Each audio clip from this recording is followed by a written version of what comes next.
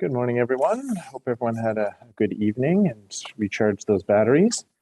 Um, we will get started here in a few more minutes. It's still just before 9 o'clock Pacific. I'm not sure. It's looking like we've got about maybe about 20 or presidents are coming in, which is great. And so we'll do the quorum here shortly.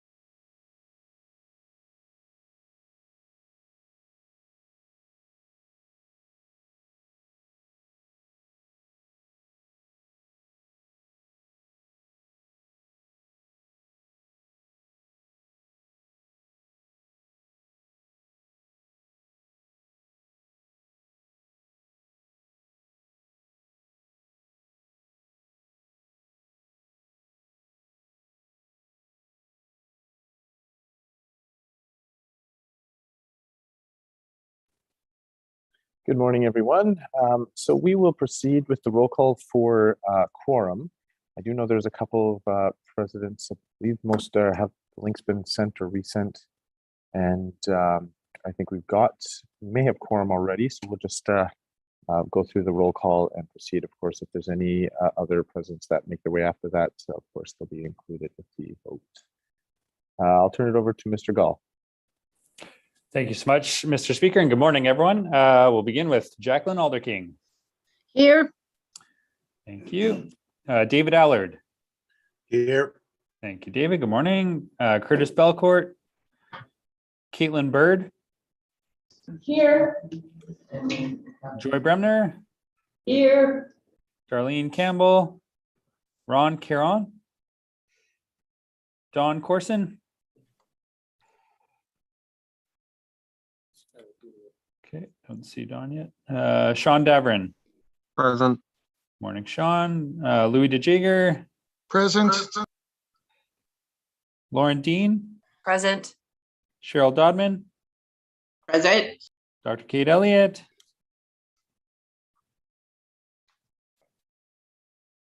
Monica Fisher. Present. Deborah Fisher. Present. Paulette Flamond. Here. Morning. Lee Fraser. Here. Ryan Gervais. Here. Rainey Gervais. Here. Dean Gladue. Present. Morning, Dean. Tony Goulet. Here. June Graham. Here. Patrick Harriet. Good morning, June. Thank you, Patrick. Susie Hooper. Present. Brenda House. Alex Ibbotson. Here. Ken Isbister.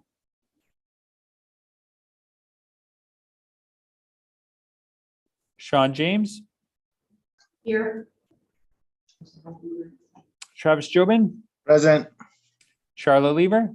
Present. Thank you, Charlotte. Richard Lewis. Here. Thank you, Richard. Betty Ann McDonnell. Present. Thank you, Betty Ann. Good morning. Bonnie Merlot. Present. Morning, Bonnie. Lana Olson. Valerie Pace. Darcy Patu. I see you, Darcy.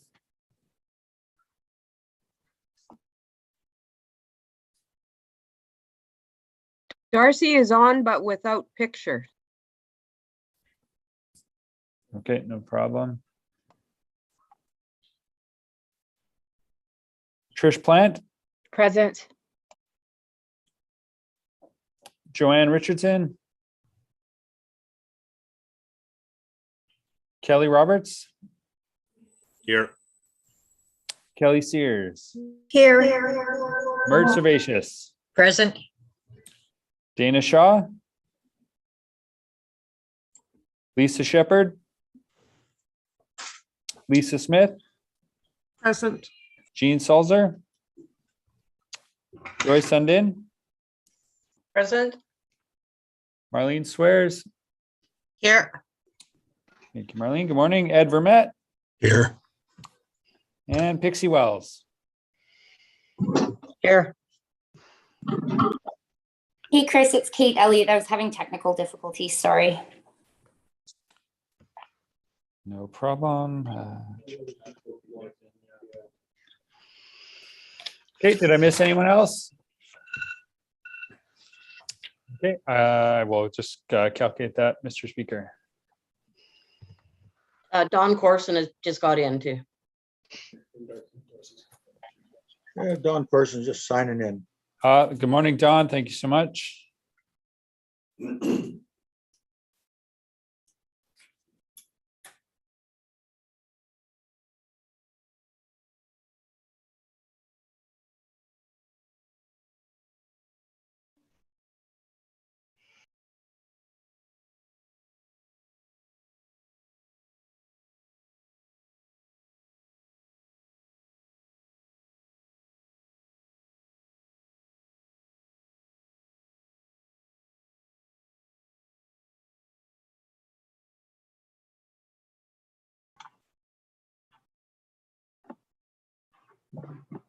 Joanne Richardson, are you there?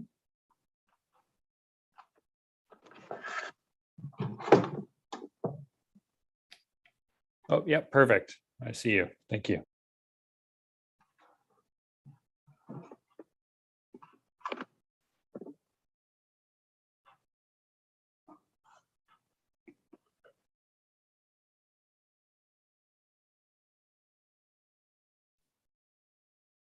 Mr. Speaker, we have 39 delegates and a quorum is met.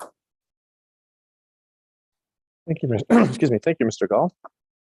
So we are on to our third day here. The first item on our agenda is, Resolution 7, ballot boxes.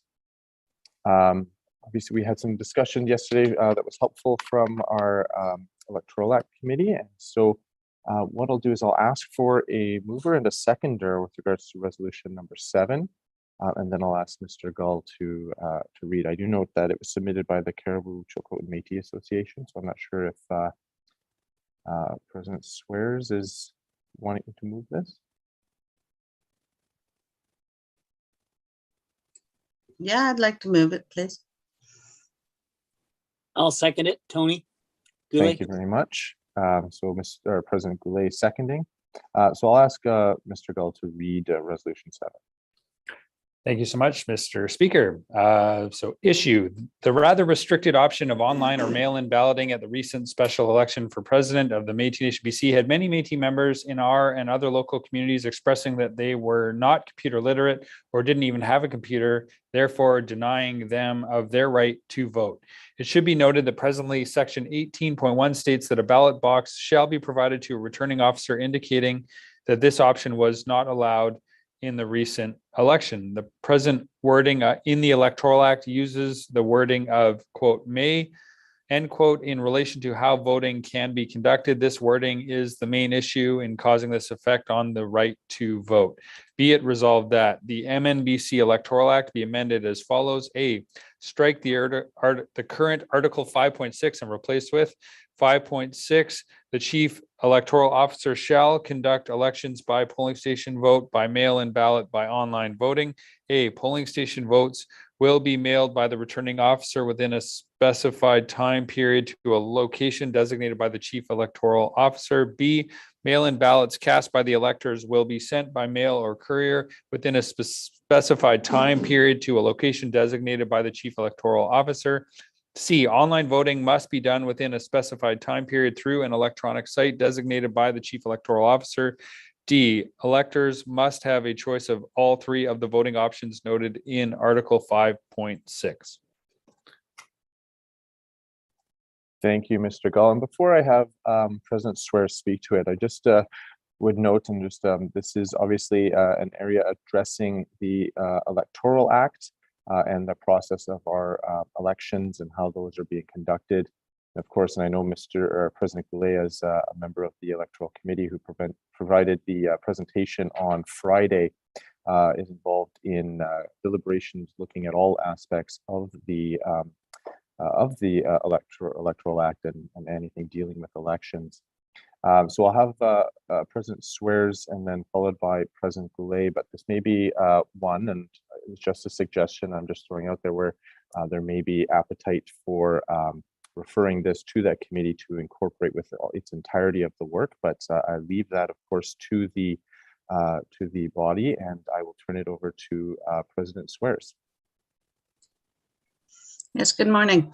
What we were having a problem with, why this decision came up, and I always thought the ballot box was there. I couldn't figure out why it wasn't. But due to the floods that was happening down at the coast and the problematic areas where a lot of people were trying to register to vote online, and I myself tried for 3 days. Finally, I got fed up and went to head office and contacted somebody that I want a mail-in ballot. Well, that was fine and dandy before the floods happened and the post office wasn't able, we weren't sure what was going to happen. We didn't know if the thing was going to take place. So there are different things that happen that was getting people kind of nervous of not being able to vote, those who wanted to. And then an elder came in and he wanted to know what time the polling station was going to be open so he could come and vote.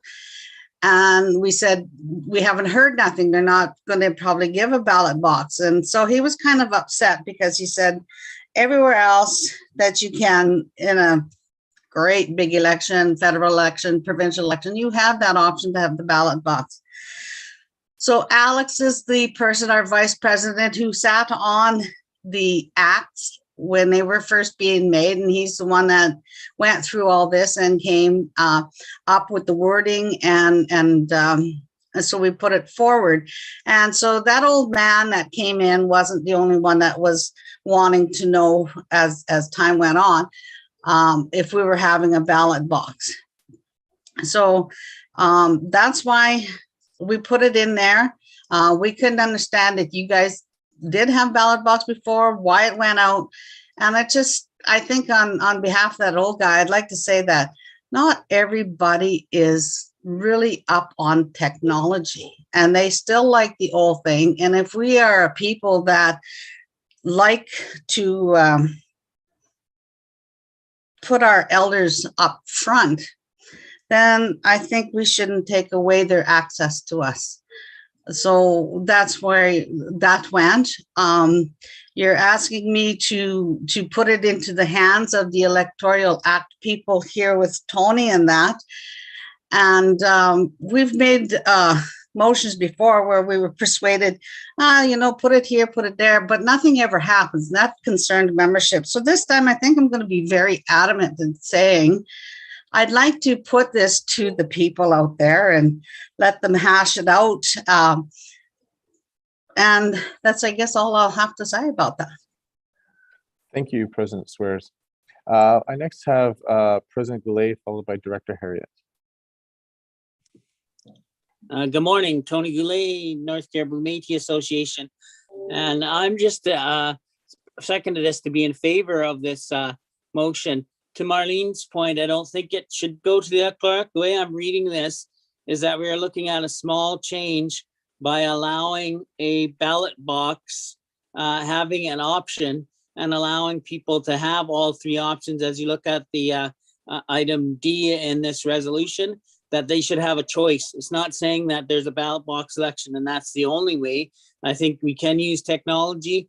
When I went and ran in elections, and there was elections that happened during a pandemic, and during certain individuals, there was that option of, and there still was a ballot box, a mail-in, or some form of electronic online voting. So this is a small, and this is a change that I think we can accommodate. To refer back to the Electoral Act, I'm not sure. I think we can have the discussion here and get the feedback from the presidents and the other communities on their thoughts.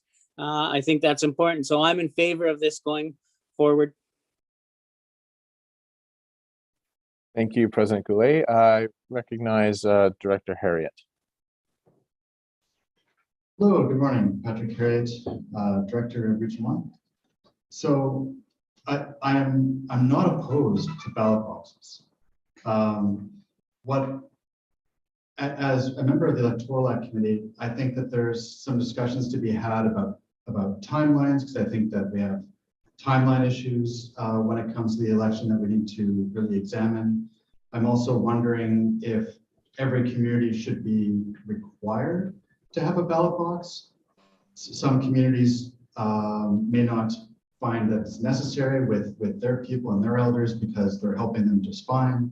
So I do have some concerns about this. I'm, like I said, not opposed to there being ballot boxes, but I really feel that as we're looking at the entire Electoral Act, that this should really come into the Electoral Act Committee and look at the entire scope of the renovations, if I can call it that, to the Electoral Act as a whole. So that's why I'd like to move for it to be referred to the Electoral Act Committee. And I understand the frustrations. I've had motions go to committee and then they die in committee, like that is a thing. But with Tony, President Goulet being on the Electoral Act Committee and being a very strong proponent to this, I don't think that's going to happen. But I will leave it to the Assembly to decide whether or not they think that's the right course of action. Thank you. Thank you, Director Harriet. So I do have a number of hands up, and I'm just going to confirm I have them. We do have a motion to refer on the table. So what I'll do is look for a second, but I've got, if I could have everyone kind of lower their hand. I do have everyone in order, including President Smith, Director Gervais, President Bremner, President Lewis, and President Joben. If I could just have your hands lowered and just raise your hand if you're in a position or wishing to second the motion to refer. I did have Lisa, and I see your hand is still up, so I'm not sure if that's to second, but I'll turn it to President Smith. Sure, I will second that motion to defer. And can I speak to my reasons for deferral at this time? Yeah, Yes, so please. as we know, we do have an electoral committee that is working hard on the entire Electoral Act and any other legislation that may be affected by any changes that will be coming up. I just want to make it clear that we did hear everybody's concerns about the online voting and the need to request a ballot in the last by-election. And I believe that did indicate that's why we had lower numbers, but also we usually have lower numbers in by-elections. However, we decided that every citizen would receive a mail-in ballot in the mail to try and avoid that happening, so citizens won't have to request a mail-in ballot. Every citizen will receive a mail-in ballot in this by-election, and I think that will help mitigate the electronic issues. I think going back to ballot boxes, I would have to refer back and look at one time that's the only way you could vote, other than requesting a pre-ballot. If you couldn't make it to the polling station, you knew you were going to be away or something. So over the years, we've added the different ways of being able to vote. But I just think this probably needs a little bit more time. And by mailing out ballots to every citizen, I think that will take care of for this by-election anyway. And I do think the Electoral Act Committee, we've put our faith in them to work on our Electoral Act. And we should perhaps let the committee that was struck by this MNGA do their work. So I just wanted to update you on a few things. And yeah, so I am seconding the motion to defer this back to the committee. Thank you. Thank you, President Smith. So I do have a few hands up, and just I will turn next to the next speaker in just a moment. But please keep your motion or your discussion as best or focused on the motion to defer. I next have, I'll have Mr. Beaker, and then I'll follow by Director Gervais. So thank you, Mr. Speaker. I just wanted to put up some text of the motion to refer for everyone to kind of take a look at and see if there are any little tweaks at this time. But I think that the text up there reflects what the mover's motion is. Thank you. Thank you, Mr. Beaker. I think that's helpful to have the wording there. I next have Director Gervais. Yeah, given to the motion of referral of ballot boxes, I would like to fully support that.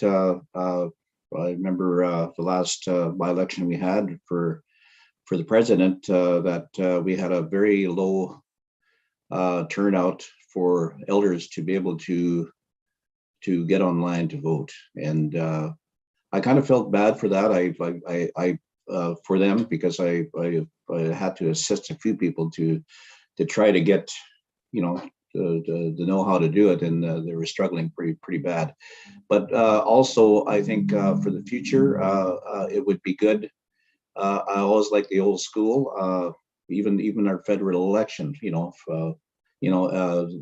have ballot boxes too to accommodate this. So, yeah, it's a good all the way around, and yes, I totally support it. Thank you. Thank you, Director Gervais. I next had Director Hooper. I'm speaking in favor of bringing this back to the Electoral Committee for several reasons. The next election would be 2024. I think I got that right. And so we have the Electoral Committee has a some time to look through all of this. And I would like to see some stats as to the past ballot boxes, how successful they were, how many voted per region. Because I do know that in 2012, that regions 5, 6, and 7 were counted together because there was such a poor turnout for ballot boxes. There's such a vast geographical distance between communities. Like a couple of our communities have several hundred kilometers that way, unless we have a ballot box in every small community that is associated with some of our chartered communities. I think it would be too hard. We have members in Haida Choir. We're going to put a ballot box there. There's just too much here. So I think I would like to see this referred to the electoral committee for us to come up with some suggestions to come back to the MNGA, whether it be at the next MNGA or whether there's a special MNGA to put some of this forth. But we have to get this in place by 2024. This is what it's about, 2024, and changing what needs to be changed in the Electoral Act, which the, as Tony Goulet reported out at the beginning of the AGM today or on Friday, how much work is being done and how much work has yet to be done for the MNJ. So I'm speaking in favor of bringing this to the Electoral Committee, and I'm not in favor of ballot boxes. Thank you. Thank you, Director Hooper. I next had President Bremner.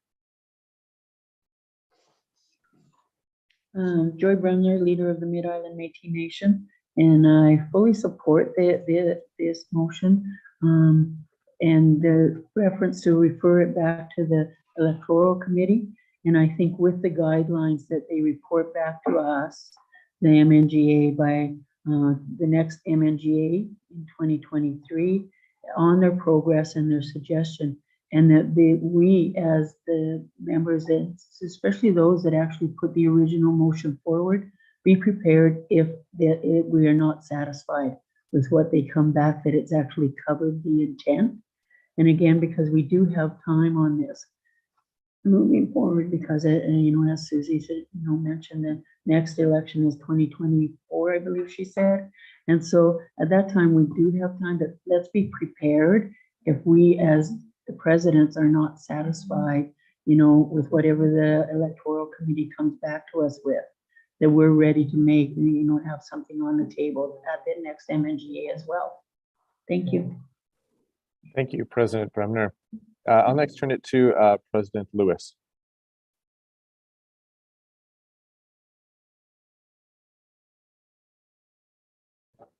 Thank you, Mr. Chair. Richard Lewis, elected leader, Falcon Valley Métis. My community is actually voting in favor of referring this to the Electoral Act Committee.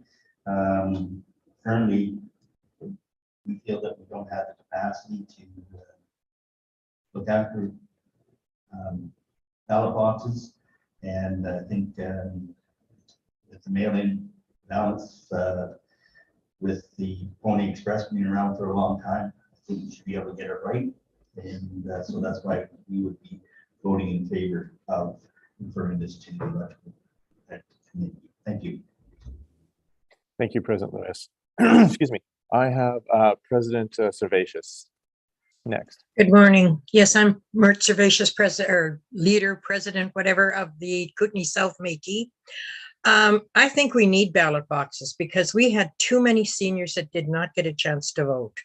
So I think by the time we put it to another electoral committee again, it's going to take time, and the next election is coming up and our seniors aren't going to get a chance to vote again. And if they're going to mail out votes to everybody, let's get the ballot boxes so they can put them in the ballot boxes and don't have to worry about the mail. Because last time with the floods and everything else, the mail was slowed down. We had people that didn't get their votes that were sent out to them until 3 days before they had to send them in. And of course they didn't get there. So we didn't get a proper count of how many people voted. So I really think we need the ballot boxes now. I work both federal and provincial elections, and there's always been ballot boxes. So I think they should have a choice of all three ways of voting. Thank you, President Servatius. President Roberts. Kelly Roberts, Prince George Métis Community Association. I'm all in favor of the ballot box aspect. Like I pointed out during the special sitting in that, we can't blame COVID.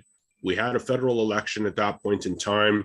Everything was done like with ballot boxes, with precautions in place.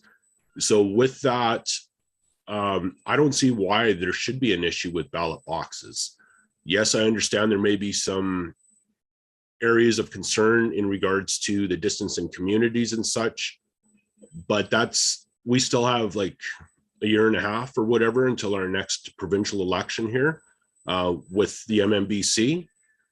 So that gives enough time to iron everything out. I don't think this resolution needs to be in place, and we should look at the whole thing about making sure that all three options are in place. When you look at the number, like 2,500 people voted out of like say 25,000 registered citizens, that's 1%. Give the people the option. It may increase the turnout in regards to the voting and that. With that in question, or with that being said, I'd like to call question on this matter. Thank you. I do have, excuse me, other hands, and so I'll turn to the next hand to see if she will second the call for question. President McDonnell. No, I had a comment. So yes, I will second. Okay, thank you. And no, I do note I had the other hand. So if the question is defeated, obviously I have the hands in order. So at this time, I will then, question has been called on the motion to refer Resolution 7 to the Electoral Act Committee with a report and recommendation on this resolution be provided to the 2023 MNGA. If I do see hands up, if I could have you lower them, I do have your in order that I received them, just so that for the purposes of unanimous consent, I'll see whether or not we have consent to proceed to the vote on the deferral motion. If you are not in favor of proceeding right now to the question, I see Mr. President Goulet, you're opposed to going to question on this deferral. Is that correct? Yes, I am. I want to hear some more of the debate. Okay, thank you. So then we'll have a vote at this time by way of poll, whether or not to go to a vote on the motion. So this is just for the purposes of calling of question. So if you are in, this will be in favor of going directly to vote on the motion to defer.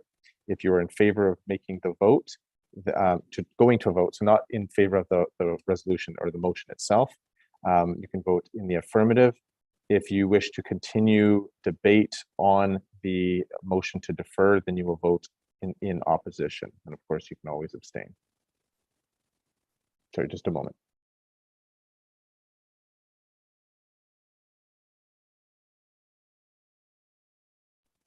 Thank you. And it'll require 2/3 of the vote to end the debate.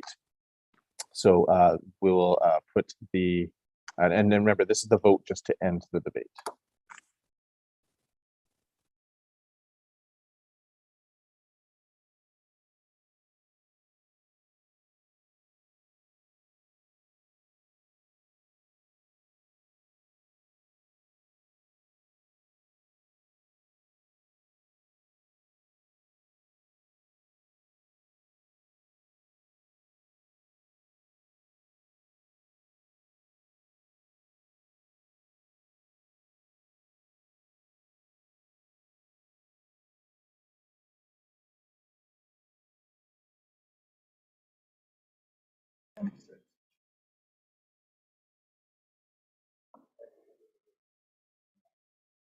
Hi, everyone. We were pretty snappy in that vote. We have all 39 delegates in here, so I will end the poll and share the results. So on previous question, we have 20 delegates in favor, 17 opposed, and 2 abstentions.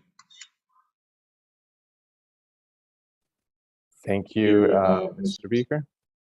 So that means we will continue with the debate on the motion to refer this resolution to the Electoral Act Committee. So I will leave a President McDonnell to continue your questions. I know she had her hand up previously and was the first on my list. Mercy. Betty Ann McDonnell, Kaneet, Nicola Valley and District Métis. I'm definitely in favor of ballot boxes. Yesterday, there were words spoken that we can't impede anyone's ability to run. Well, I think that it's just as important that we don't impede any Métis from voting.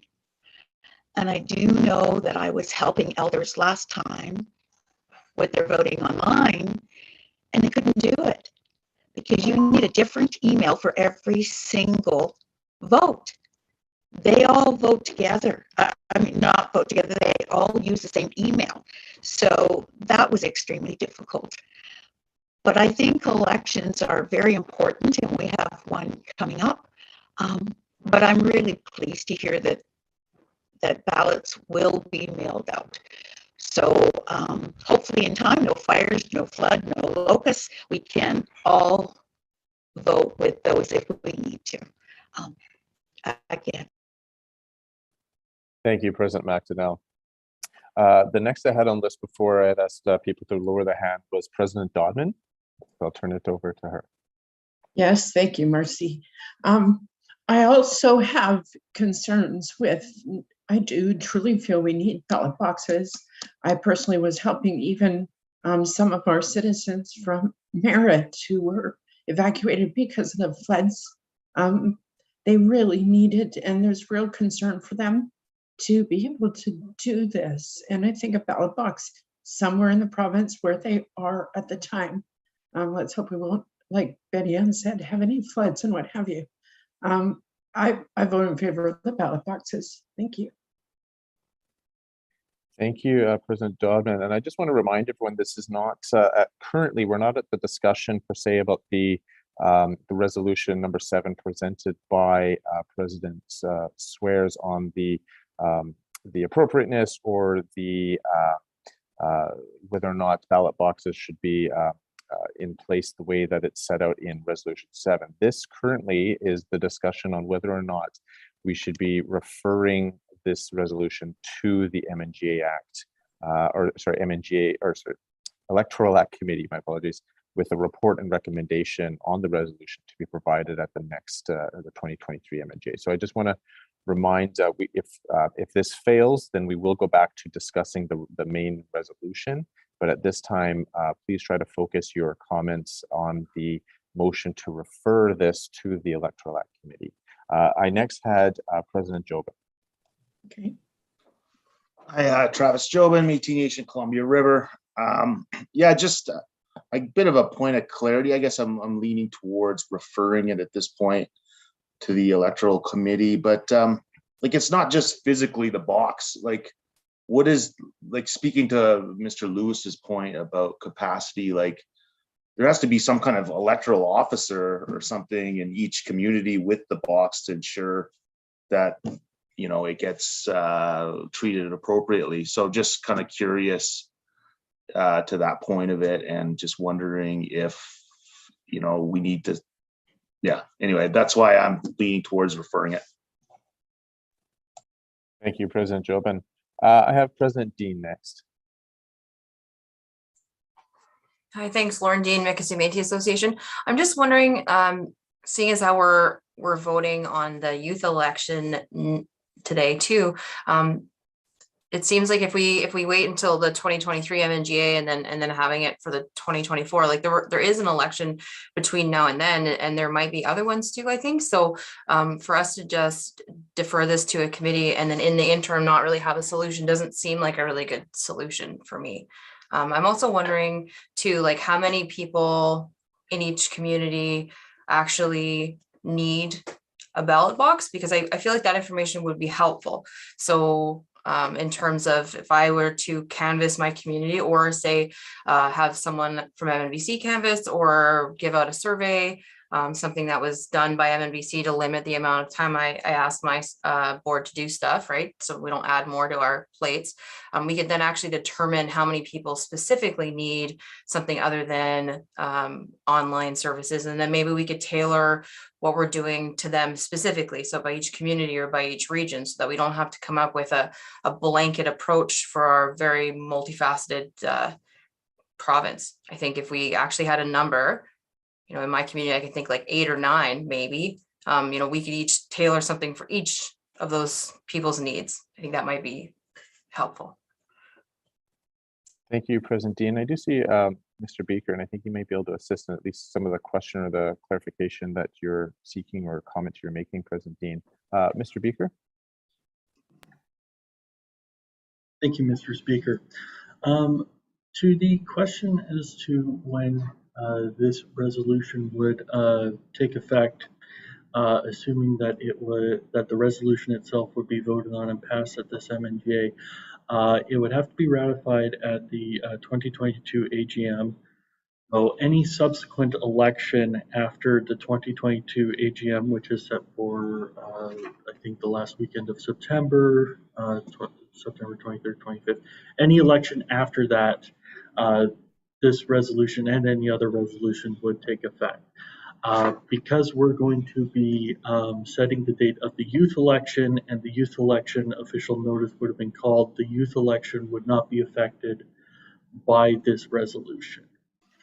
To answer Mr. Jobin's question about election officers in each community, but basically somebody to maintain the ballot box, the Electoral Act does set out provisions where the chief electoral officer would authorize a person to be in charge of the ballot box wherever ballot boxes are deemed to be necessary. Whether or not those people are remunerated for their time, or if it was strictly volunteer or anything like that, there is a provision to have a person to do that. But if you have a polling station with a ballot box, you would need somebody who would be somewhat independent of the candidates, at least, to manage the ballot boxes. It doesn't necessarily have to be somebody who doesn't have a vote, but it would have to be somebody who would be known to be independent in the actual campaigning process. I hope that helps. Thank you, Mr. Beaker. Next on the list I had was Director Gervais. Yes, I'd like to, I'm in favor of referring it to the Electoral Act, you know, to be part of it. I think it should be. We've had ballot boxes for years, before the last 3 years, I say. And it always worked. It was good for everybody. And it would be just a simple reinstatement of it to be part of it, part of the Electoral Act. And we got to have ballot stations in each region. I mean, the feds and the provincial elections are all like that. And nobody ever had any qualms, you know. It was great, still could be. And yeah, I'm totally in support, like I said before, of putting it in the Electoral Act as a common part of it. I know the online is a lot cheaper, but in the long run, when you think about the elders that were missed out for the last by-election, they could have decided who was a president. There's enough votes in the elders, and you know, that's why it's important to have them included. Thanks. Thank you, Director Gervais. And my apologies, I just was looking at my list. That was your second time, which is fine. But there were a couple of names, and so next I'll be, for those that were waiting in line, I'll try to make sure I'm better at making sure we're following our standing order or standing rules. I next had President Byrd, followed by Presidents Merlot and Graham.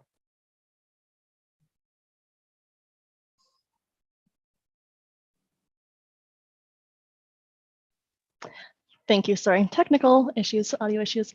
Caitlin Bird, Métis Nation, Greater Victoria. As the motion is to refer or not to the electoral committee, I'll speak to that. It seems that this is a very complex with lots of nuances and things to consider when we think about ballot boxes and how we want to vote most efficiently and effectively for all of our citizens. I trust that the electoral committee will be taking into account all those considerations and be able to take into account the data that's been mentioned and past experiences and be able to take a really nuanced and in-depth look at how to ensure that everybody has the best option possible. And I am in support of moving this to the electoral committee to come back to us.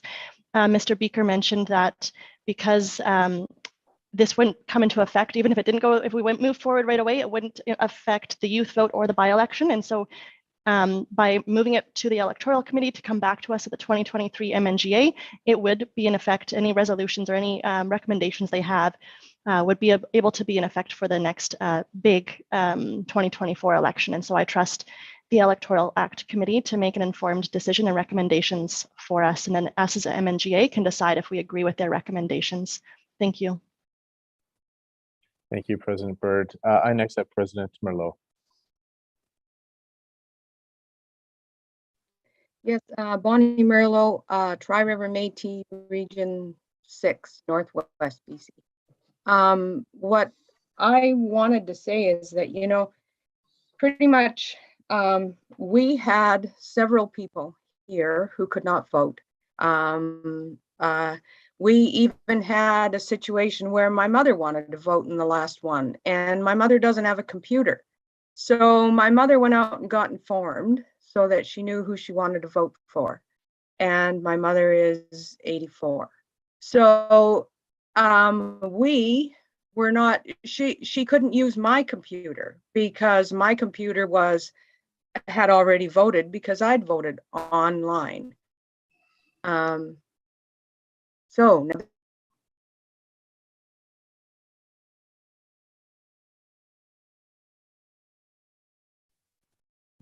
okay, apparently it said that I was temporarily muted, so I don't know how much of that you guys heard, but You heard it. Anyway, the long and short of it is that my mother tried to vote and she couldn't vote. She went out and she read the material, got informed on who it was she wanted to vote for. Now, because she didn't have her own computer and her own email system, she couldn't vote. And she couldn't use my computer because I had already voted. So what I had to do, what I did is I gave her the Tri-River Métis laptop and their email address. So, you know, it just seems that we need to allow our elders to vote. And every vote is necessary. And like we've heard already, people we spend a lot of time giving importance to the elders. So we need to respect some of what they need. And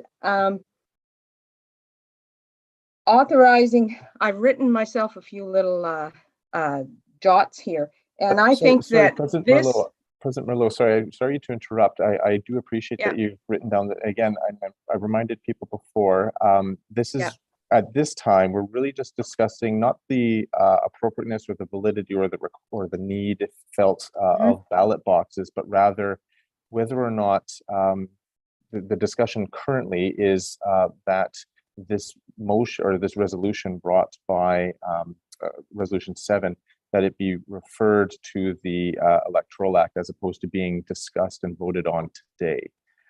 So if, for example, we decide that it's not to be referred to the Electoral Act, then the dialogue or the debate on the actual merits or the requirements or comments on the validity or properness of ballot boxes would be at that point. So we're just in a way to try to be efficient with what's actually in front of us at this exact moment is just whether or not this should be referred to the Electoral Act Committee or whether we should be proceeding to vote on the ballot box issue today. So that's kind of, if you could kind of tailor it to that. And then of course, if it doesn't go to the Electoral Act Committee, then there will be additional time to debate the actual ballot box issue.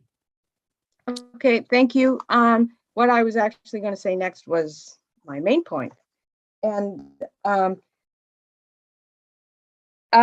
maybe like I'm thinking, and what I hear in the chat line and whatnot is that the electoral committee seems to think that we don't need to have ballot boxes, and this is the opinion we get.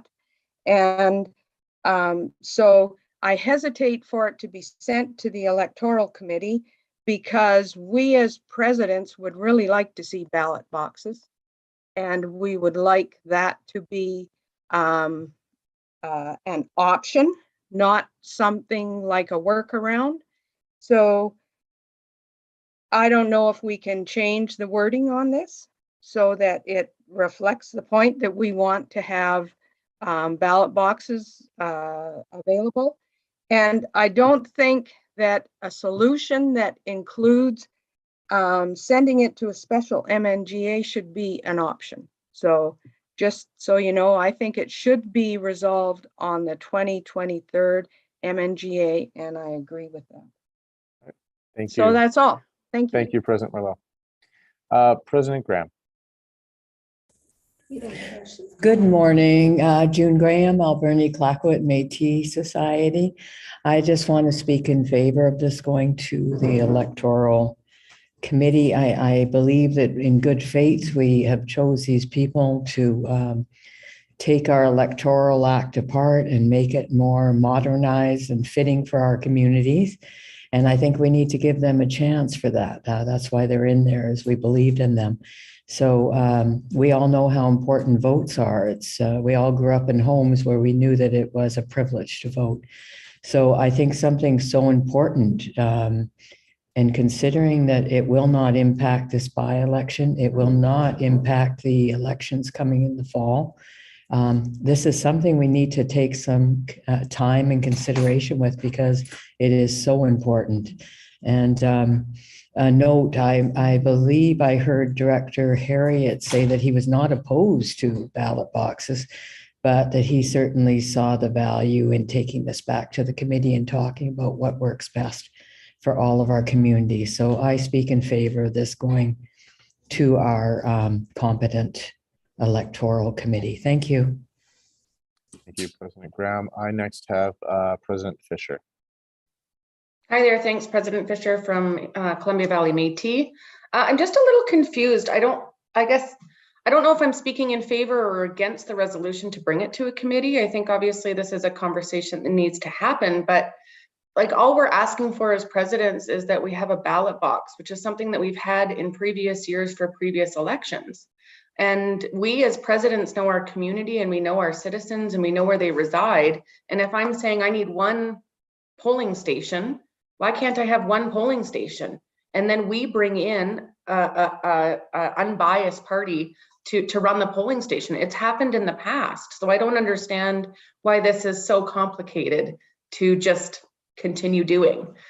Just because we magically have Zoom options now and technology doesn't mean that the thing that worked in the past is gone. So I'm confused at why this is so complicated. But I guess, yeah, I don't know.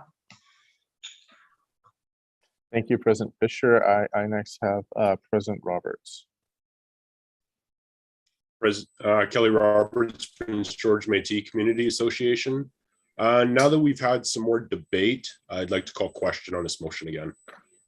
Thank you. I do have a hand. President Lewis, will you second that question? Sorry, no. Okay. I see President Byrd. Is that seconding? Thank you. So we'll go by, we'll see if we have unanimous consent. I do have your name, President Lewis, so thank you, you've lowered your hand. If we have unanimous consent to proceed to the vote, we will do that. So please raise your hand at this time if we wish further debate. If a hand is raised, they will have to vote with a 2/3 on whether to end debate on this motion.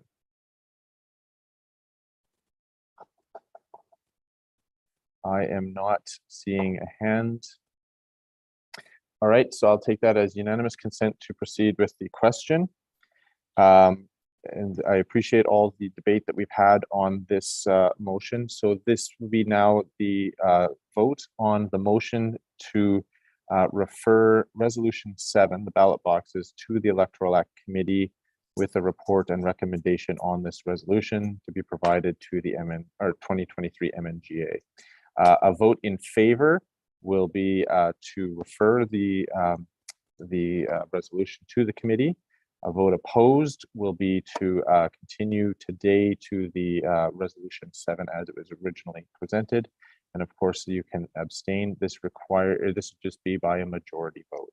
And this will be conducted by way of poll. So I'll turn it to Mr. Beaker.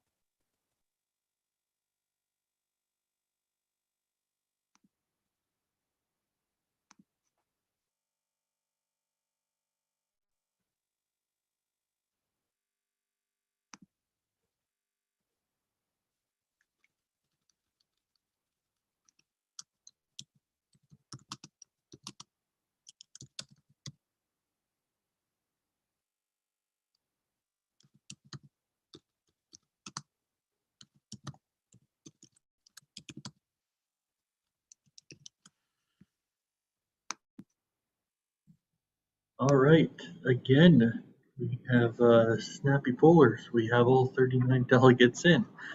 So I will end the poll and share the results. And the results on the motion to refer, 24 in favor, 13 opposed, and 2 abstentions. Thank you, Mr. Beaker. So resolution 7 has been voted to refer to the Electoral Act Committee. And I can speak, I'm sure, for everyone else on that committee that the concerns and comments and things like that have been heard. And please keep in mind, you'll recall from the presentation that Mr. Goulet made on Friday. Hopefully you'll know who your regional committee representative is and can certainly bring comments and suggestions to them, as well as the email address that had been provided as well for any kind of comments. So I know that those discussions have been heard. We are next then on resolution 8. That would be at page, sorry, just a moment. Page 49 of the kit, if you have that in front of you. So resolution 8, this is with regards to the chief electoral officer for the upcoming Métis Youth elections. And I will suggest, or perhaps if we have, I'm not sure if this is submitted by the provincial Métis Youth chairperson, so if he's still on, perhaps I expect he'll be wishing to move this, is that correct?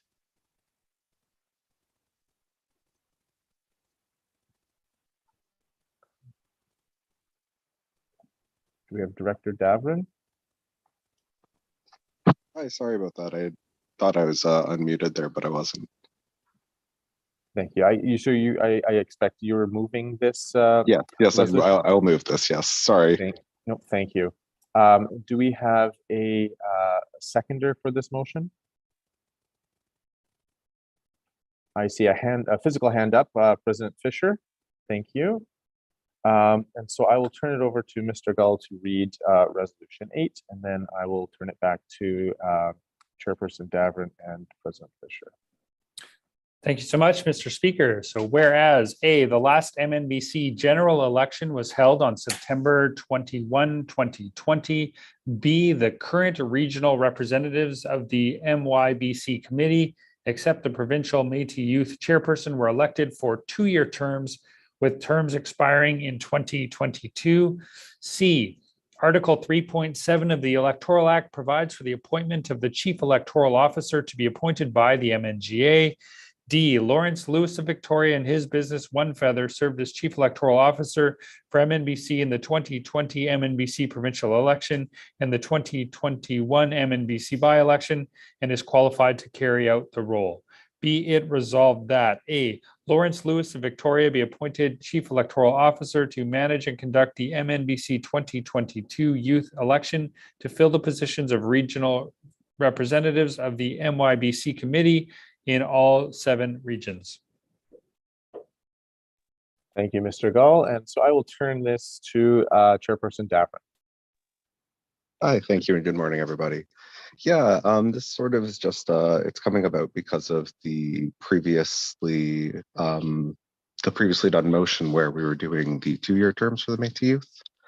And yeah, this will be the last one for the 2-year terms as we move to go back to 4-year terms as of the 2024 election. So it's pretty standard for what's going on. And yeah, that's about all I have to say about it.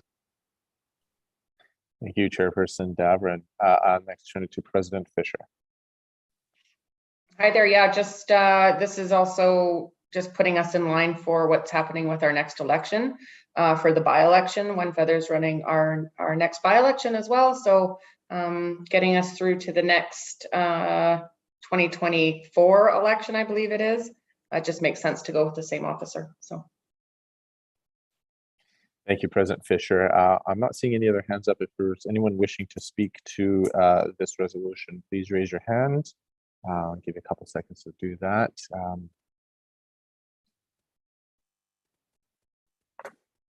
I see President Graham.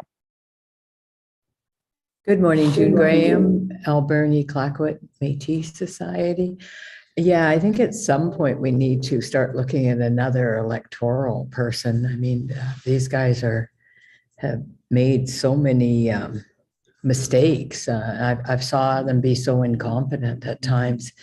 And I believe at some point we need to start looking at other ones. I remember when we voted them in, and that was because we were dissatisfied with the last people that we had. And I remember at the MNGA or AGM, I can't remember which it is, that we voted in this One Feather to give a try.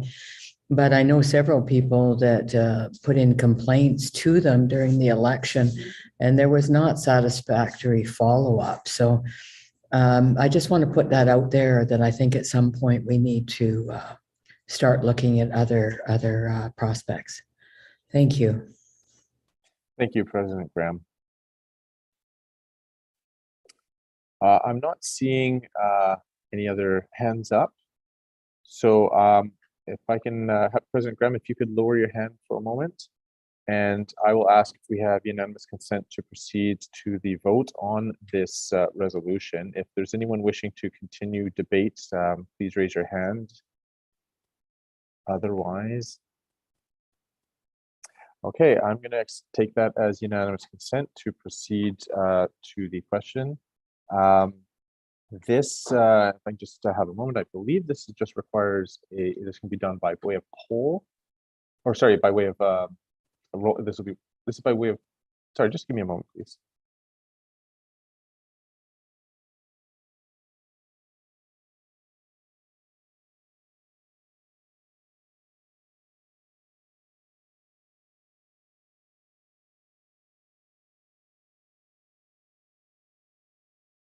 Yeah.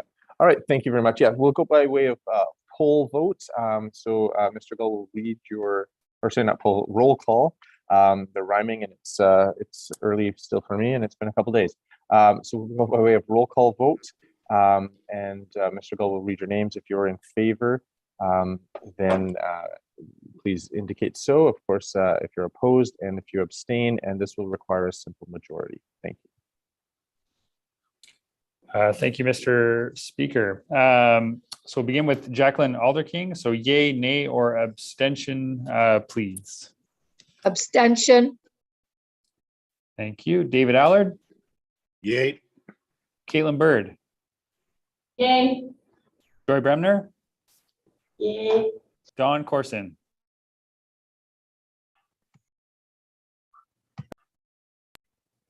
I vote yes. Thank you, Don. Perfect. Sean Davern. Yes. Louis DeJager. Abstain. Lauren Dean. Yes. Cheryl Dodman, Yes. Dr. Kate Elliott, Yes.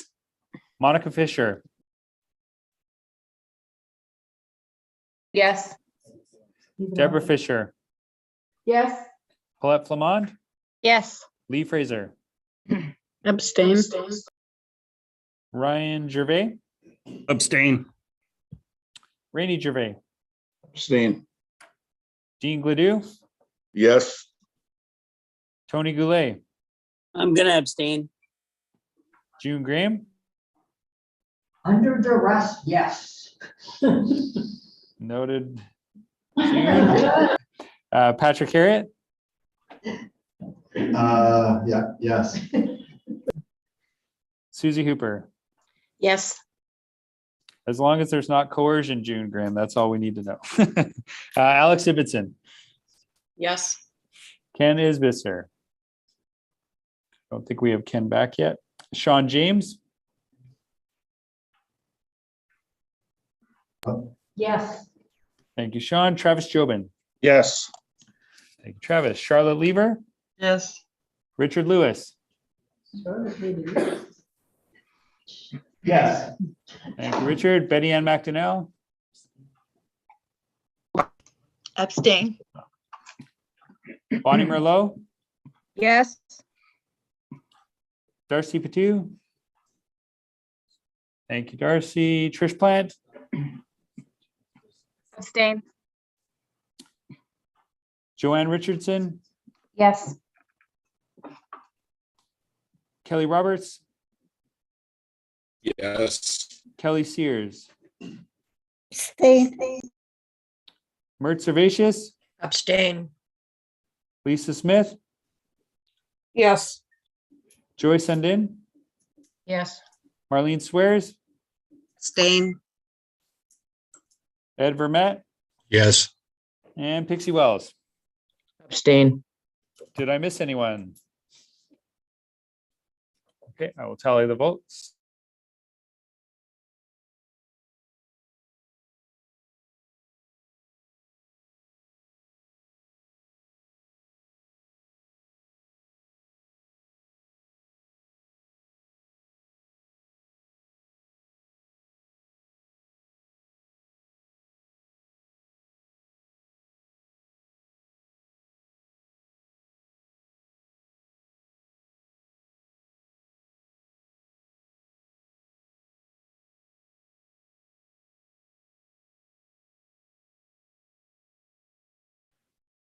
So, Mr. Speaker, we had 27 votes in favor and 12 abstentions.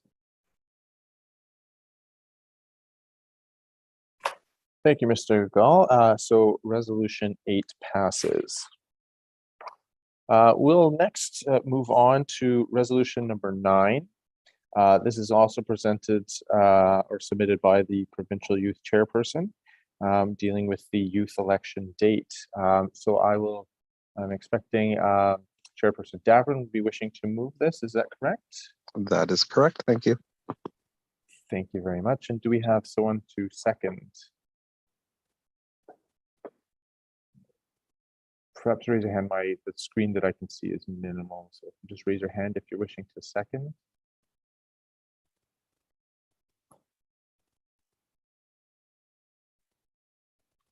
Thank you, President Graham, and I see President Lewis as well. Thank you both. Sorry, I will turn it over to Mr. Gull to read the resolution.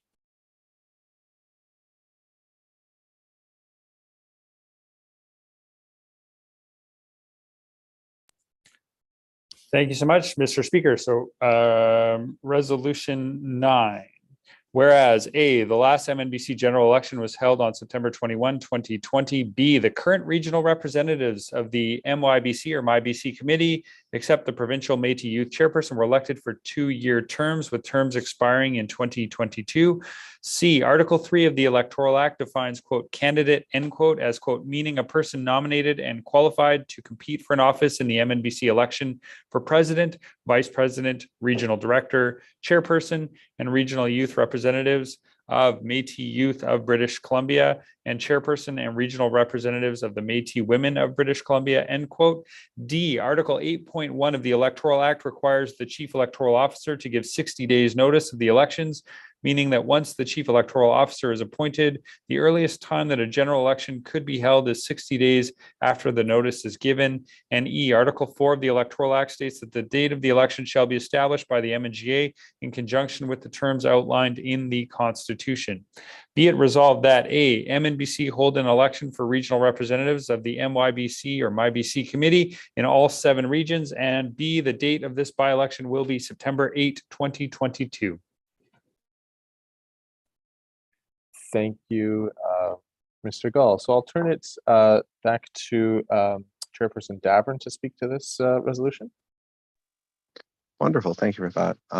Yeah, no, it's again nice and easy one, not very contentious. I like to bring these ones forward to the MNGA so that nobody argues and we get 2 quick resolutions. The reason why we didn't go for the exact same date of September 21st is that we wanted to sort of have it be a little bit earlier for those who may be attending school, that they can do that sort of like hopefully in the time slightly before school, but still within sort of that time frame that we're all used to and really comfortable with. And yeah, that's how we sort of came upon that date. Thank you, Chairperson Davern. I'll next open it to President Graham if she wishes to speak to this as the seconder. Absolutely. Oops. Got me to mute? There you go. Okay, hopefully I don't sound like Rocket Man now. I'm just speaking in favor of this. Our youth are totally competent in knowing what works for them and their schedules and lifestyles. And so I'm 100% behind our Sean. Thank you. Thank you, President Graham. I did originally have President Lewis. I'm not sure, President Lewis, did you wish to speak to this resolution?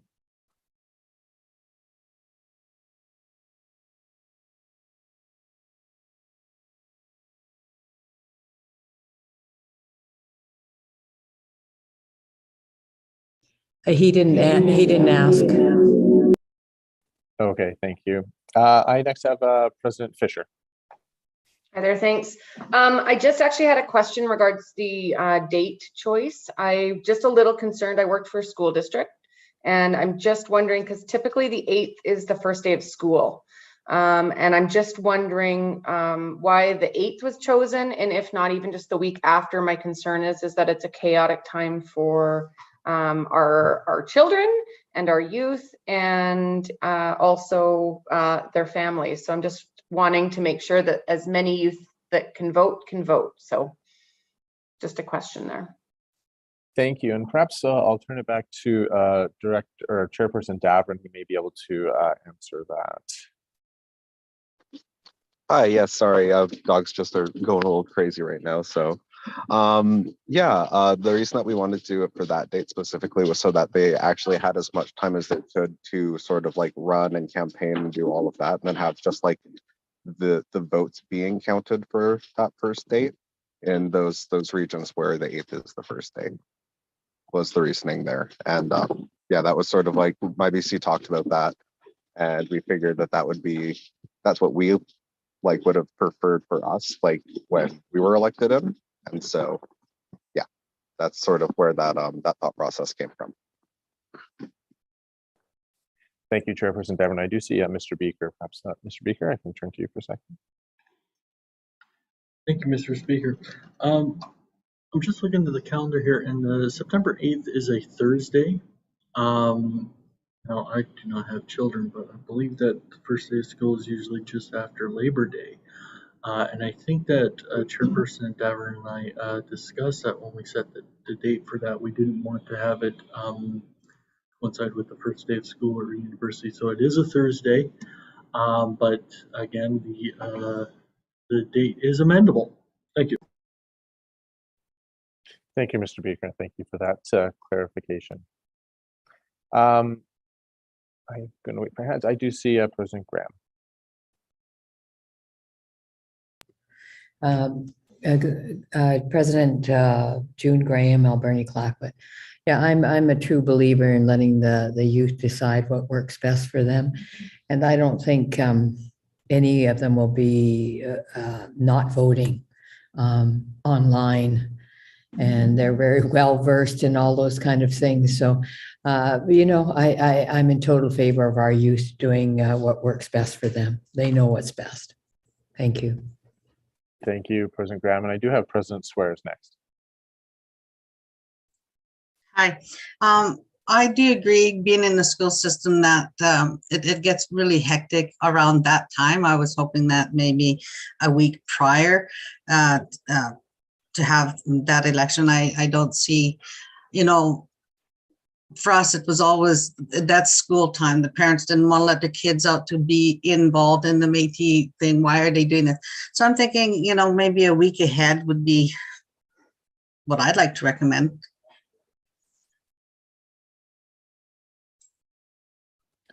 So President Swears, are you bringing in a motion to amend the date then to presumably the September 1st?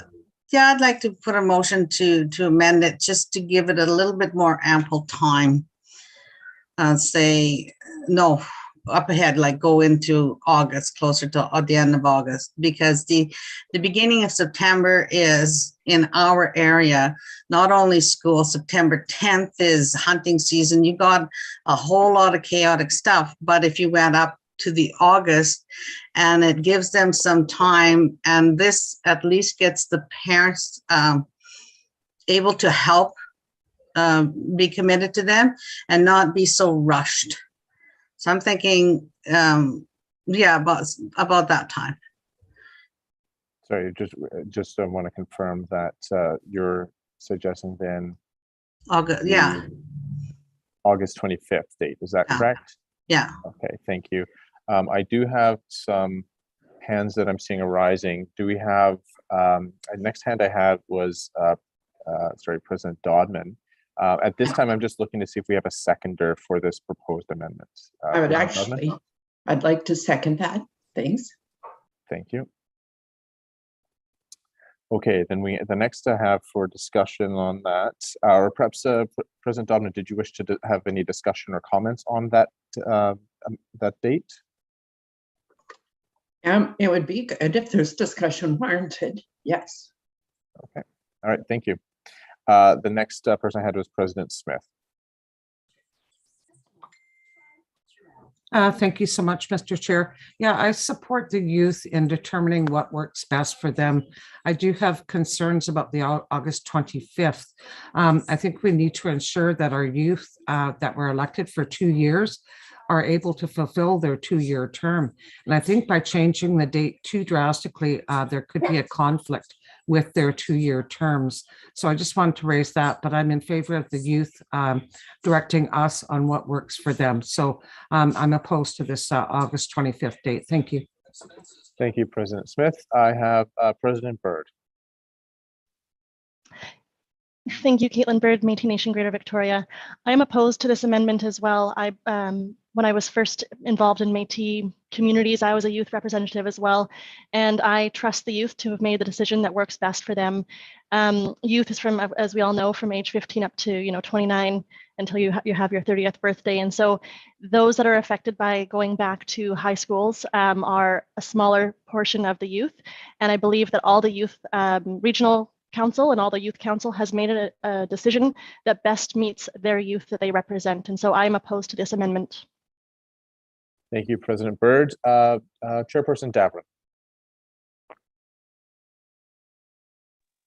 Well, both President Byrd and President Smith kind of stole my thunder there. I was gonna say both of those points that, it's with, it being 15 to 30, it is that fairly small portion of youth that is affected by that. And then the other point that I was gonna raise is that it's been discussed by MIBC, and they don't want to have their terms cut short, which is, it's already sort of a shortened term, being the 2-year term opposed to the 4-year, and they really wanted to sort of see it through as responsibly and sort of respectfully to the next group.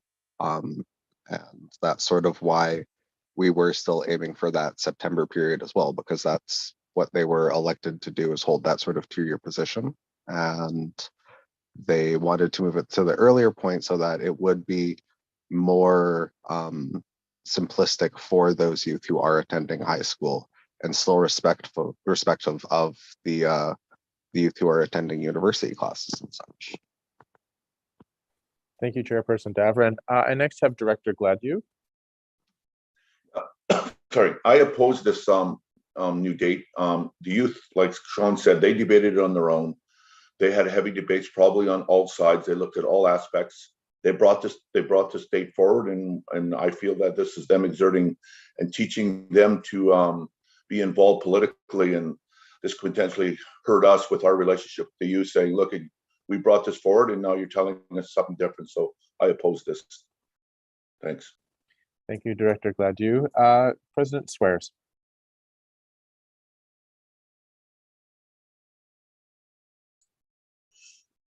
I didn't know this was going to cause such a great big catastrophe. So I'll rescind that thing and let the river flow the way it's going to flow. Okay, thank you.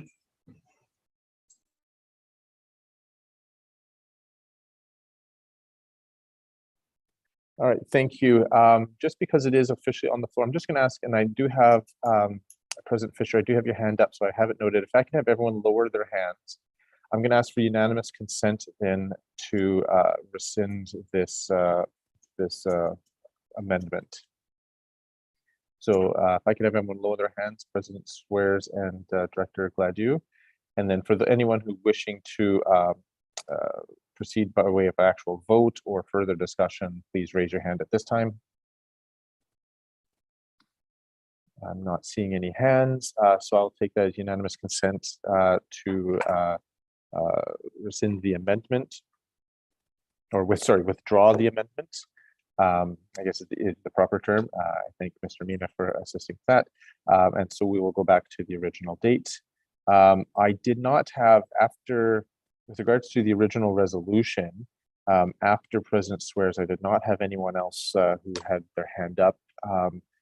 Is there anyone at this time wishing to continue the debate? Or if not, I will take it as unanimous consent to proceed to the vote on resolution number 9. So I'll just give a second for anyone that's wishing to continue the debate. Not seeing any hands then we will proceed by way of a roll call vote on resolution number 9 as set out on the screen there. I'll turn it to Mr. Gall. Thank you very much, Mr. Speaker. Jacqueline Alderking. Yes. David Allard. Yay. Caitlin Bird. Yes. Joy Bremner. Yes. Don Corson. Yes. Sean Davern. Yes. Louis DeJager. Yes. Lauren Dean. Yes. Cheryl Dodman. Yes. Kate Elliott. Yes. Monica Fisher. Yep. Deborah Fisher. Yes. Paulette Flamond. Yes. Lee Fraser. Yes. Ryan Gervais. Yes. Rainey Gervais. Yes. Dean Gladue. Yes. Tony Goulet. Yes. June Graham. Absolutely, yes. Patrick Harriet. Yeah. Susie Hooper. Yes. Alex Ibbotson. Yes. Ken Isbister. Sean James. Definitely. Travis Jobin. Yes. Charlotte Lever. Yes. Richard Lewis. Yay. Betty M. McDonnell. Yes. Bonnie Merlot. Yes. Darcy 2.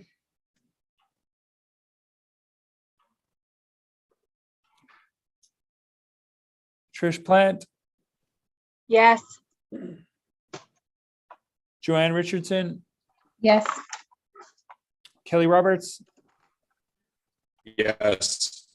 Kelly Sears. Yes. Murd Servatius. Yes. Lisa Smith. Yes. Joy Sundin. Yes. Marlene Swears. Yes. Ed Vermette. Yes. And Pixie Wells. Yes, supporting. Thank you.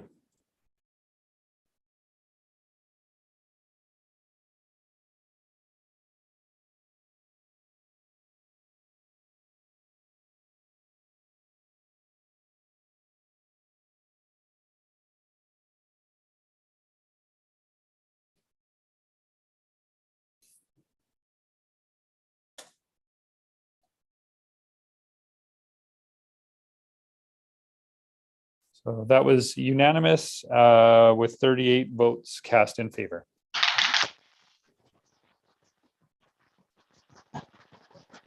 It's good to hear. Thank you, Mr. Gull. And so that passes unanimously. We do see President Smith, did you have a question or an issue that needs to be pointed out Yes. at this point? Yeah, I thought we were going to get back to this morning, but apparently not. But yesterday we did hear from Mnga on some issues with the the resolution that was passed regarding this by-election and the possible, I guess, consequences of trying to implement this and everything. And when I hear the word lawsuit, I really get anxious. But I believe Mr. Harriet also asked about the other resolutions that were passed. I believe one was regarding financial disclosure and other, if you're a member of other boards, that being disclosed. And I think he was asking if LA felt that the other resolutions were out of order as well. Because I think what I've heard from LA is that he was suggesting that that motion might be out of order, but he needed time to look at the other motions as well. Sorry, resolutions. So I'm wondering if we could get back to this at the end of the day. Sure. Thank you. I do believe Mr. Mnga did have an opportunity to look at it overnight, but I think you're suggesting to deal with look towards the end of the day, since we do have our agenda and our schedule. We can put it there, and we'll have Mr. Mnga available to answer the question that you've raised and that Director Harriet raised yesterday. So thank you for raising that. We'll put it towards the end, and if I do miss that, please remind me towards the end. I am adding it into my kind of notes here, but thank you. We'll next move to resolution number 10, this regarding the regional governance councils. And yeah, so we'll continue with this. We are a bit of ahead of time, so we'll aim for our health break at about 11, keep that on time, but we can start, I believe, with resolution number 10. If I can have, do we have a mover and a seconder? I do see Minister Harriet's hand up. I presume that's to move. Thank you. I'm seeing an nod. And do I have a seconder for resolution number 10? I am seeing a hand up from Lauren, from President Dean. So I'm assuming that's for second. I don't see the video for, is that correct? I see thumbs up. Great. So it is now before the assembly, and I will turn it to Mr. Gull to read out resolution 10. Thank you, Mr. Speaker. So resolution 10, whereas A, healthy, supported, and growing charter communities are the basis of a healthy and vibrant Métis Nation. B, timely exchange of knowledge will help strengthen and improve the cohesion of efforts both provincially and locally. C, local communities contribute many hours of their time and volunteer contributions to build local relationships and opportunities for Métis people. It is to the benefit of all MNBC citizens for MNBC to work with communities, exchange knowledge of successes and challenges, and prioritize finding resources to support their efforts. And D, MNBC needs effective, permanent, and regular communication between charter communities and ministries to capitalize on opportunities, inform the development of, and maximize citizen enrollment in programs. Be it resolved that the MNBC Constitution be amended to read A, add the following.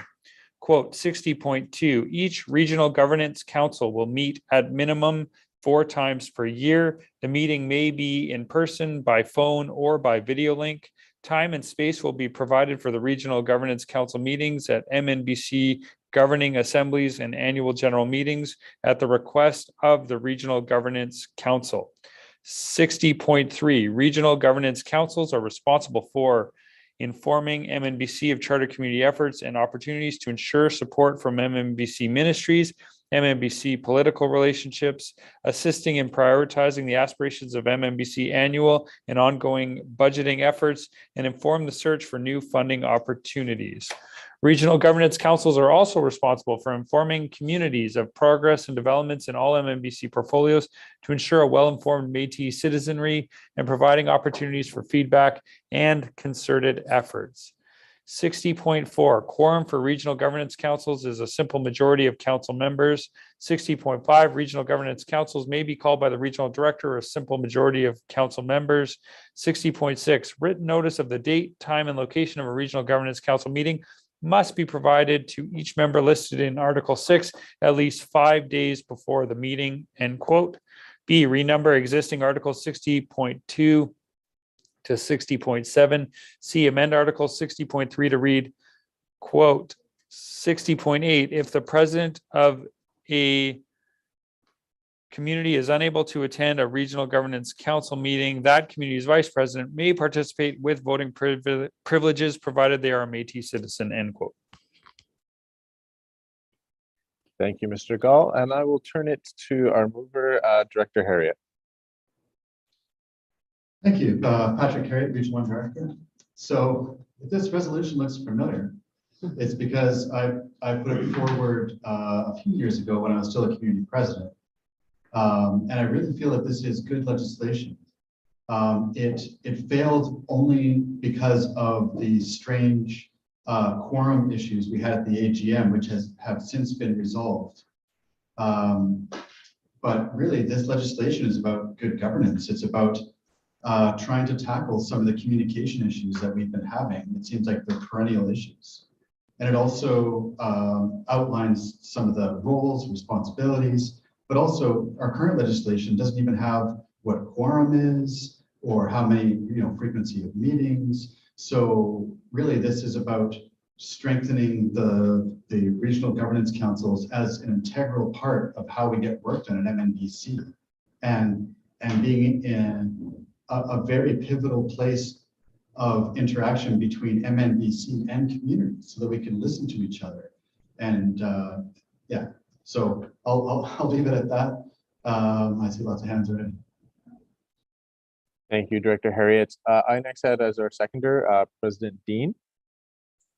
Thank you, Lauren Dean, Mikisew Métis Association. So I seconded this motion or this resolution because the regional governance councils have been integral to my comfort, I would say, in this position of president. And I think we get so much done as a region, and we are able to work together and put things forward and bring other people along. And I think it's really important that we fund this and we ensure that these are happening all across the province and that everyone has an equal opportunity to come together and have the same resources to do so.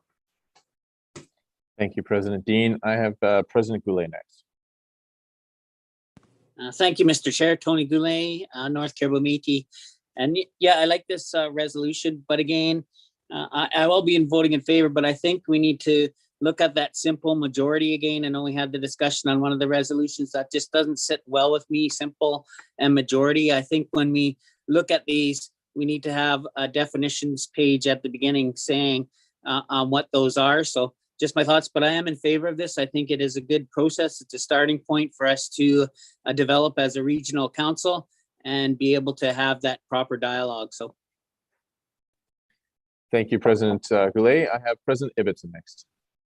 Thank you, Mr. Chair. I just would like a little clarification on 60.3 language around responsible. Are the RGCs responsible financially for informing their communities? Is that coming out of our volunteer hours? I know I'm fairly tapped out on my own personal volunteer hours right now. So are there resources available to the RGCs? Where does that funding come from? Thank you.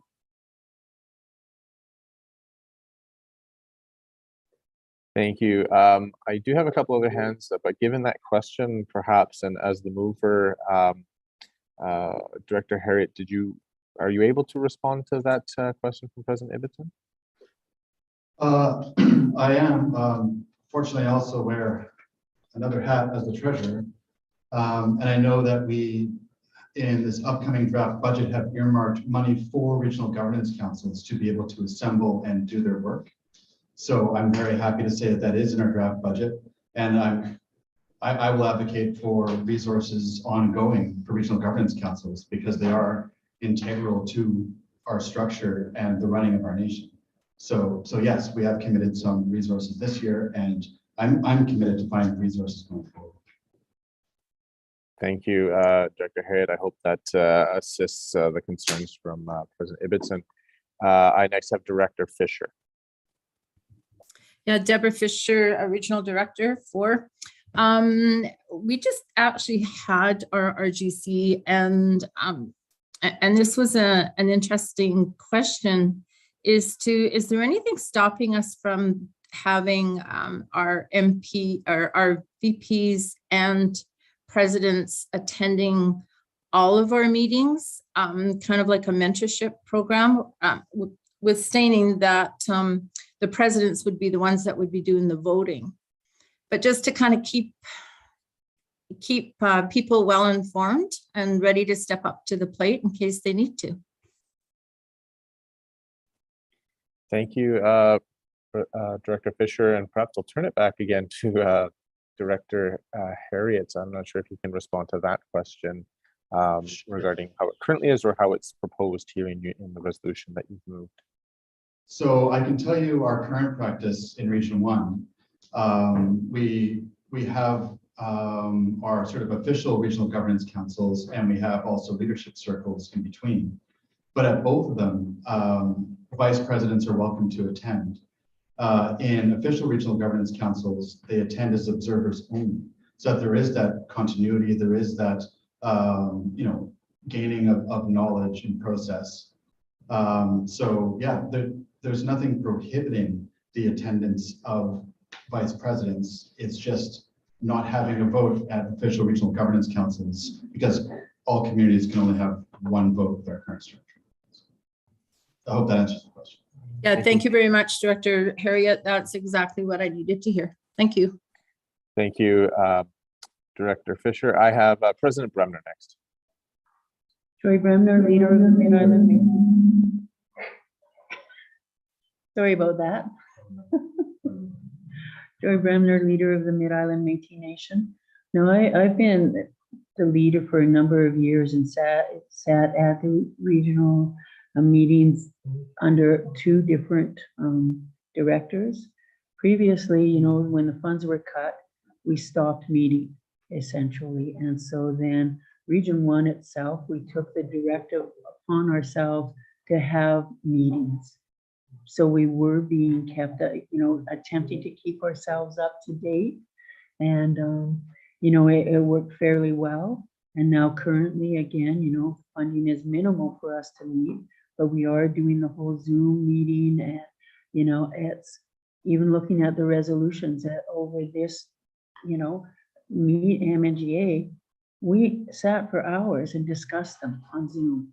So we could have a fair understanding of what they all meant to our communities and, could make, really qualified decisions, even in talking then to our boards of directors, just to be sure that we were actually saying what needed to come from community.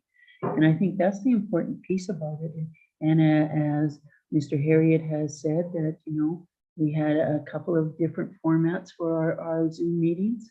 And, it's worked really well. It was important to have those variety of sort of outlines in terms of who was speaking at each of those and going back to being able to go back to our boards and our communities. And I think even for presidents, I recognize the time that we spend as volunteers doing this effort. A piece that I really recognize and feel is my personal obligation is that I need to be doing this in order to best serve my community. And when I chose, it took months for them to convince me years ago to run it as the leader, because I knew that that was the commitment that's necessary in order for us to actually, accommodate this whole process constantly and get the information to our communities and being able to bring back that feedback to these tables. And that is a priority and it is our responsibility.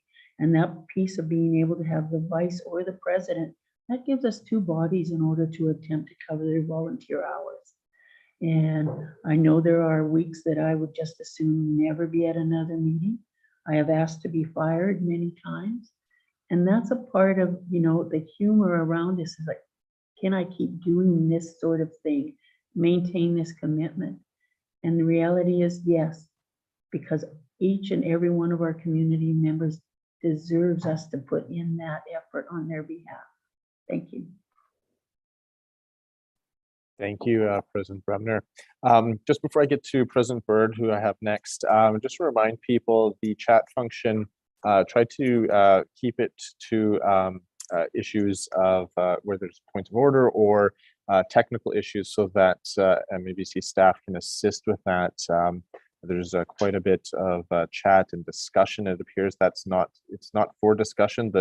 If you wish to discuss something, please raise your hand and I'll recognize you in due course and in order. So I do have President Byrd next.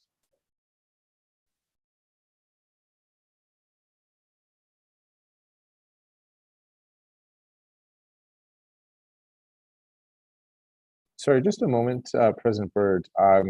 Sorry, President Byrd, I'm not able to hear you. Sorry, can you, President Byrd? I don't appear that she can hear us either. President Smith, I see you've unmuted. Can you hear me? I can hear you. I can't hear Caitlin. Patrick, can you hear us? Or Richard?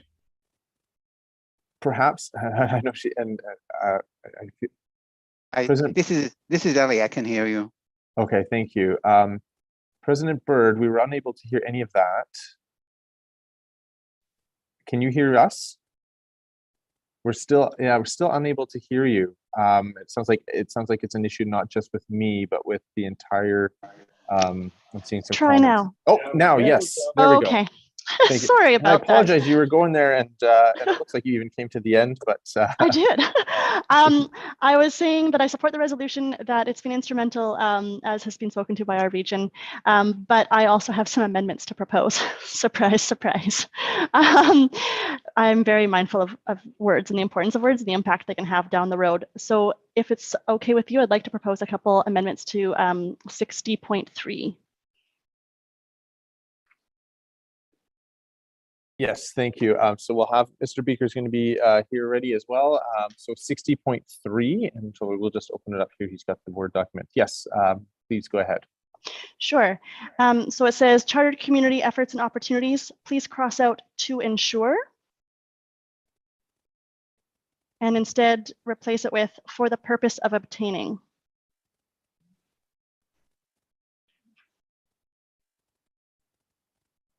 And then I have two more in that same section, in that same 60.3. Thank you. And it was, sorry, for the purpose of obtaining, is that correct? That's correct, yes. Thank you. And we'll just get that highlighted so we can, everyone can see what the suggested changes are. And I think you said just to remove the words to support, correct? To ensure. Or sorry, to ensure, my point. That's correct. Thank you. Okay, so then the next sentence, regional governance councils are also responsible for informing community leadership, not communities.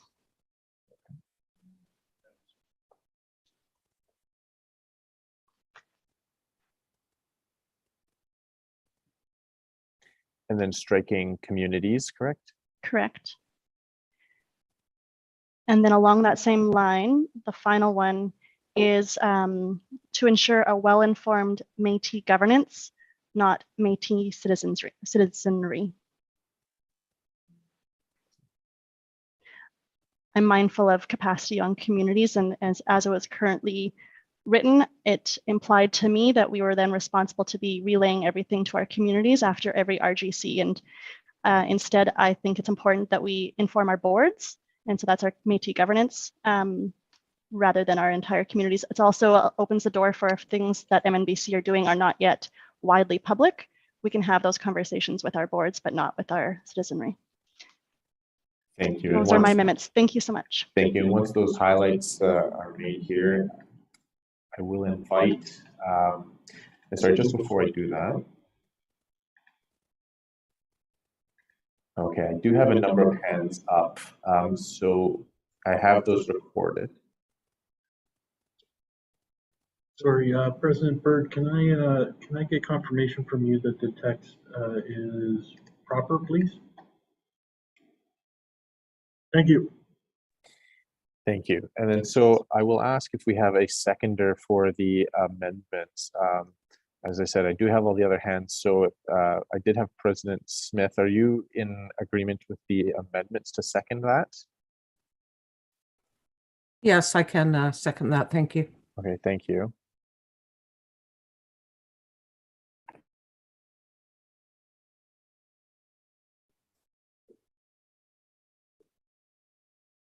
Okay.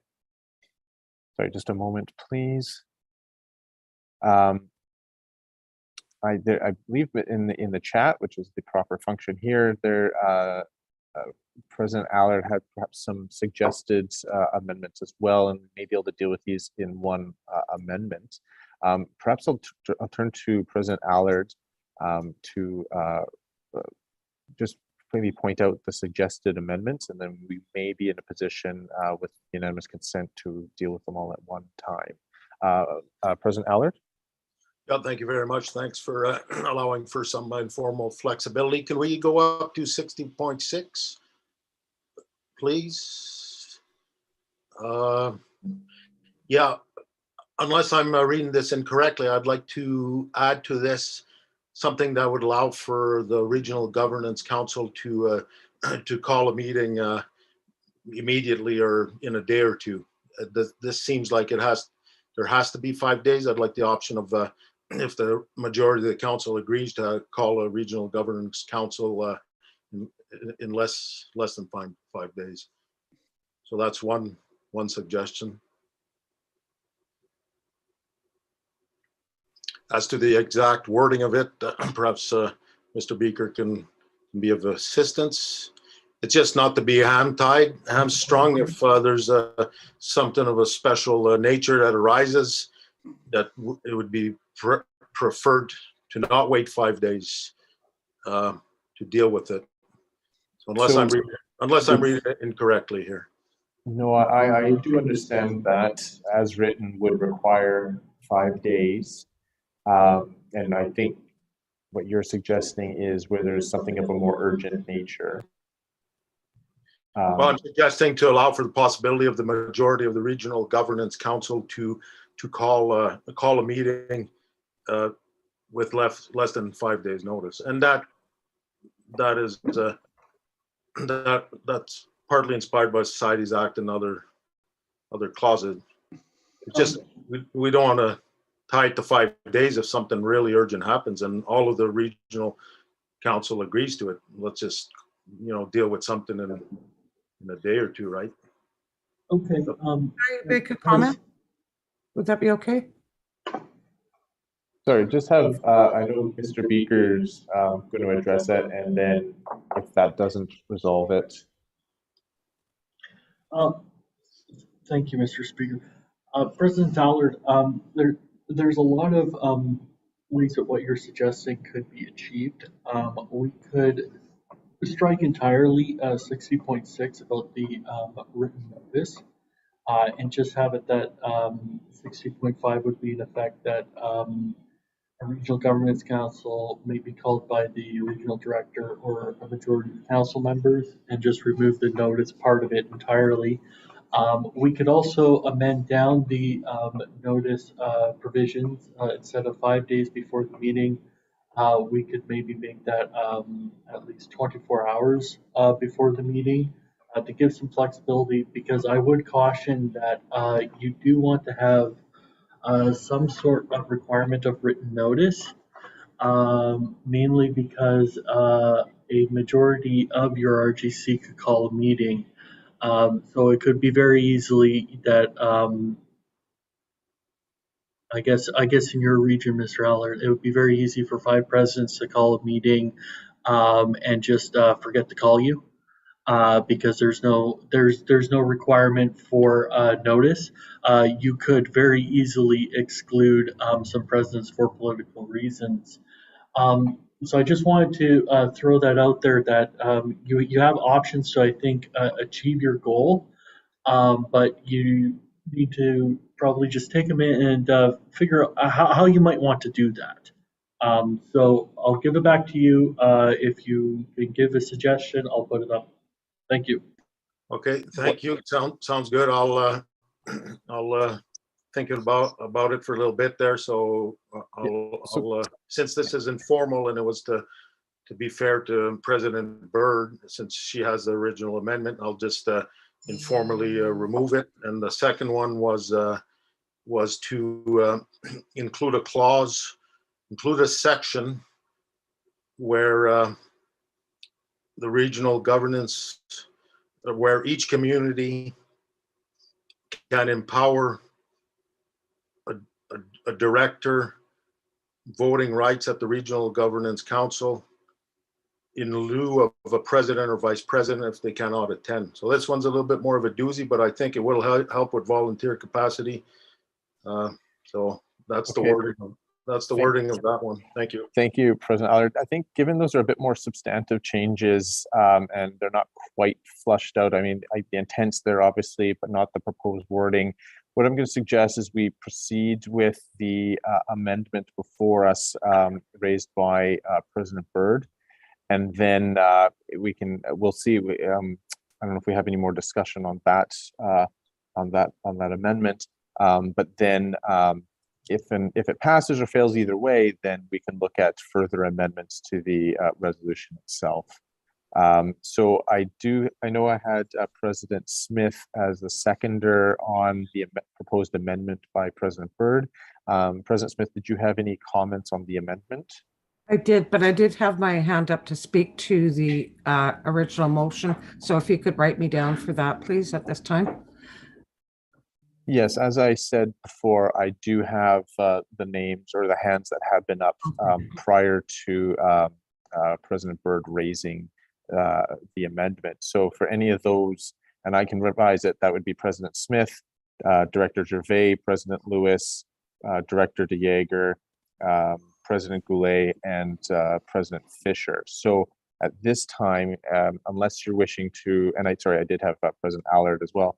If you're wishing to speak to the resolution itself, you can please lower your hands. But if you're wishing to speak to the amendment, the limited to the proposed amendment, then please keep your hand up and I'll address in order. The only comment I am next. Is that correct, Mr. Chair? Correct. Okay. For the amendments, I'm in favor of these amendments. I think it's important for our regional governance councils and our community leaders to be working on this and making suggestions, because it does affect them, and it's about their leadership at the regional level and bringing the voice of their communities to the regional level. So I do support this. Thank you. Thank you. I did next have Director Gervais, but please, just with that same caveat, I do have you on the list for the whole resolution, but if you wish to speak to the specific proposed amendments here in red, please go ahead. Yeah, I'd like to maybe address the 60.3 where it states the regional governance councils are responsible for informing MNBC of chartered community efforts and opportunities. I don't really like the word informing. More than, I would sooner have maybe report, and maybe that where it says informing, and it goes down to the bottom where it has informing again. So yeah, that's pretty much what I wanted to say, but I do support the amendment, to move forward. Thank you, Director Gervais. President Allard. I support the amendments, and I'd like to have my hand in line for afterwards for my amendments as well. Yes, I do have your hand in the original lineup. I'm not seeing any other further hands regarding the amendments as proposed by President Byrd. What I'm going to suggest, this is a subsidiary motion that we could accept this amendment by unanimous consent. So I will first look to whether or not there's anyone who objects to accepting the amendments that are presented here, the additions in red and those portions that are struck out of 60.3. Is there any objection? And please use the raise hand function so that I can see any objections if they do arise. Okay, I'm not seeing any objections. So by unanimous consent, those amendments proposed by President Byrd will be added to the resolution. Mr. Beaker's in the process of adjusting that.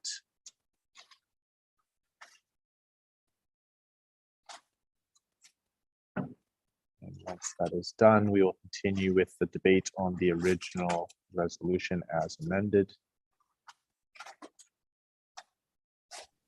And just for everyone's sake, so you're aware, the order I do have President Smith, Director Gervais, President Lewis, President Allard, Director DeJager, President Goulet, and I believe it's President Fisher. So President Smith, I'll turn it to you. Thank you very much, Mr. Chair. Yes, I'm fully supporting this resolution. It's really important, as I stated earlier, for our leaders in our communities to bring the concerns and forward on behalf of their communities. Not only that, but to be informed of what's going on at MNBC and have discussion and be fully informed of the whys and hows and how everything is going to roll out, especially when we have new programs and it's announced, and each community leader, as was indicated over the weekend, may not be aware of how this is going to be rolled out. And I think regional governance committee meetings are very important. I was a regional director for 9 years, and we did have funding for 4 meetings a year at that time. It was very little funding, but we managed to do that then. During that time, of course, I didn't know about Zoom or Microsoft Teams or anything like that, but we certainly do now with the with COVID forcing us all to learn these platforms, which is another option.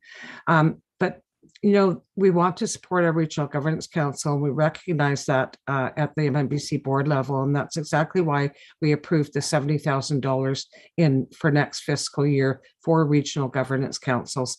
And we haven't determined how that'll be rolled out yet, but we want to ensure that our community leaders have the opportunity to meet and share their ideas about what's going on in their community as well. I think it's very important that each community not reinvent the wheel every time they want to do something. So I fully support this and fully support the leaders of our communities that are on here today. So thank you. Thank you, President Smith. I next had Director Gervais. Yes, going back to the informing the MNBC, now that we have region service coordinators in that respect, I would like to know if it would be to report to the region service coordinators, perhaps, to inform. So are you suggesting then we should be adding into the Constitution here that we have reporting to, sorry, what was the position? On behalf of the, well, you know, they have regional service coordinators now that I guess work with the region. I would presume the regional councils, governance councils. So would that be the same thing as informing MNBC? Well, MNBC is a defined term in the Constitution, which would constitute the directors and the president and vice president and the chairpersons. Sure. Okay. I respect that. Yeah. Okay. Okay, thank you very much for those comments. I next had President Lewis. Thank you, Mr. Chair. Richard Lewis, elected leader, Cowichan Valley Métis. I would like to make an amendment to 60.6 from the 5 days notice to at least a minimum of 30 days or 15 days. I would say 15 days, just to prevent conflict of scheduling and allowing that the vice president or president can attend a regional RTA. And yes, that's only because there's a conflict of interest, or not conflict of interest, sorry, conflicting scheduling and whatnot. So I think it will allow time for better allowing people to attend the meeting. Thank you.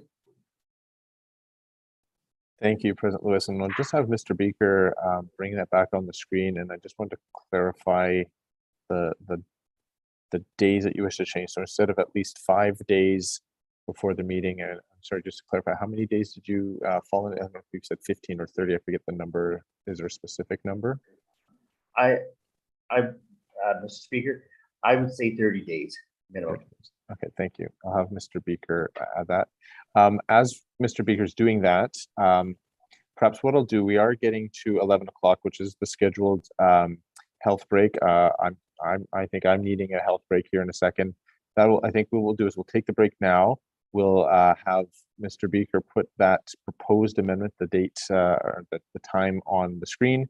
And then when we come back, again, I have the list of hands that are up or have been up.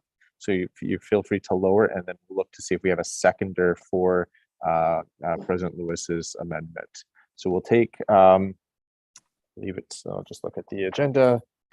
We'll take a 15-minute break starting now, and then we'll come back to see whether or not we have a seconder for this. And just for those who, just so that they know that I do have their hands in order, I had President Allard, Director DeJager, President Goulet, President Fisher, President Ibbotson, and President Roberts. So those are the names I've got. Thank you. So we'll be back in 15 minutes.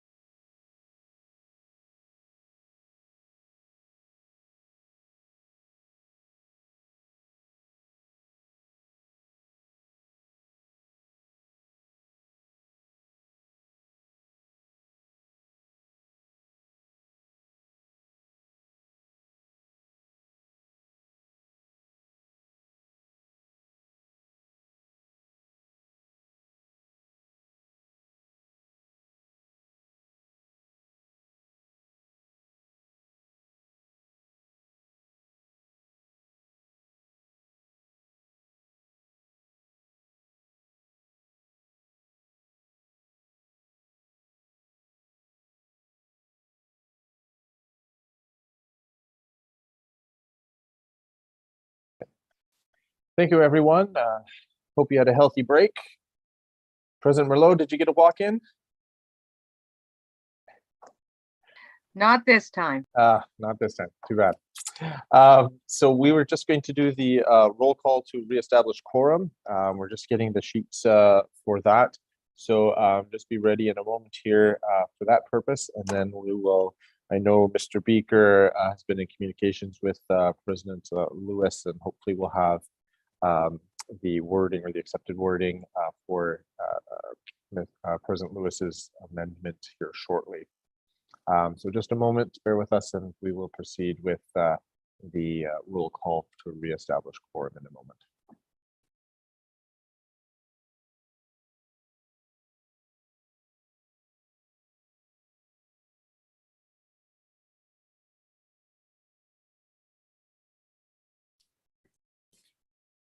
Thank you, Mr. Speaker. So we will begin the roll call, beginning with Jacqueline Alderking. Here. Thank you, Jacqueline. David Allard. Here. Curtis Belcourt. Caitlin Bird. Here. Joy Bremner. Here. Darlene Campbell. Ron Caron. Don Corson. I'm back. Thank you. Sean Davern. Here. Louis DeJager. Present. Lauren Dean. Here. Cheryl Dodman. Here. Thank you, Cheryl. Dr. Kate Elliott. Here. Monica Fisher. Here. Deborah Fisher. Here. Paulette Flamond. Here. Lee Fraser. Here. Ryan Gervais. Here. Rainey Gervais. Present. Dean Gladue. Here. Tony Goulet. Métis Nation, British Columbia. Here. June Graham. Present. Patrick Harriet. Here. Susie Hooper. Present. Thank you, Susie. Brenda House. Alex Ibbotson. Here. Ken Isbister. Sean James. Here. Travis Jobin. Present. Charlotte Lever. Present. Richard Lewis. Present. Betty Ann McDonnell. Here. Bonnie Merlot.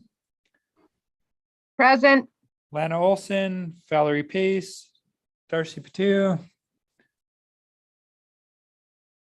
Trish Plant. Present. Joanne Richardson.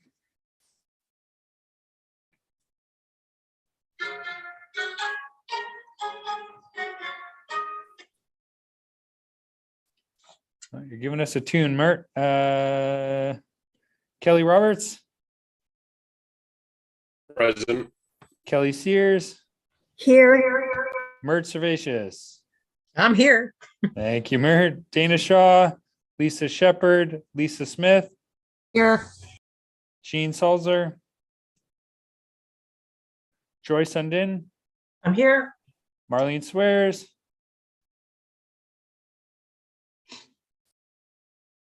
Marlene, are you back? Yes. Okay, thanks, Marlene. Ed Vermette Here.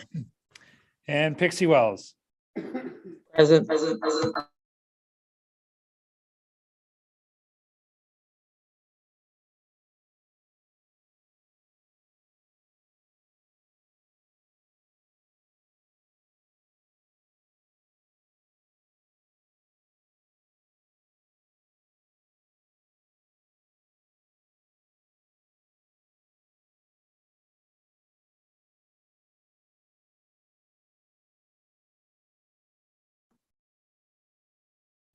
We currently have 37 delegates in attendance and quorum is met.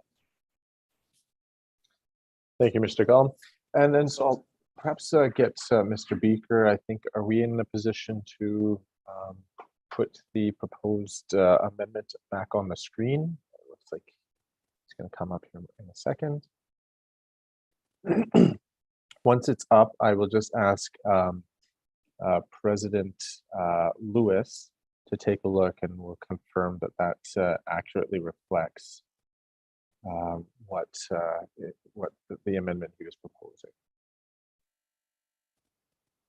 So I'll just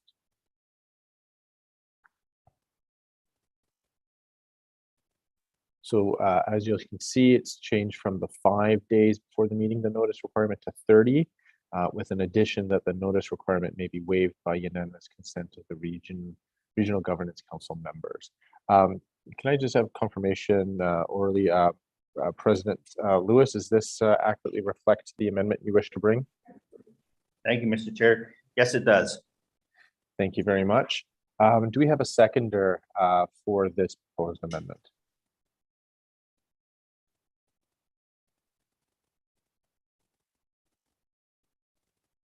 I'm seeing Vice President James, is that correct?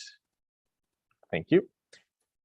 So this amendment is now before the Assembly, and I'll turn it to President Lewis if you want to discuss perhaps the reasons behind this amendment. I know you discussed anything, if there's anything in addition that you wish to raise. President Smith, or sorry, President Lewis. Thank you, Mr. Chair. No, this is everything that needs to be added, so I'm quite comfortable with it the way it stands. Okay, thank you. Vice President James, did you wish to speak to the proposed amendment here? No, it's good. Thank you very much. Is there anyone else that would wish to comment or discuss the amendment raised by President Lewis? Let's use the raise hand function. I'm not seeing any hands come up yet. Just give it a quick second. If not, oh, I do see President Byrd.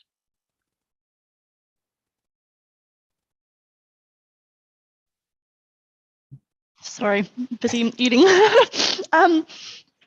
The unanimous consent is a slight concern in that if a director or any one person decides that it's not an emergent issue, then that 30-day notice can be waived. I think perhaps majority might be a better approach in that amendment.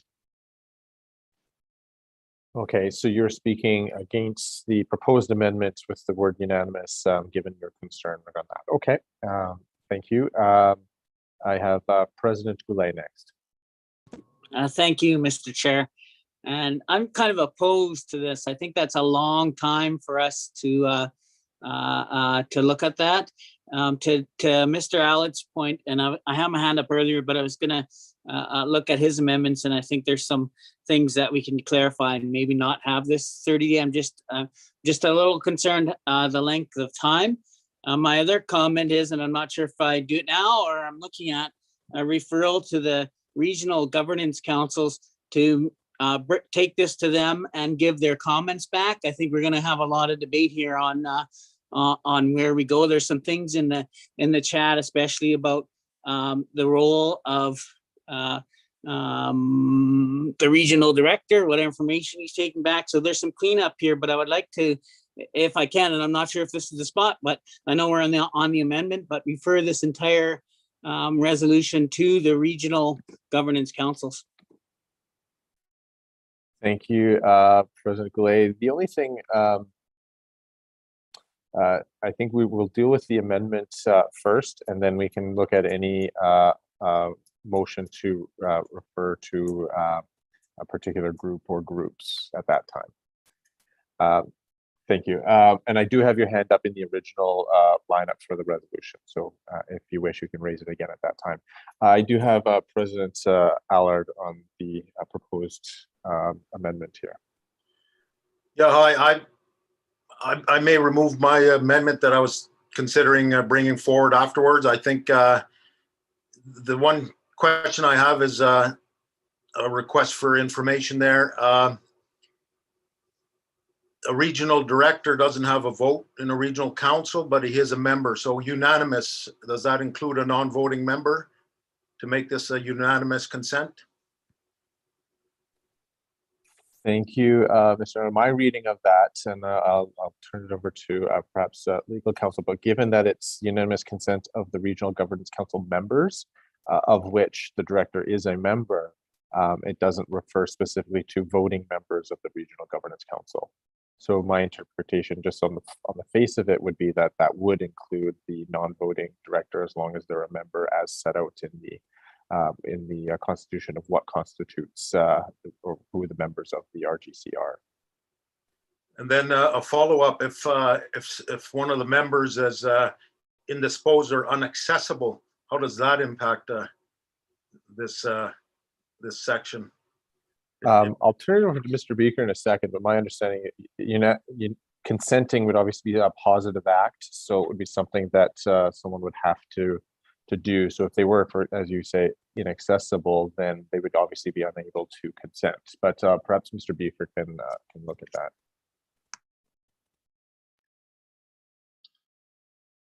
Thank you, Mr. Speaker. And these are excellent questions and concerns that are being brought forth when we talk about notice and unanimous consent. I think it's I think it might be helpful to talk a little bit more broadly about why proper notice and why having a specific time for notice is needed when we deal with the RGCs, and also more broadly about assemblies like the MNGA.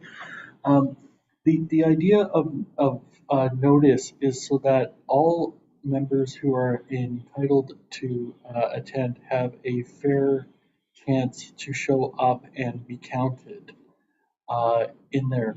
So to have notice at whatever time frame that you want, it's so that everyone can be given notice and be given a fair chance to attend and have their voices heard, and to make sure that improper notice, or maybe even more a malicious act of not sending notice to a particularly ornery president doesn't have somebody excluded from the process that has a right to be in it. So the actual number of when you have the notice on there is up for discussion, but it does have to be stated, and that's why if you're going to have a clause where the notice requirement can be waived, that's why I would be very cautious to put in anything there other than unanimous consent, because it is there to give people a fair chance to participate. And if you change that from unanimous consent to majority, you get back to the case where you could very easily, if you had malicious intent, exclude somebody in there. So just some food for thought, and thank you very much. And I know, Mr. Gull, you have your hand up as well. Is there anything you wish or can add to that, or wish to add to that? Yeah, thank you, Mr. Speaker. I just want to note that we're talking about in the language here in 60.6, it says at least. So it is a minimum requirement, but in RGC, I mean, you could sort of set your own, guidelines or sort of principles, as long as you're falling within that. So Region 2 may sort of have common practice that they're going to give 30 days or try and give 30 days. That's still giving at least, if we were back to the original, you're still giving, at least 5 days notice. I will say that whether it's spelled out or not, the unanimous consent, if there is an urgent or pressing matter, can be utilized to break that. But again, I would second the comment by Mr. Beaker that you want to give a sort of a fair shot for everyone to participate. And so if you are going to go below the minimum, you want to ensure that every individual has a fair chance to be there. And so requiring that to break whatever that minimum is. But we're not setting kind of the ideal. We're just setting the absolute kind of the bare minimum practice here. Thank you, Mr. Gall. Now, with the hands that I had next, I did have President Allard next. Yeah, hi. So, and I wrote in the chat, how much time would be given to await a response from all members as to their consent 1 day, 5 days, 30 days before a non-response is considered consent. Like unanimous is unanimous. If there's no reply from someone after 7 days because they were indisposed or unavailable, is that when it's considered unanimous? Or if 2 people aren't available for 4 days, do the other people make the call that it's unanimous, or is it 30 days? I mean, this may be going into the weeds here, but you know, that this situation still can be used for certain specific advantages, knowing that not everyone may be available to respond in a timely manner to these requests. Thank you, Mr. Allen. I think that goes back to the comments that Mr. Beaker had raised, that the notice provisions are there to ensure that everyone who has a right to attend and speak and participate has that opportunity. So as I kind of mentioned before, my understanding when consent is required in something like this, that it would be a positive action. So just an active affirmation that they consent, as opposed to a non-response after a certain period being considered as consent. That would be my understanding. I'm sure we could have MNBC legal counsel or anyone else address that effect, but that way as Mr. Beaker had said, the intent is that everyone that's entitled would have the opportunity. So if notice goes out, as long as it meets whatever the minimum requirement is. So for example, as this amendment, 30 days, at the end of that 30 days, if there, for example, there was no response, that would still be, the notice requirement would have gone out and be satisfied, which would be, that's different. Again, if assuming you haven't received a positive response or positive confirmation of consent to waive it. So that would be there. And so I hope, Mr. Allard, that would be of assistance. The next, I did have President Lewis next. Thank you, Mr. Speaker. I'm thinking that perhaps that we could go back to the 5 days with the way it was, but still keep in the notice of the wavered by any unanimous consent. I see. So amending, so to remove the 30 days and leave it at the 5, but keep the addition of regarding the wait or the notice requirement can be waived. Yes, please. Okay. I do have the hands up. I do have Director Gervais followed by President Ibbotson on this amendment, but perhaps if I can just have hands, or if we can have, sorry, just a moment. The issue is if it were just to withdraw the full amendment, then I think we could proceed that way. But given that there's withdrawing a portion of it, but still there's a portion of amendment here, I'm going to look to see if we have unanimous consent to deal with just the change of within this amendment of the 30 days back to the 5 days, but include the notice requirement, and then we'll continue with the debate on the on this amendment. So if I do see Director Gervais and President Ibbotson next on my list, if I could just have you to lower your hands, just because it makes it makes it easier for me with regards to unanimous consent. Do we have unanimous consent to make that or withdraw the part about the amendment regarding 30-day, but leave the rest? And if there's any objection, please raise your hand. Otherwise, we'll go through the full voting process on dealing with the amendment and then perhaps amending that again. I'm not seeing any hands up, so I am going to accept that as unanimous consent. So Mr. Beaker, if you could, I see you're already in the process, thank you. So that will revert back to the original wording from the resolution. And then we just have the amendment from President Lewis regarding the notice requirement. And just so we're back to that. So I appreciate everyone's indulgence there. So we do have the proposed amendment as set on the screen. And I do have Director Gervais that was next on my speakers list. Yeah, I'd like to speak on C of 60.8, where it says. Sorry, Director Gervais, I'm just going to stop you there because we're not on that. We're dealing with just the amendment, which is dealing in the red of 60.6. I do.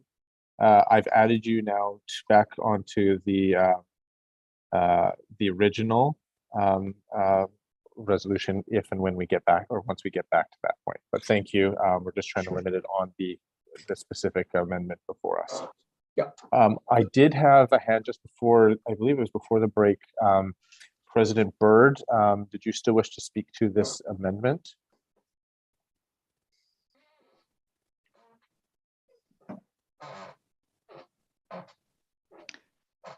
I support the amendment. Nothing more to add. I think it's important that we have opportunities to have emergent conversations if needed. And so this should be included, but that's, yeah, I support this. Thank you, President Byrd. I next had President Ibbotson. I was going to speak to the whole resolution rather than the amendment. Okay, thank you. I do have your name on that list in the order that I originally had seen it. So thank you. The last. Oh, sorry. And I do have President Allard on this on the amendments. President Allard. Yeah, I support it. Thank you. I just want my hand written down for later. Thank you. I support it. Okay, thank you very much. So we've now got the amendment here. I will ask him, Mr. Allard, if you could lower your hand. I do have you on the list from the substantive resolution. Thank you. So I will look if we have unanimous consent, just as we did with President Byrd's previous amendment. If there's any objection to the adoption of this amendment, please indicate that by raising your hand. Otherwise, I will proceed by way of or with the understanding of that unanimous consent for the amendment.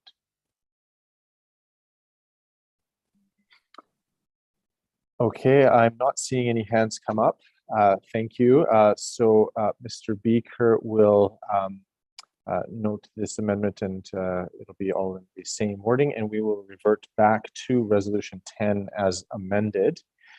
Just for everyone's sake in the speaking order, I'll just provide the order that I have. Again, I've been keeping track. I have President Allard, Director De Jager, President Goulet, President Fisher, President Ibbotson, President Roberts, and Director Gervais in that order. So I'll turn it next to President Allard. Yeah, hi, thank you, David Allard, Salmon Arm. I'd like to submit an amendment. I think Mr. Beaker has it on standby. The rationale for the amendment, which I mentioned before, is to help with volunteering requirements, as well as potential quorum issues at the regional governance councils. If the board, and he's showing it up here, and this is I can read it, I guess. 60.8, if the president of a community is unable to attend a regional governance council meeting, I would add to that, Mr. Beaker, if a president or a vice president, because that is an option at this point, each chartered community board may designate a board member to participate with voting privileges, provided they are a Métis citizen. So that's pretty much the fullness of it. So the intent is, and I can speak to it afterwards as well, but is to help alleviate those concerns I have, especially in light of having 4 RGCs mandated through this change in the Constitution here. So that's going to ask a lot of us volunteers here. So that's what this addresses. Thank you. Thank you. And I think, Mr. Beaker, are you just trying to confirm that it's all as accurate, or I'll turn to Mr. Beaker for a moment. Thank you, Mr. Speaker. I appreciate where you want or vice president added into this clause. right now, the clause, which is 60.3 in the Constitution, it says if the president of a community is unable to attend, the vice president may attend, provided they are a Métis citizen. So your amendment is suggesting to change the part of the community's vice president to a designated board member from the charter community in there. My concern is that if we add in vice president here, there's no further, there's not going to be a previous reference in the Constitution that the vice president might be able to attend in the place of the president. So I just want to make sure that we're not creating more confusion in the Constitution on this, but I welcome your comments on that, Mr. Allard. Yeah, I'm bringing it into play here because if I'm not mistaken, it is referenced in somewhere in, if not the Constitution, in the MNGA Act there. I think a regional government, by default, if a president can't show up, a vice president has voting rights. And is that not stated in any legislation? I've seen it before many times. It is stated in Article 60.3 of the Constitution, which we are amending to read 60.8 if the other amendments come in. So this is where it is referenced. Perhaps it would be helpful if I brought up the legislation as it is right now. So this is a redundant, this vice president addition is a redundancy, you're saying, since 60.3 takes care of? I believe it would be redundant because your amendment is proposing that if the president is unable to attend, a community board can designate a board member to attend, which would include the vice president or a director at large or anyone that is on your board that could be designated. Yeah, sure. I mean, I'm fine taking it out. I just wanted to make sure that that was referenced as well there.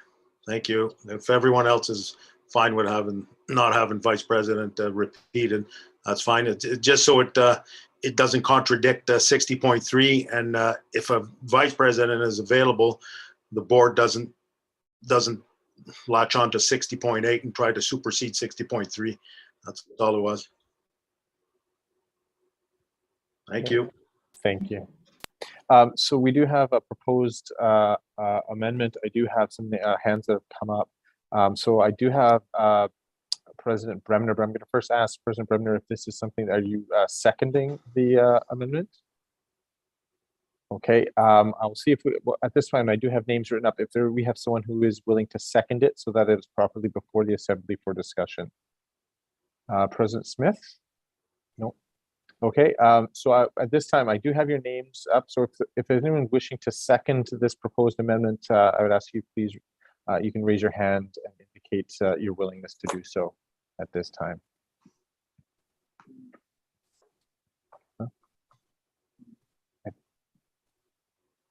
I see Director Gervais. Are you wishing to second this amendment?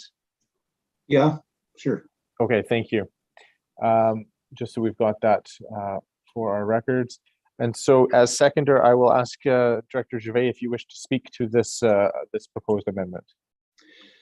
Yes, I did. I did see that in the MNGA Act a while back too, and that's why I seconded this amendment to. Sometimes you have problems with maybe both president and vice president can't make it. So being any board member that the board would designate would include the vice president in that spot. So I'm just agreeing with Dave Allard's point there. Thank you, Director Gervais. I next have President Bremner.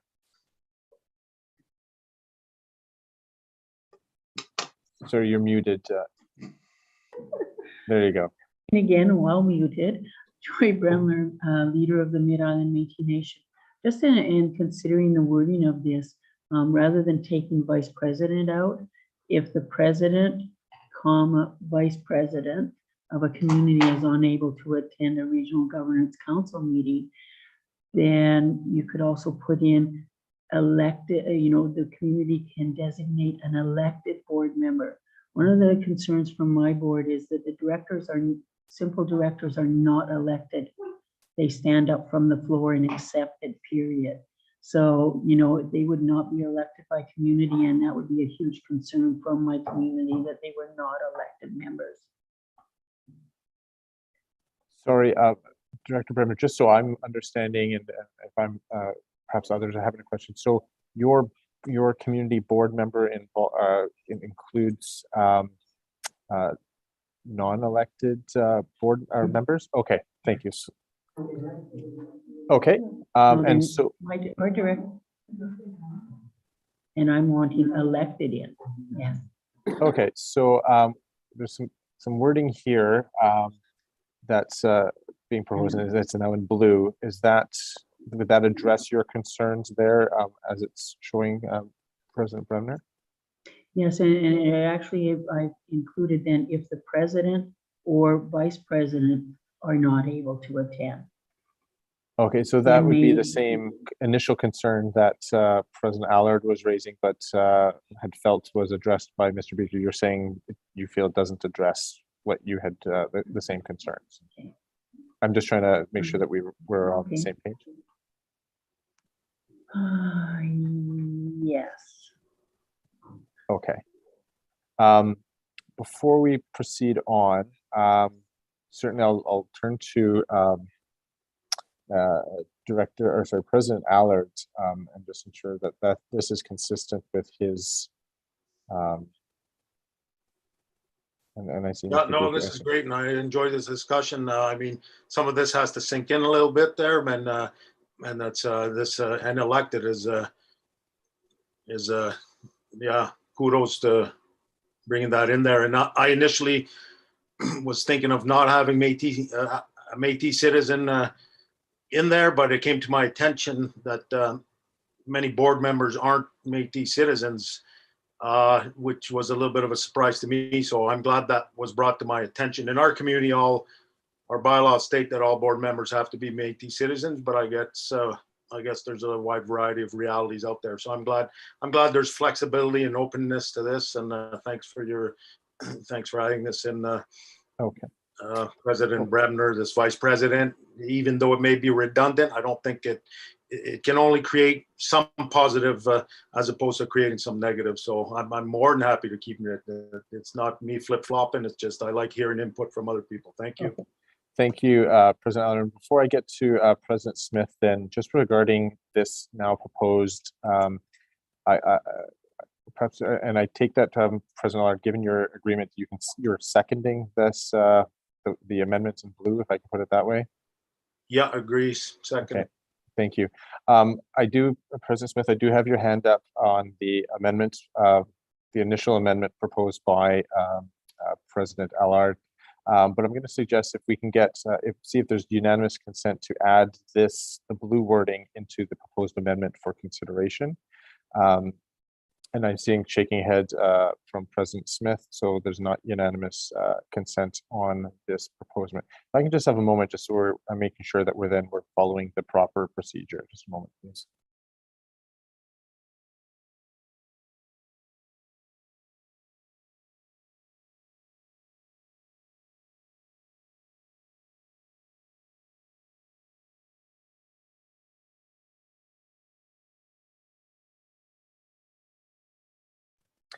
Okay, thank you very much. So, the difficulties we have when we're dealing with an amendment to an amendment. So we'll open it to debate. I'm sorry, I'm going to need to make my notes here. So given we did not have unanimous consent to adopt the blue amendment, if I can put it that way, into the red amendment, we will open it for discussion, but I will limit it specifically to essentially the wording in blue, the amendment to the amendment. So President Smith, I will turn it to you. Certainly. I just want to talk a bit about historical practices of the RGC. Previously, if a president or vice president, and this is the way I did it when I was regional director, could not attend, we would allow another board member to attend without voting privileges. It does state that anybody with voting privilege must be a MNBC citizen. I think each community has such a variety of ways that their board is elected, or many times people get voluntold. But I think we're just getting a little bit off track here, because I don't see any problem with a community board member attending for informational purposes if the president or the vice president cannot attend. I think having the president or the vice president is already spoken to in 60.3. And then I had to look twice at what's in our constitution now and what this is implying. And this is implying additions and renumbering of what's already in the Constitution regarding regional governance councils. So I must say I'm a bit opposed to this, because I think it's, if you know. I'm sorry to interrupt, and I tried to make it clear, President Smith, and I know you were providing some historical context, and I thought that might assist in the blue. Again, we're looking at the wording of the blue only, the inclusion of or vice president, and then the inclusion of and elected when looking at how it might be added to the red amendment, not to the amendment as a whole. No, I'm not speaking to the amendment as a whole. I was speaking to, I just said I had to relook at everything to ensure that these new articles will be added and then the others renumbered. But yeah, I think the president, vice president, one or the other would likely attend. And there's always the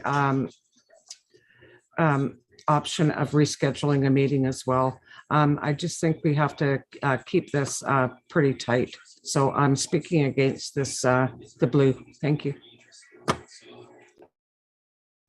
Thank you. President Byrd?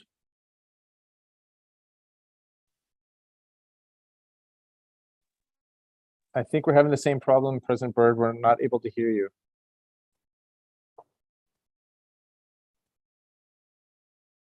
Can't. I think. Oh, there we go. Now we can hear you. Another $1 into the pot for being on mute. Caitlin Byrd, Métis Nation, Greater Victoria. I'm speaking in favor of the amendments in blue.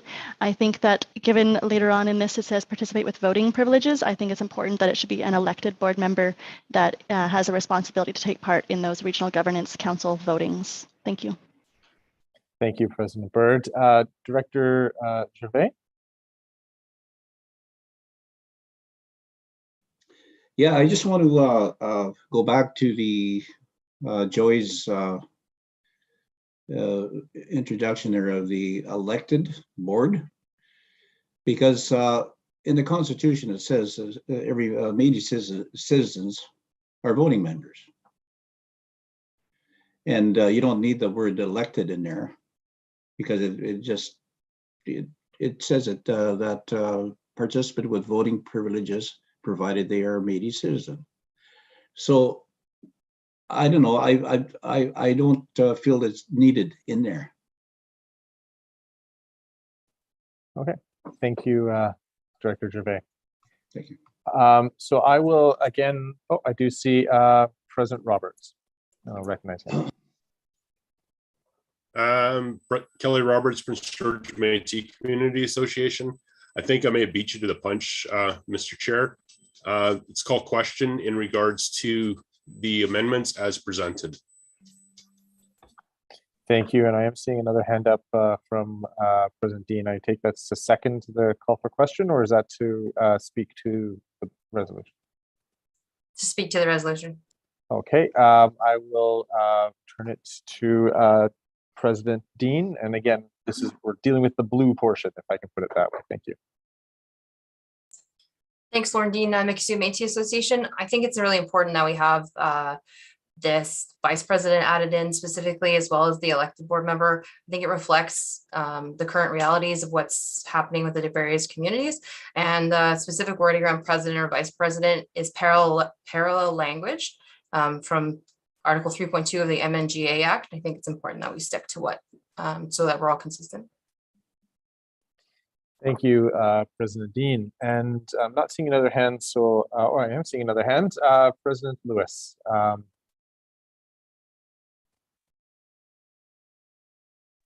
Thank you, Mr. Chair. I'm seconding the question. Thank you. I will see if we can proceed without having an actual vote. If I can have President Dean and President Lewis lower their hands, just so it makes it easier for me. If there's anyone, I'll look for unanimous consent to adopt the blue, the amendment to the amendment, if I can put it that way, the blue wording. If there's any objection to proceed or to that amendment, please raise your hand.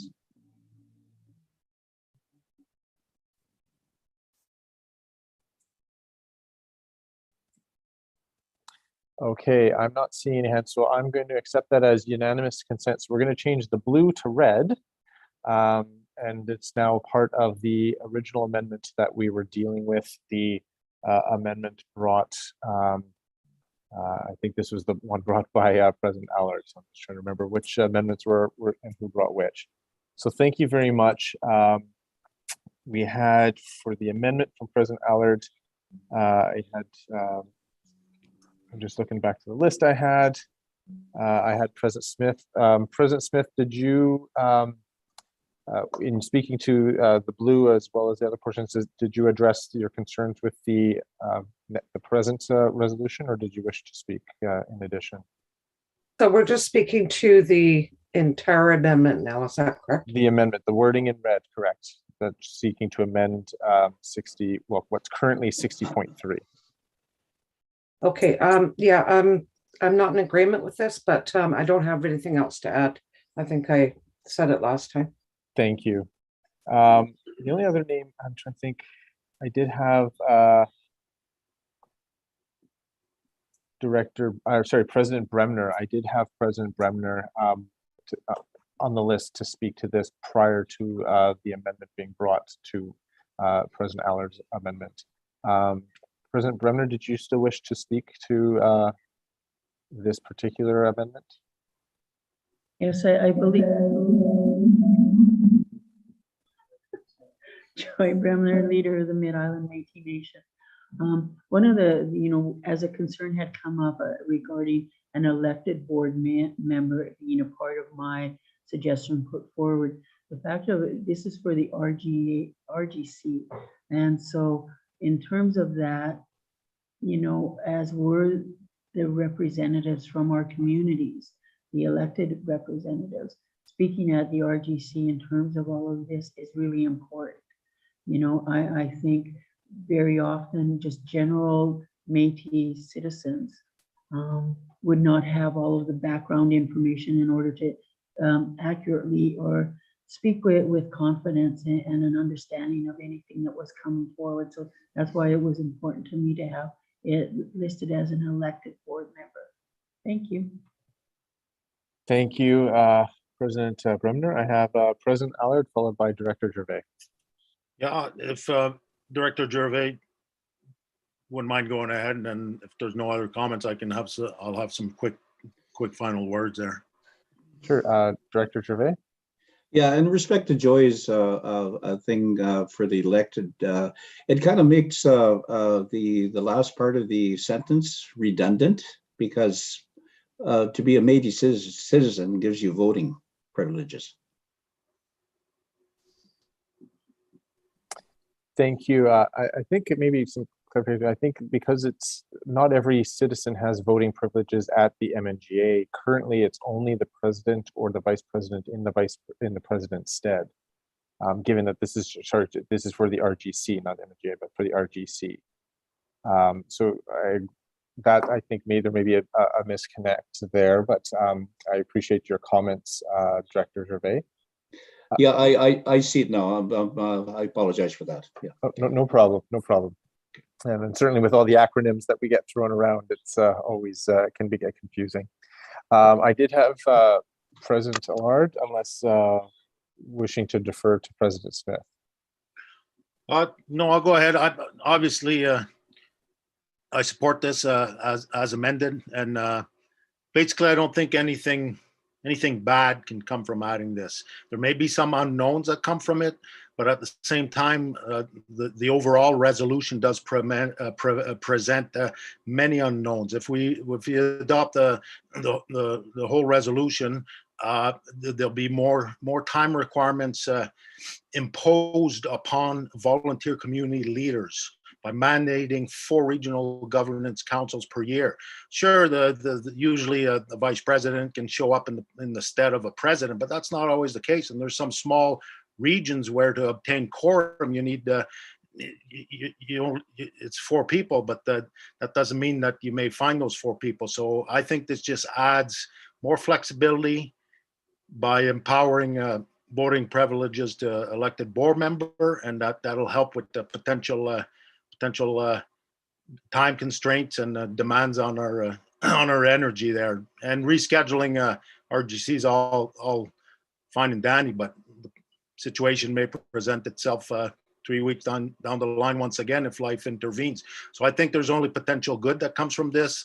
The unknowns that may present themselves, I think, are very slight, and yeah, I hope it passes, because it's hard being a volunteer, and it'd be nice to be able to empower one of our elected directors to take my place or my vice president's place for this potential upcoming RGCs and MNGAs even. So we're talking not just 4 RGCs, we're talking 3 more MNGAs. So this is all to help with community volunteering. Thank you very much. Thank you, President Allard, and I have President Smith. Yeah, and it's been brought up a couple times. I think we need to be consistent with our MNGA Act. I think it's very prudent that a president or vice president attend the RGCs. I know at previous RGCs prior to an MNGA, we would try and schedule or have regional directors schedule a regional governance council meeting there, so the regions could, as a regional governance council, go over the proposed MNGA amendments. And I'm not opposed to this article. I really want to see our RGCs strengthened and moving on, but I'm just a bit concerned that perhaps we haven't had enough time to think of this, and it could be amended on the floor at the AGM as well.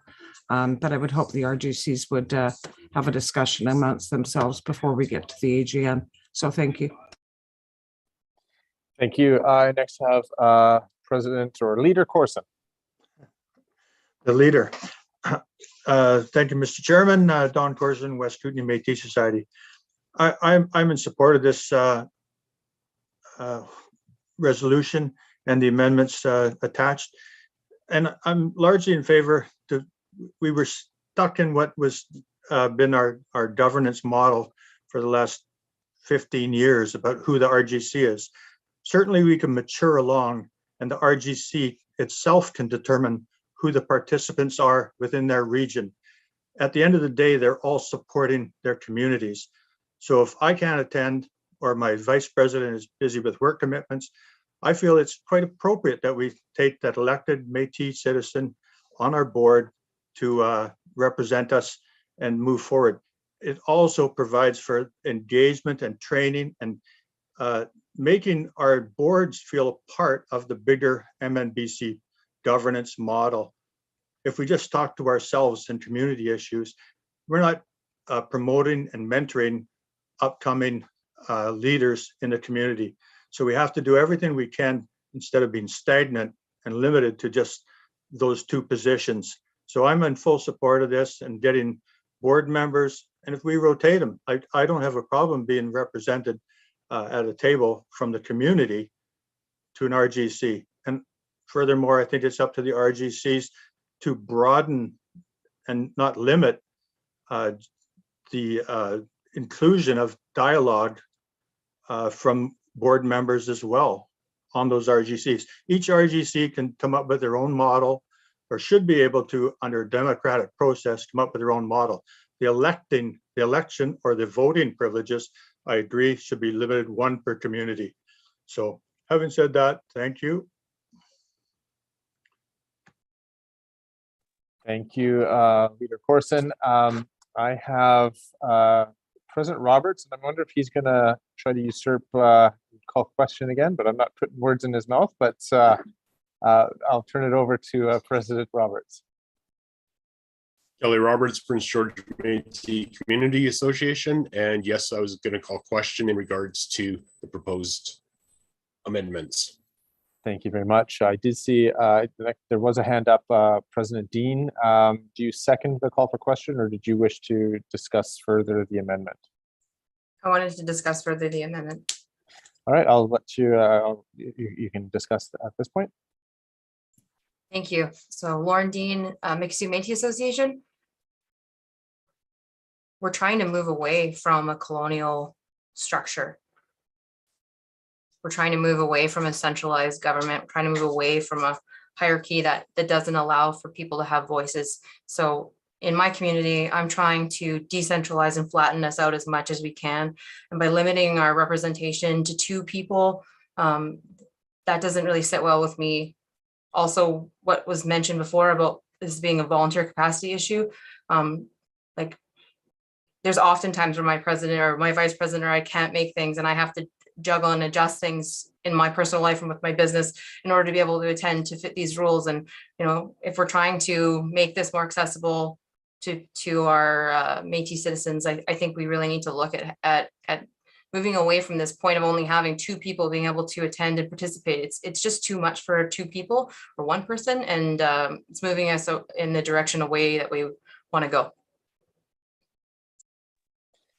Thank you. And I did see a couple hands come up after President Lever. I'm just asking, are you calling second on question or wishing to discuss further? I'm calling second on question. All right, thank you. Do have that second. So we will go by way of a poll vote on this, given the context of some of the comments thus far. I don't expect we have unanimous consent. So we will, this is for the amendment. I do see President Alder King, do you have a question or a point that need for clarification before we vote? Sorry, no, I was just getting ready to vote and No hit the problem. hand. I'm sorry. No problem. Thank you. Better to be everyone clear on the same page than to have any confusion. Okay, so this will be a vote in favor, opposed, or abstaining on the issue of the amendment. So whether to adopt the amendment into the resolution, please vote in favor, and this will be a majority vote that's required for the amendment to pass. So Mr. Beaker, when you're ready and are able, you can please post the poll question.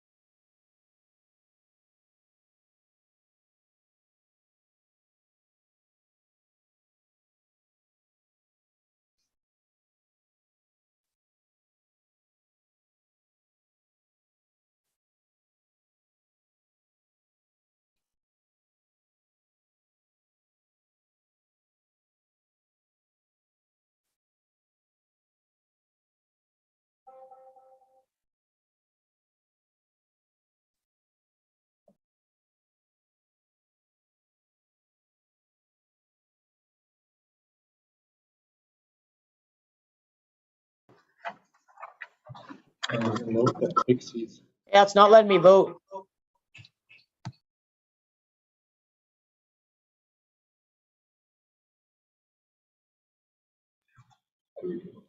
Okay, President Wells, I guess that is the missing delegate that we're looking at. Looks like everyone else has cast. Yeah, so I'm in favor, but it won't let me vote on here. Okay, I'll record your in favor vote, Pixie. Thank you.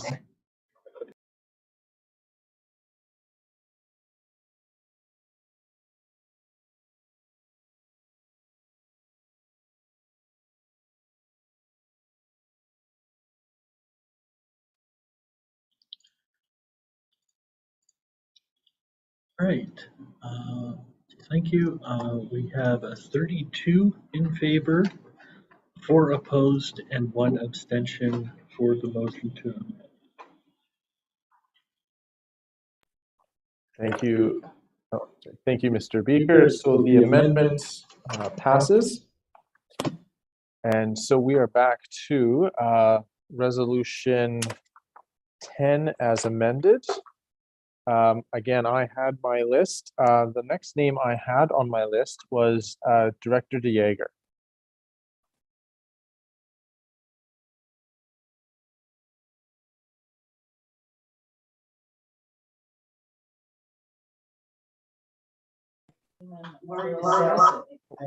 I'll pass at this time.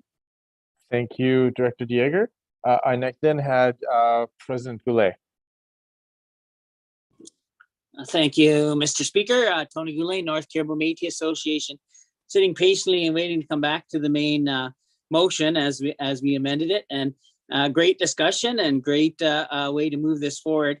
My only thought is that we move this forward, and then I would like to, after we move this, to make another motion that we send this to the RC, with the regional governance councils, to get some more debate and more discussion, and at least at that regional table. So I'm saying we've got something in place, but then let's work on it as the regional governance council, if that makes sense. So I don't know, I'm ready to move this forward because I think we've had lots of debate, and at least we have something in place to define our regional governance councils for now. Thank you, President Goulet. Now, I did have a couple of people that have been waiting patiently as well as yourself on debating the resolution itself as opposed to individual amendments that have been spoken. I will proceed in order, but I will ask each of them whether there's a second, and I take it, and just to be clear, you're proposing to refer the resolution to the RGCs. Is that what you're proposing? Yes, that is correct. Okay, thank you. Just a moment.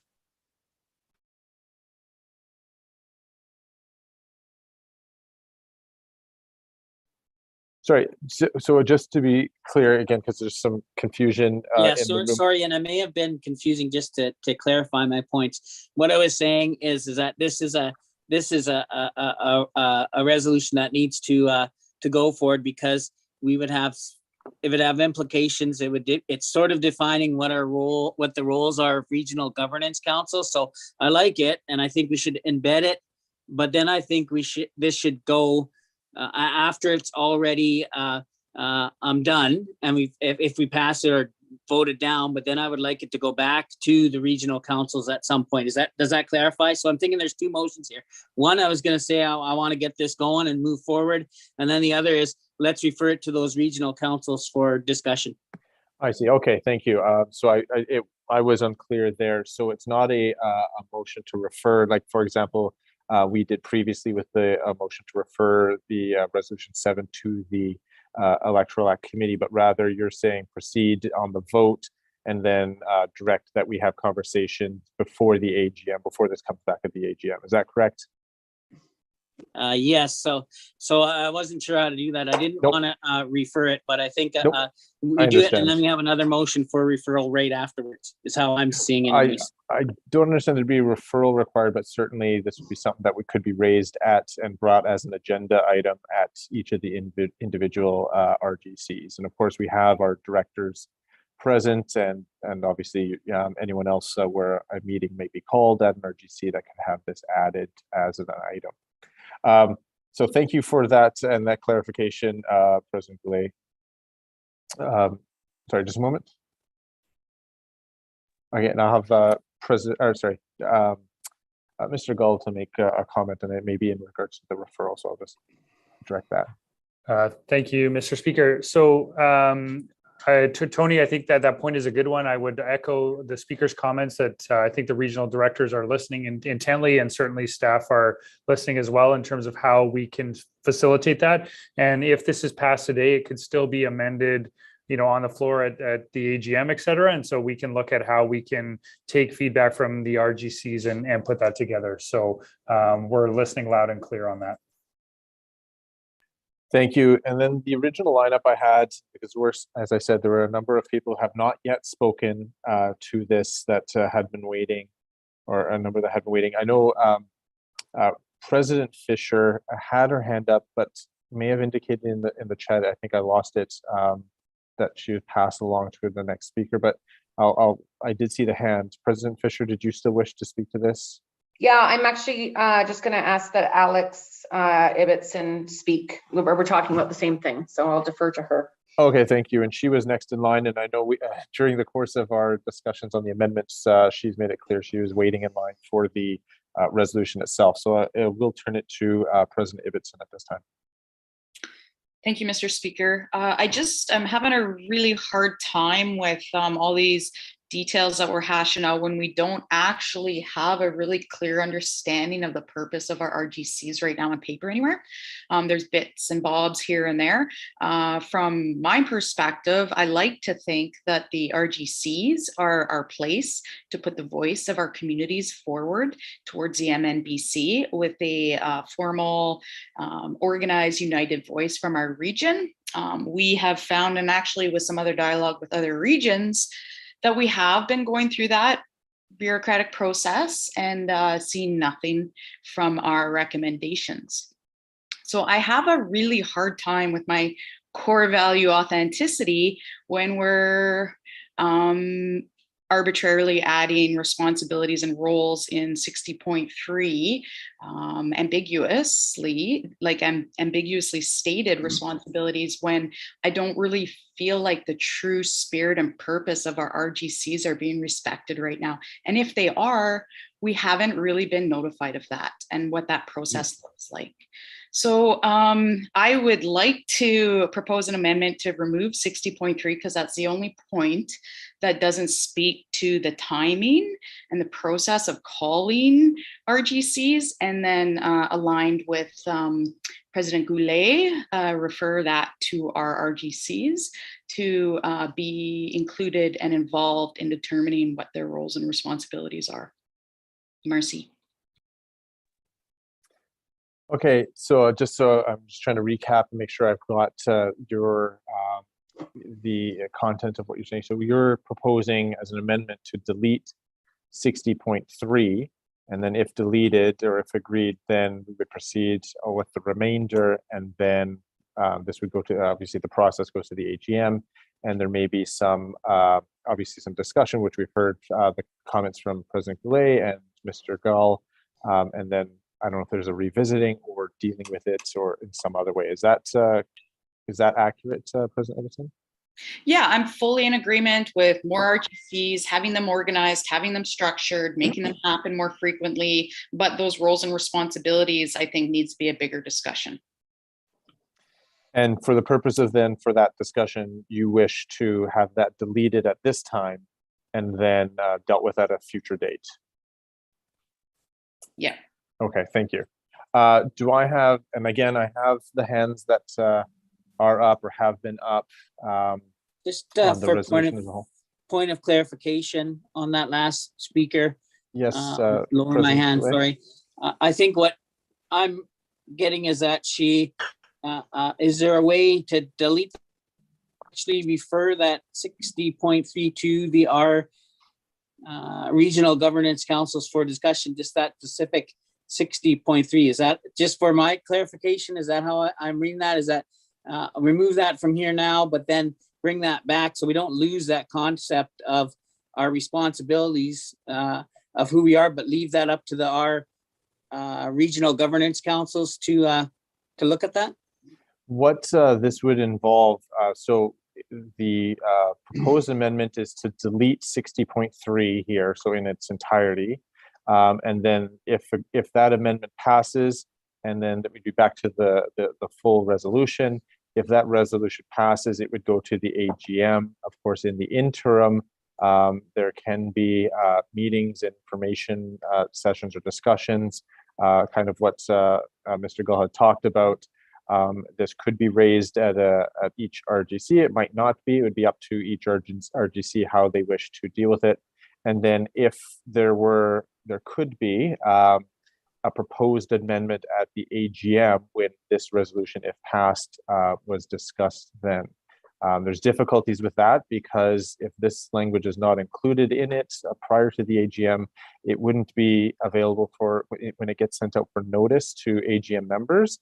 And then this wording would be coming anew to those members who were not participants in the RGC discussion processes or whatever processes occur in the interim between the MNGA and the AGM. So that might be, so if that proceeds that way. So does that assist President Goulet? Yeah, that kind of does. I was just a little confused there. Then I'm going to go back, if I may, Mr. Speaker, and I'll see if I get a seconder. But to speed up this process, to my original comments is that we refer this to the Regional Governance Council, this resolution, for more information and clarity, and let the Regional Governance Councils come back with their thoughts. And I hope I get a seconder, but that's sort of where I'm. Sorry, President Goulet, just because that's bringing that back up is out of order, because the clarification I had requested and I understood was that you were wanting a vote up or down on the resolution, and assuming it passed, then it would be brought to, and I don't like to use the word refer because there's a specific meaning. We referred resolution 7 to the Electoral Act Committee. If we refer this to the RGC, then this would, then it would not pass today and would have to be brought back at the next MNGA to be discussed and passed and then go to the AGM. So given the discussions you had provided earlier, my understanding, and again, I'll stand to be corrected on your intention, was that this would pass or be dealt with today, assuming it passes and going to the AGM, but in between going to the AGM, it would, there'd be some discussions on all aspects of the resolution. But I just want to be clear, are you, and again, we'll get back to it in your, but so that everyone else is of the same, of the view, you're not suggesting to refer the entirety today to the RGCs and then that with the intention of bringing it back the next AGM, sorry, MNGA, so next year. Was that a question for me or? Sorry, that was for President Goulet, just so that we have that information. So everyone, when we get to your proposed amendment, President Ibbotson, that we are all on the same page.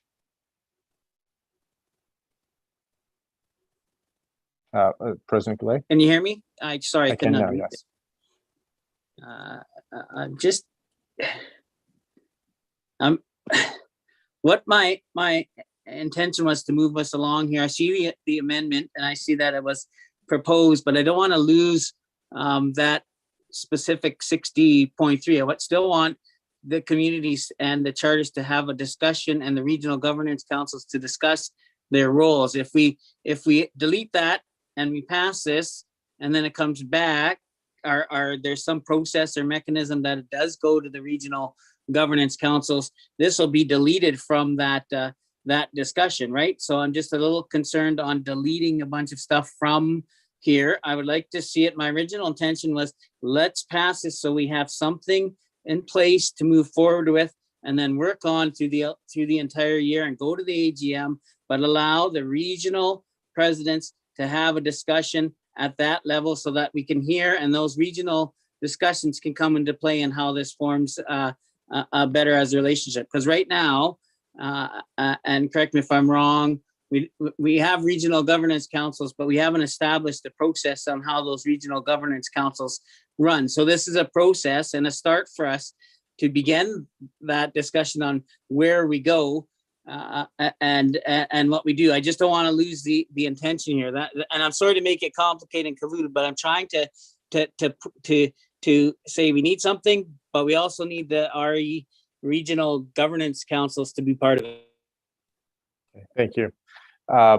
And so I will then, we do have an amendment on the floor, President Ibbotson's amendment to delete 60.3. May I just yes. speak to these recommendations from our bureaucratic specialists, which I'm not. And I thank everyone for their recommendations, and I'm getting a couple private messages as well.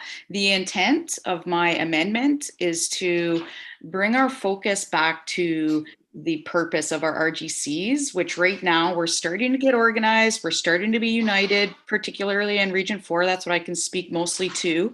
And then I can also speak to other regions who have shared with me that they are not feeling that our voices are being heard. And I have full confidence in our regional directors that they are bringing our motions forward, and then we don't hear what the action is or what the decisions are, and then they just basically go into thin air. So I have a concern for more responsibilities being stacked on RGCs when our original main effort of an RGC is not properly being utilized.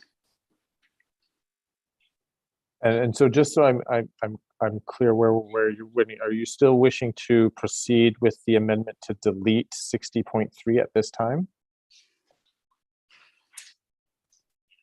Because I understand and I appreciate the overarching concern and the purposes, et cetera, but what we have before us is the resolution as presented, and perhaps your amendment to delete 60.3 from the consideration of that resolution. I think it needs to be reworded because right now it's explicitly stating the responsibilities, and I don't think there's been enough dialogue with the RGCs to just arbitrarily insert that into our legislation. I think Mr. Gall might be able to assist with, again, some of the bureaucratic side of that may assist. So hopefully, Mr. Gall.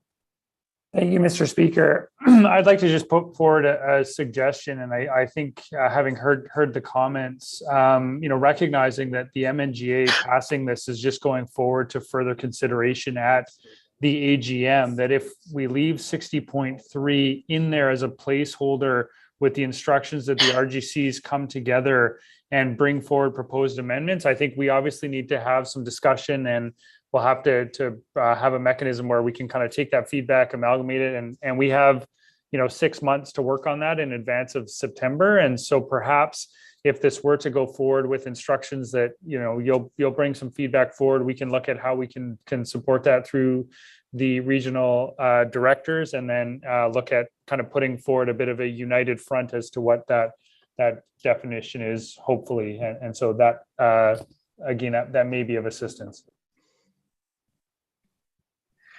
Thank you.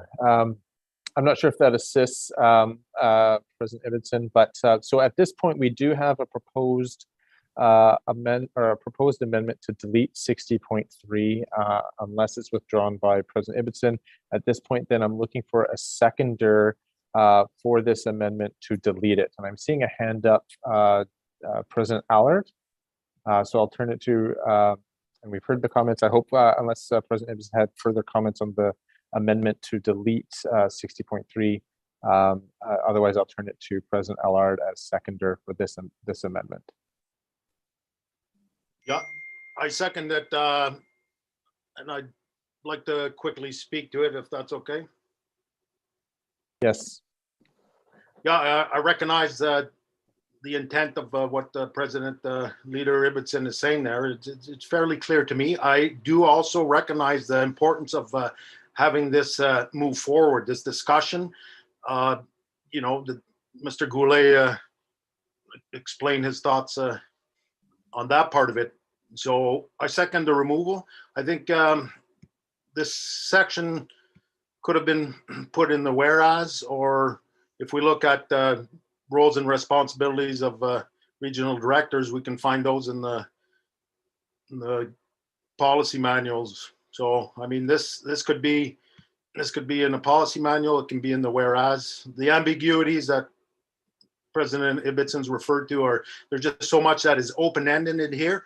The previous amendments and the other articles and sections in this resolution for the most part are black on white. So that makes it easy to enshrine in the Constitution. Here, the ambiguities and the open-endedness of so much of this, I don't think it has its place in the Constitution at this time. I could see it in the whereas of this resolution if it's put there. It will still be forwarded to the AGM if this passes. So that's an option, but I do a second and support just simply removing it. Thank you. Thank you. So it is, this amendment is before the Assembly. And I do see a hand, President Goulet. Thank you, Mr. Speaker.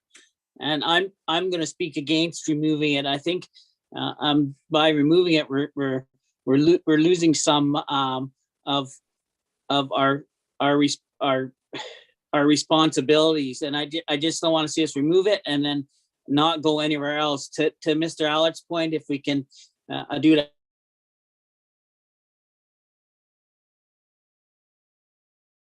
Go somewhere, like I want to see it have a fulsome discussion. By just deleting it, we're sending it off, and we're not going to be able to. We're going to have to somehow to Mr.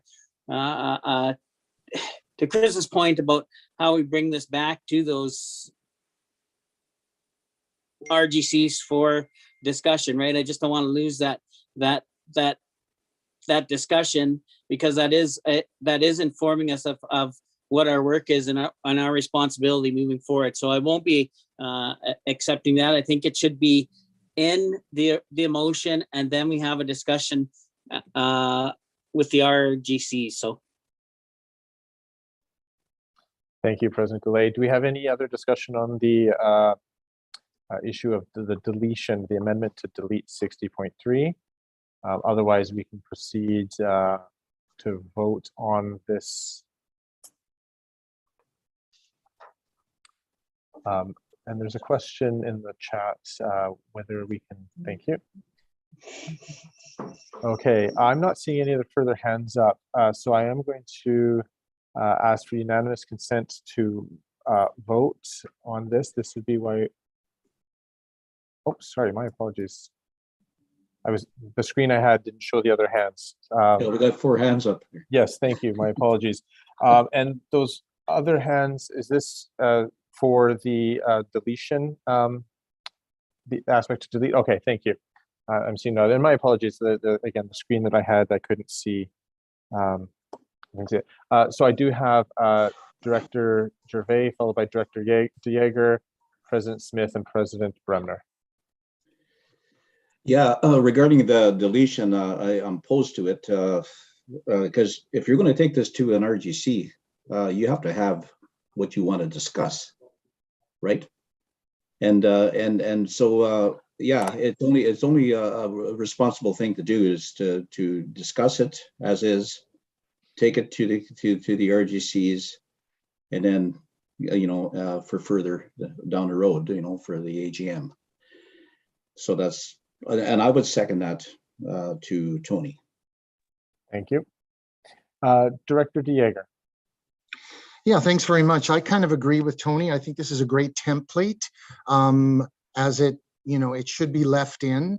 And I do think that there is a certain amount of autonomy that RGC should have, because each region does have its own challenges. I know Region 2, we meet once a month, every third Thursday. So we don't have an issue with communication. We don't have an issue with bringing up meetings, emergency meetings. I mean, I don't know what you really need a big emergency meeting at an RGC for, but I think this is a great template. We can build upon it as it is. And yeah, I agree with Tony. We should just vote and move along. Thank you, President Smith. Yeah, I tend to agree as well that this is a starting point for the RGCs. And if they meet and discuss this, it can be amended at the AGM. But I do think the RGCs need to thoroughly discuss this, each RGC. And I have always supported RGC meetings. However, regarding 60.3, I think we have a bit of an error in the just before 60.8, that's been approved, and I accept that. But C, it says to amend Article 60.3 to read, and then it says Article 60.8. I think we need to strike that, amend Article 60.3, because what's below it is actually Article 60.8. The amendment, it's regarding 60.3 as proposed in this, in the resolution, which would be changing at the other, I know it says amend 60.3 to read, and 60.8 because that takes into account the renumbering. So the idea was to add these portions that are new, that CPC under Part A, add the following 60.2, 60.3. So what was currently 60.3 in the Constitution would then become 60.8, and that was to change that. So it's just because of the rearranging and the location in which they would be these new additions, as well as the amendment to what's previously there but renumbered. So the numbering makes sense there. I understand that 60.3 as the amendment to it is what's here, or the addition to it is what's in red right now. Is Article 60.8 a new article?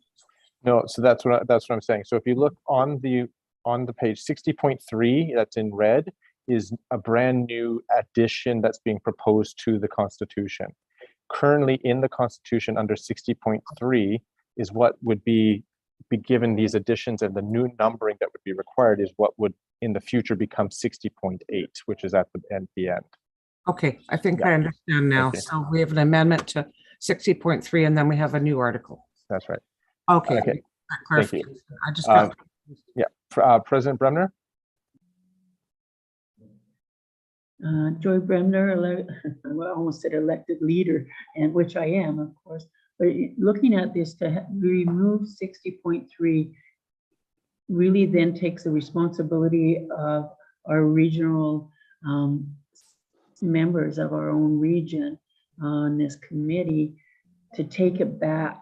And this gives us a jumping off point to take back to our boards and our communities, because then we can get their feedback further on this and inform them about what's going forward when they attend the AGM, at which point they will all have votes. So I think it's a priority that we're given that option. And so keeping this in here actually puts us, to task. It is our responsibility to ensure that our membership within our own communities and our regions is aware of the things that we're discussing and looking at. So I'm not in favor of deleting 60.3. Thank you, President Bremner. I don't see any other hands. I'm going to ask if we're ready to vote on the amendment to delete. And so I'll be looking for unanimous consent. So if there's any objection to voting on the amendment at this time, I'm not seeing any.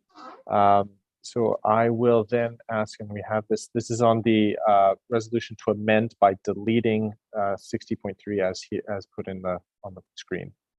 Mr. Beaker?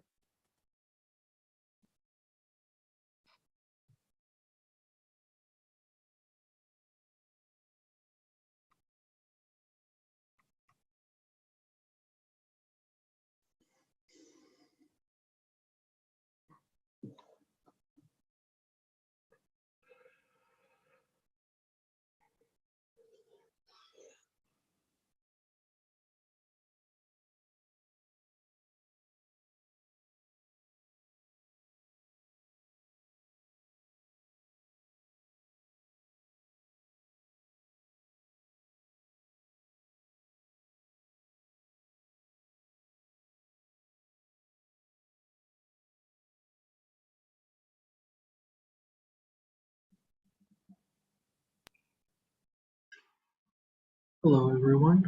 We just now have 37 delegates, so that meets the quorum call, so I will end the poll. Okay, so for the motion to amend, we have 7 in favor, 28 opposed, and 2 abstentions. Gary, mine wouldn't let me vote again, so I was opposed to that. So I'm not sure if it counted it or not. Okay. Thank you, President Wells. So that is 29 in opposition. Thank you. Thank you, everyone. The proposed amendment to delete 60.3 is defeated. It will remain.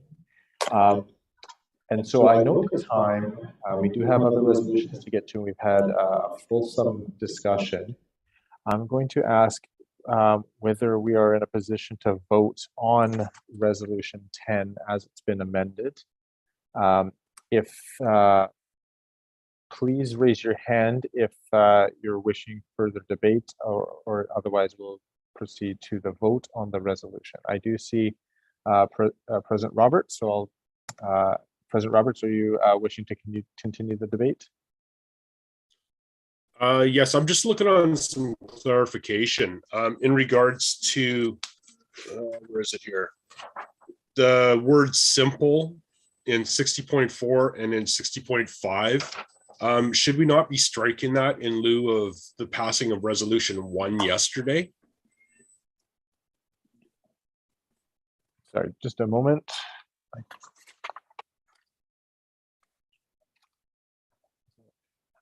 Resolution 1 did not pass yesterday, so that wording didn't change. And as was discussed yesterday, there are instances throughout our legislation that does include the word simple majority, as well as that the other 50% plus one in those instances, because it wasn't changed or passed yesterday. Okay. Thank you. Any other debate, or otherwise I think we can proceed to the vote on this resolution. I didn't see any other hands come up after President Roberts's hand. So this is a roll call vote. And of course, this is a proposed amendment to our Constitution, which will require 75% of those votes cast to be in favor. Just to remind people from yesterday, similar to yesterday, any abstention vote is obviously not a vote in favor, and so has the effect of a no vote, just so that everyone's has that context. So I will turn it over to Mr. Gull when he's ready for the roll call.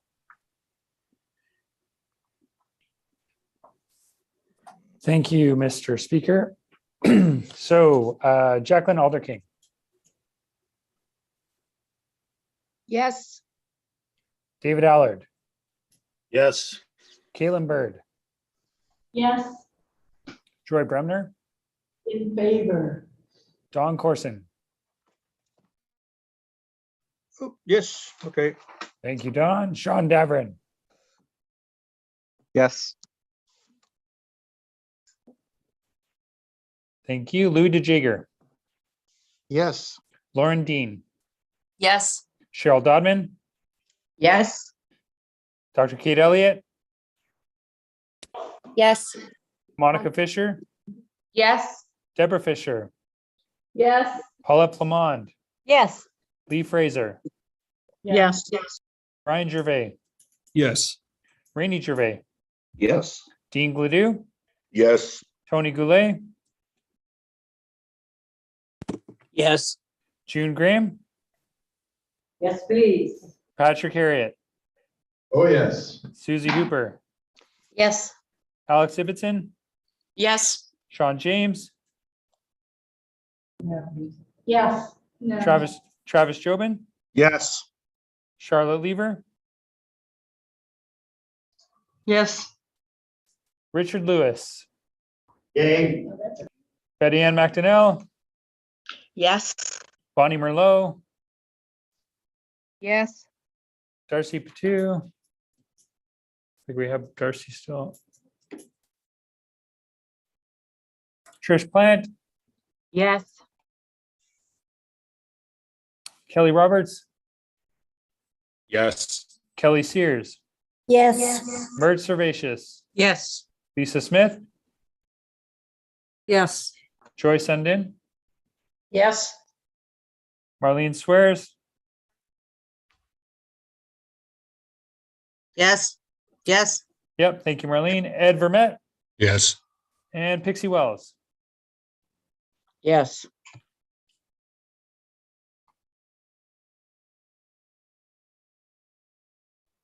Not there yet.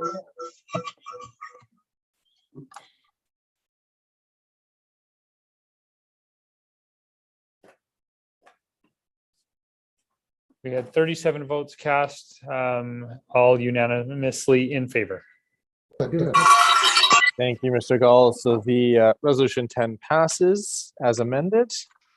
Thank you, everyone, for the patience and the all the procedural steps we had to go through for that one. I appreciate everyone's work and patience on that. We are scheduled for the lunch break to start at 1:15 Pacific, 2:15 Mountain. So we're going to continue on to resolution number 11.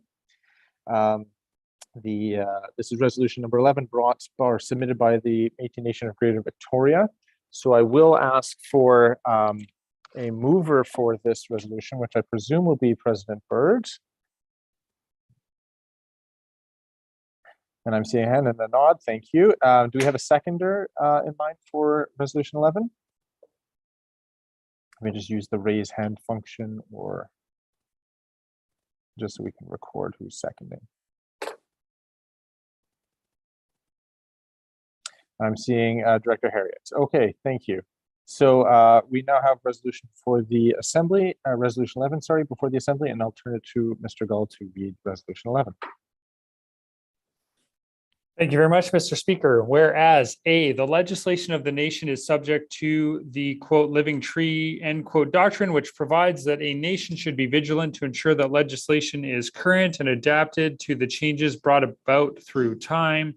B, the MNGA recognizes the value and need for the Métis people residing in British Columbia to establish a self-governance model. C, it is essential to the furtherance of Métis democracy that our governance process be fluid and regularly updated to stay current and represent Métis people in the best way possible. And D, discussion on existing governance and decision-making structures allows for greater community consultation and input.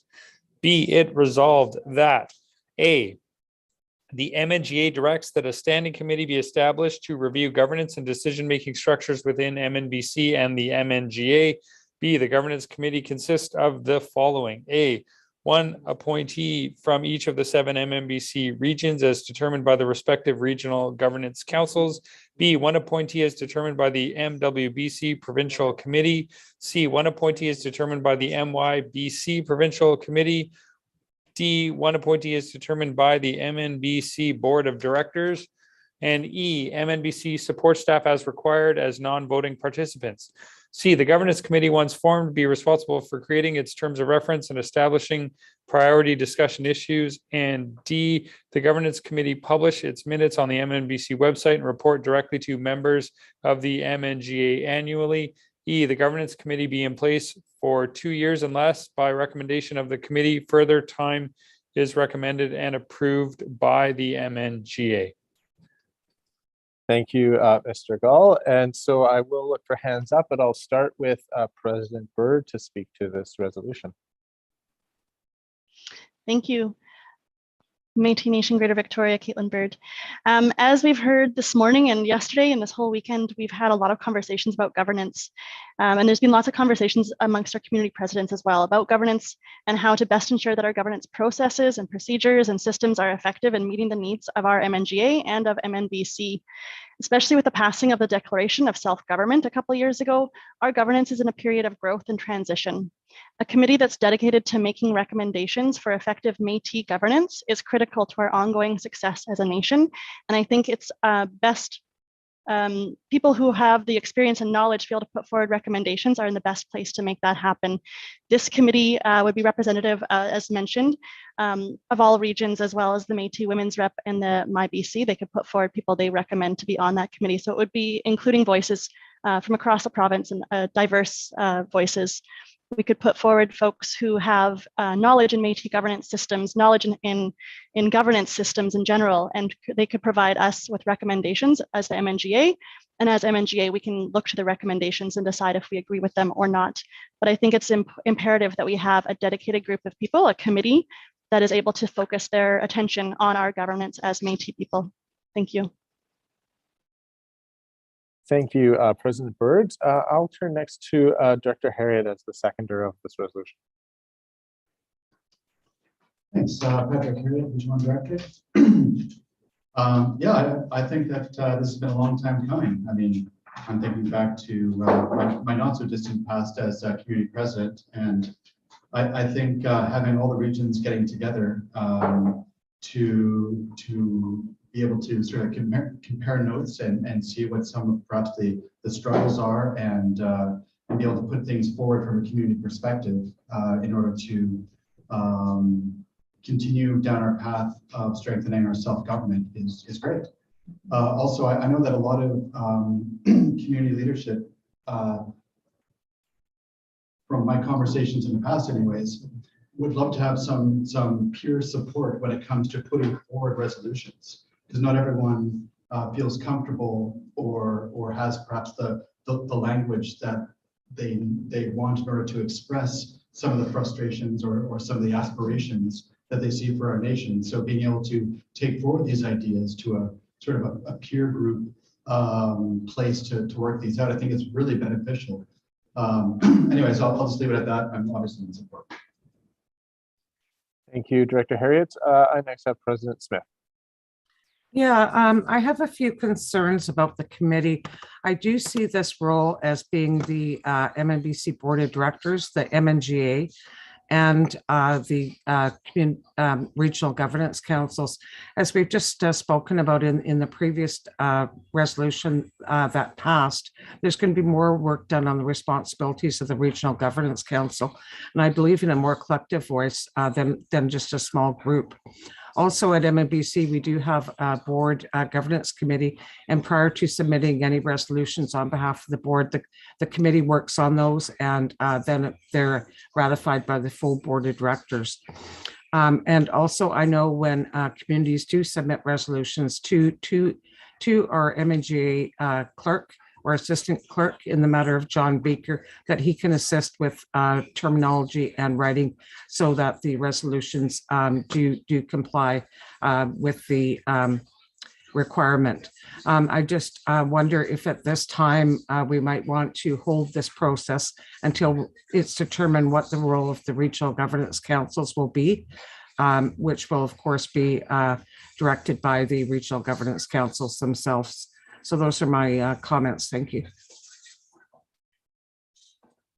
Thank you, President Smith.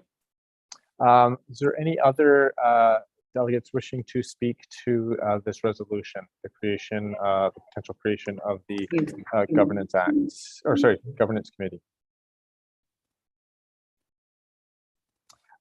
President Fisher. Sorry, I'm having a hard time unmuting. No, I just think that this is a fantastic resolution and I am in favor of it. I think that this is the direction that we need to go. We need to create the committee. It needs to be from the bottom up and not the top down. And we need to have our voice and our say. So I'm in fully support of this resolution, and I hope it goes through. Thanks. Thank you, President Fisher. I have next President or Leader Bremner, elected Leader Bremner. Thank you for that. I'm in favor of this. I've constantly been working towards and speaking around building capacity at the community level. And I believe this is a part of that. It's one of the steps moving, again, the grassroots forward. And, you know, I can't see us not attempting to do this, as all of the communities struggle constantly around capacity. And this one is one area of capacity that many are really failing in it and unsure about going forward. So I see it as a positive move going forward should this be adopted. Thank you. Thank you, President Bremner. Anyone else wishing to speak to this? I see President Lewis. Thank you, Mr. Chair. Richard Lewis, elected leader, Couch Valley Métis. I'm speaking in favor of this.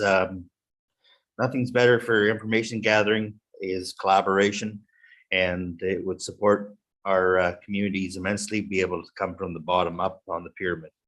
Thank you. Thank you very much. Next, Director Gervais.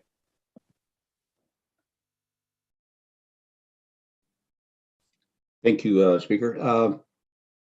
I would like to add to the governance committee for an elder to be included on the committee. it has the youth, it has the women's, it has the board of directors, but for an elder also. Thank you, Director Gervais. I think, and so I see Mr. Beek there. Perhaps if we have an elder, just perhaps you can maybe assist, or maybe there can be discussion on who or how that elder would be appointed. So for example, the youth representative on the committee would be put forward by the MyBC provincial committee, but I'm just trying to see who might identify and put that elder forward. Obviously, because there's with the other suggested or previously suggested appointees, there's a body or a group from whom or who appoints them.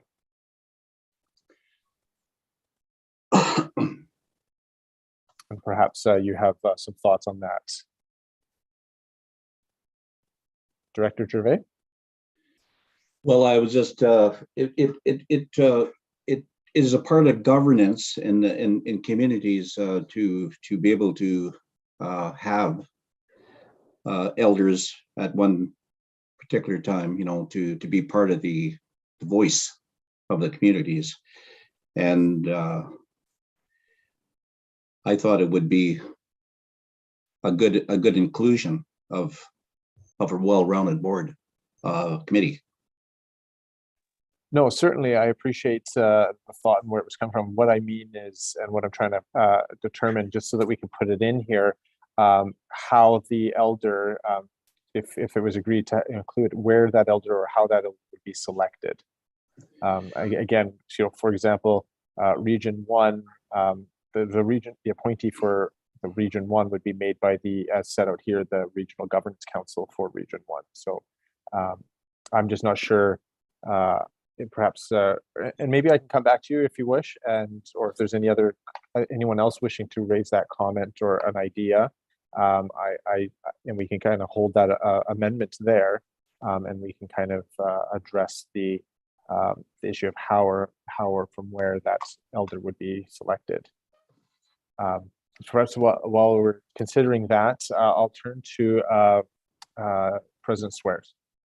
Hi, I'm just confused here about what this creation is and what's the difference between the RGC and this. How I just need some more building structured material on what that capacity of this committee is going to be doing and what would be the roles of the RGC. I'm just a little confused on this. Other than that, I don't mind it, but I just don't know what it is. Okay. Thank you, President Swears. And so perhaps I'll turn back to President Byrd to address that, given that it's her community that's brought this forward. President Byrd, do you have anything perhaps that you can say to address President Swears' question? Certainly. I think just as we created a committee that reports to the MNGA for the Electoral Act to review it and ensure that it is as effective and efficient as possible, this committee would be to look at all things governance and propose Métis perspectives of governance that we can, as MNGA, which includes the MNBC board, that we all can consider. It would be not necessarily composed of representatives of the RGC. It would be people who would be knowledgeable and experienced in Métis governance systems and governance systems that obey the Societies Act and provincial legislation that we have to operate within. But it would be people who have dedicated time and knowledge to be able to provide advice to the MNGA on how we can improve our Métis governance systems.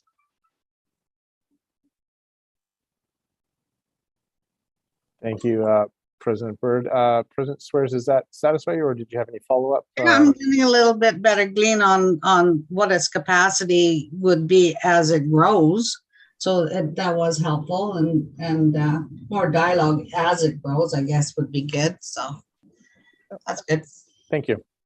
I next have President Goulet. Sorry, just give me 1 sec. Sure. What we'll do is we'll go on to the next speaker, and we'll come back to President Goulet. I have Director Fisher. Yes, thank you. Deborah Fisher, Region Director 4.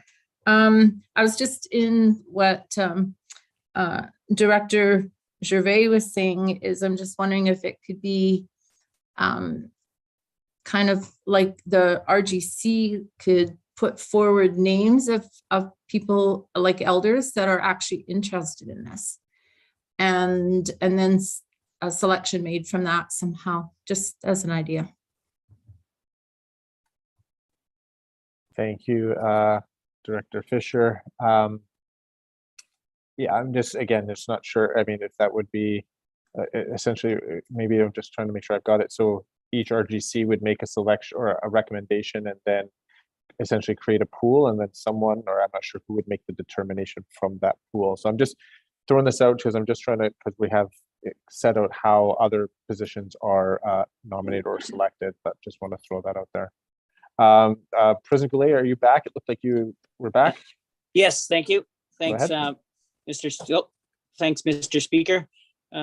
Just listening to this, and I'm in favor of this. I think it's again, it's one of these ones where we're starting out a process and a new process on how we move forward. I see the appointment of an elder, and great point by Director Gervais.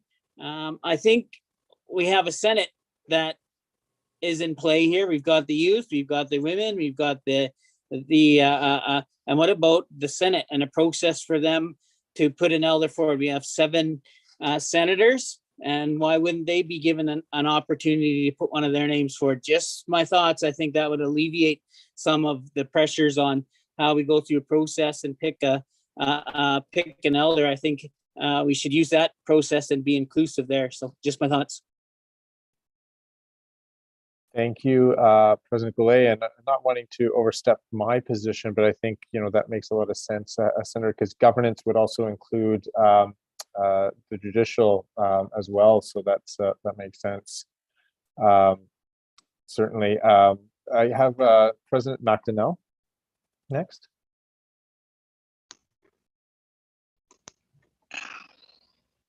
I'm in favor of this, but I would like to speak further to the elder position. I completely agree with what Caitlin has put in, President has put in the chat, that it's time for an elder council. We speak all the time about respecting and holding up our elders, but yet we don't have an elder council. I understand we have the Senate, but we have many, many elders across our province. So I would just like to say that I would be in support of starting an elder council as well, with at least one from every region. So voices of our elders, as we heard yesterday, our elders come from different backgrounds. And so we need to hear the diversity from across our province. Just my thoughts. Mercy. Thank you, President McDonnell. I turn next to Director Hooper. I think there's lots of questions in this. I am not sure I'm totally in favor of this, as it's another committee. We have a lot of committees, and being on the electoral committee, we have just, as of last month, got a full set of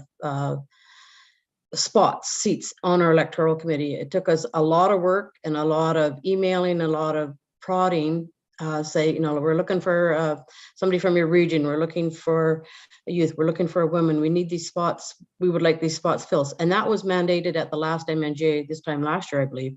So my concerns are getting these spots filled.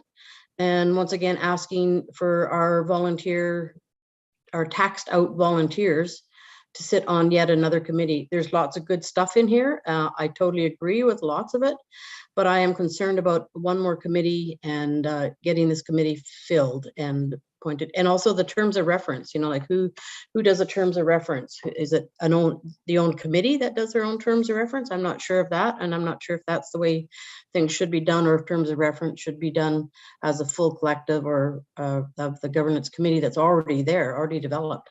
So I just have a few concerns on this, because we're overtaxing our volunteer members as it is. Thank you. Thank you, Director Hooper. I just want to make sure we're seeing some names come up again. Okay, I'm not seeing, we have people that have spoken once before, which is fine, just they're not skipping anyone who hasn't yet spoken. So Director Harriet. Thank you, Patrick Harriet, Regional Director. I absolutely agree with having elder voices included. I know in the Electoral Act Committee, one of the people that was put forward by a Regional Governance Council, I would consider to be an elder. I would love to see an elders council provincially. I think there's been a lot of discussion about that for a number of years. I know that there's some in my region that are working on that. So I would absolutely love to see an elders council actually be established, and then from there, elders could select their own representation. For right now, I don't think we're there, and I think each representative body has the ability to put forward an elder if they find that there's an elder who they think is right for the committee. But until then, I think that the representatives as listed here are what we should move forward with. Thank you. Thank you, Director Harriet. I turn again to Director Gervais.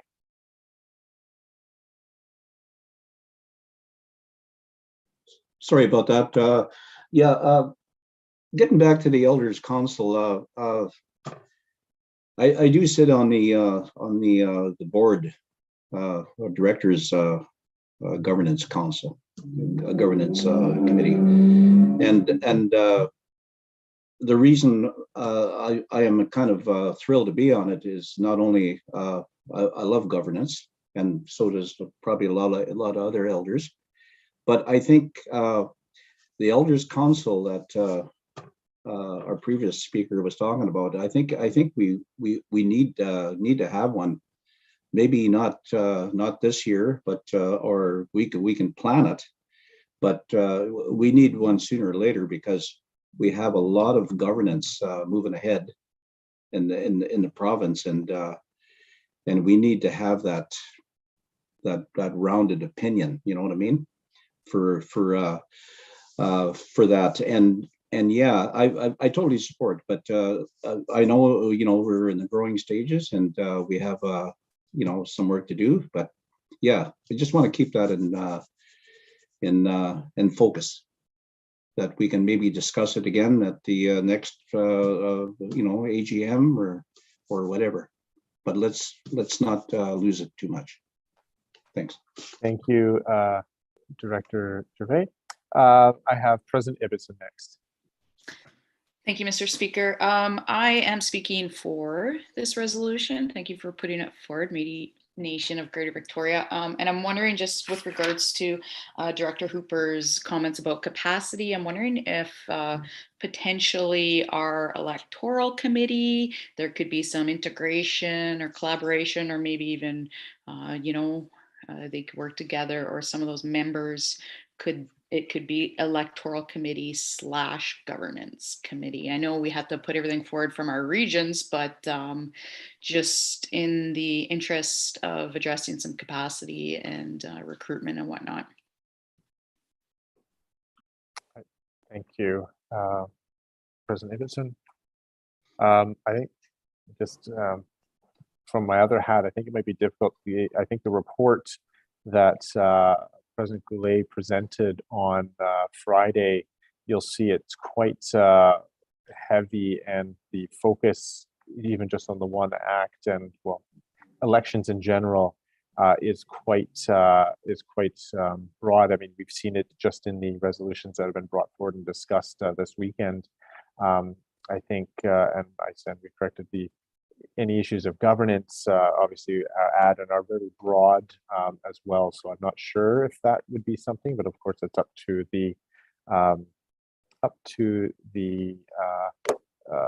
this body to discuss it, although the terms of reference for the Electoral Act have already been set. Just wanting to be clear, I appreciate all this discussion on the Elders Council is great, but we need to, in an effort to kind of streamline, we still have other business on and lunch is coming soon.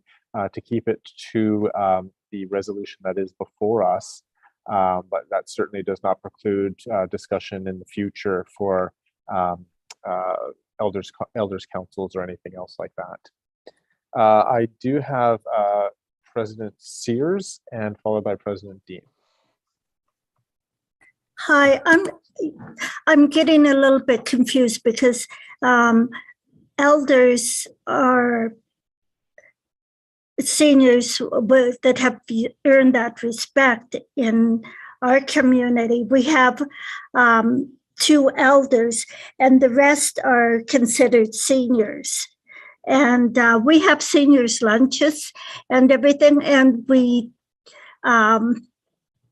the thing is, I don't think a lot of seniors would be going on to websites or Zoom or whatever. And I think that maybe if we had their opinions taken and presented through the women's group or the youth group or whatever, that might be a better solution, because that way voices are heard, but they don't have to be in the meeting. And they wouldn't be able to, a lot of them would not take part in it for that reason, because they're not comfortable with using computers and doing it that way. That's all. Thank you, President Sears. Next have President Dean, and I'm noting we're just coming up to our lunch or scheduled lunch time, if I can put it that way, but of course it'll be up to the will of the committee how we proceed. But President Dean. Hi, thank you, Lauren Dean, Mikisew Métis Association. I actually want to propose an amendment. Okay, yes, go ahead. And I'd like to remove item E that outlines the term of the committee and replace it. On the next page. That item E. Item capital E. And then replace it with the following words: representative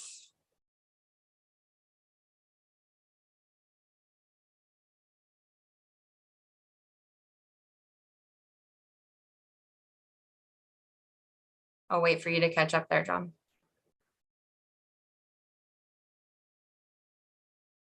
So representative bodies can review and or replace their representative at the will of the representative body.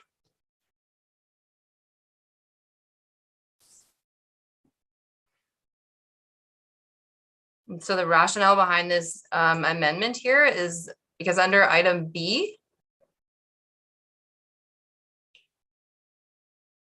the governance, these organizations can put forward new people if they wish.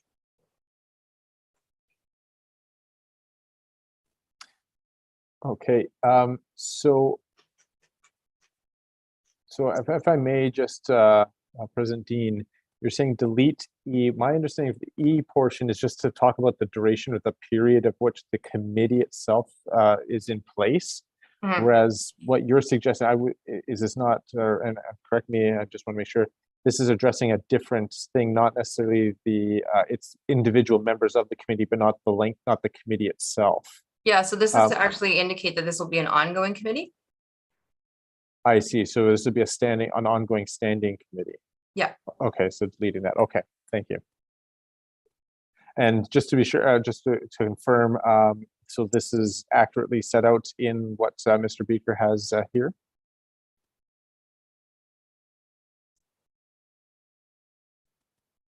Yeah. Okay, thank you. I will see if we have a seconder, and then I think we can, we'll see where we're at with that. If we have a seconder for the proposed amendment by President Dean.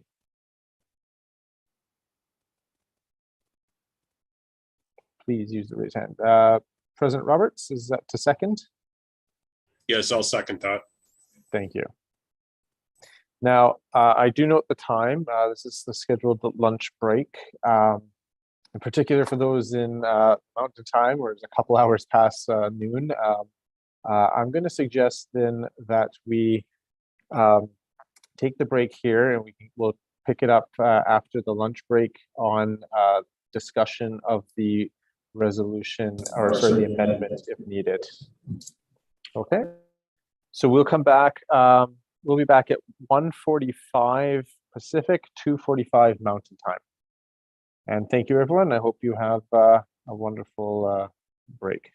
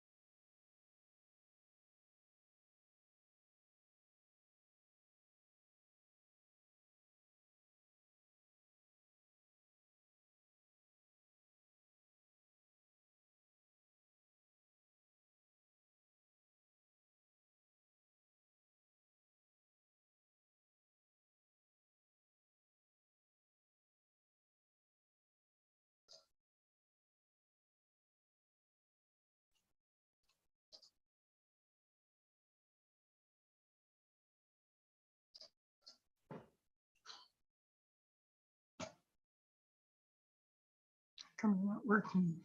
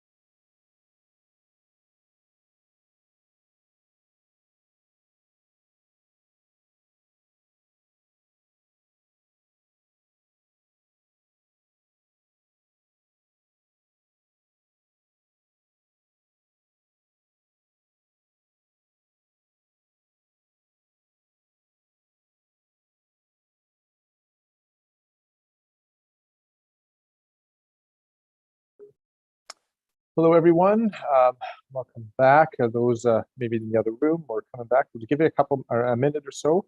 We're just going to print off a further quorum sheet so that we can ensure that we have quorum coming out of our lunch break. So just give us a moment and then we'll be continuing on with the discussion of the amendment to strike a portion of Part E and the new addition there. So just a moment and we will call quorum.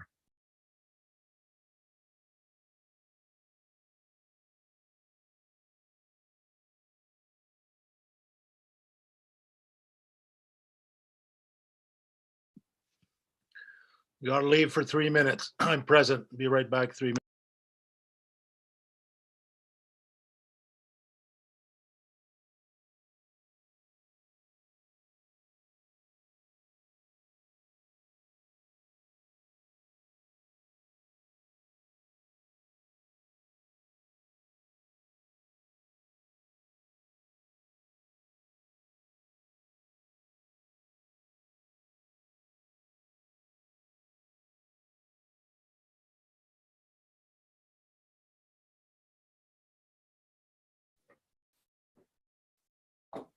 Okay, Jacqueline Alderking.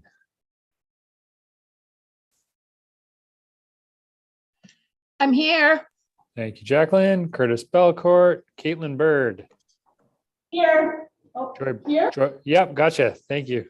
Joy Bremner. Here. Carlene Campbell, Ron Caron, Don Corson.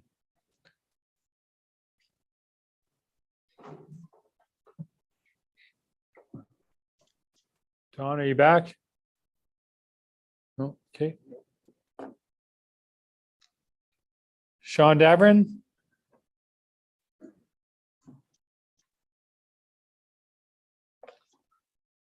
Louis DeJager. Present. Lauren Dean. Present. Cheryl Dodman. I'm here. Thanks. Thank you. Dr. Kate Elliott. Present. Monica Fisher. Present. Deborah Fisher. Present. Paulette Flamond. Here. Lee Fraser. Here. Ryan Gervais. Here. Rainey Gervais. Here. Dean Gladue. Here. Tony Goulet. Here. June Graham. Here. Patrick Harriet. Here. And Susie Hooper. Here.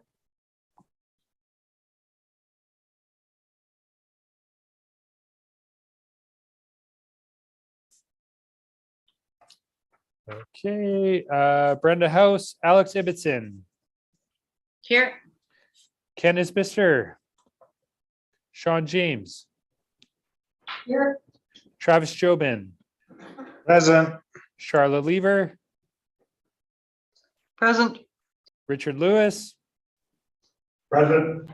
Betty Ann McDonnell, Present. Bonnie Merlot,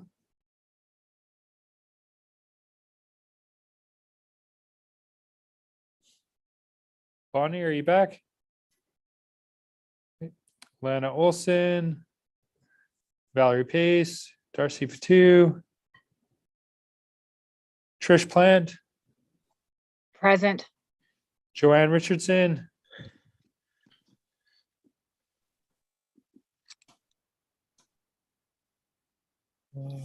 Kelly Roberts, Here. Kelly Sears, Here. Mert Servatius. I'm here. Thanks, Mert. Dana Shaw, Lisa Shepherd, Lisa Smith, Here. Jean Salzer, Joyce Sundin, Here. Marlene Swears, Here. Ed Vermette, Here. and the illustrious Pixie Wells. Here. Thank you, Pixie. Excuse me, Bonnie Merlot is here now. Thank you very much, Bonnie. David Allard.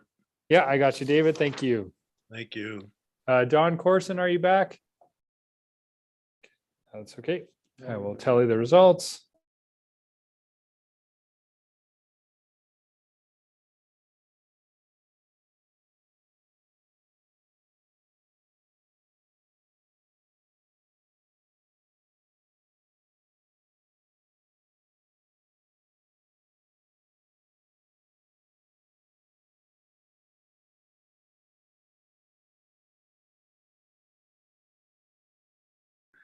Mr. Speaker, we have 35 delegates in attendance. Quorum is met. Thank you, Mr. Gall. And so where we left just before the lunch break was the proposed amendment that was moved by President Dean and seconded by President Roberts. Is there any discussion on the changes that we see here in the red for part E of the resolution?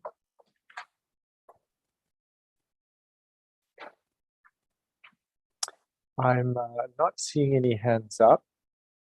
So I'm going to propose that we proceed to, I'll ask for first, we'll see if we can go it this way. If there's a question to see the entire resolution, should be on your screen, or hopefully Mr. Beaker will be able to adjust it. I believe I can see the entirety on my screen. But we'll see. Mr. Beaker will take some steps. In any event, if we will proceed to see if we have unanimous consent to make the amendment. If there's anyone who objects to the amendment, please raise your hand.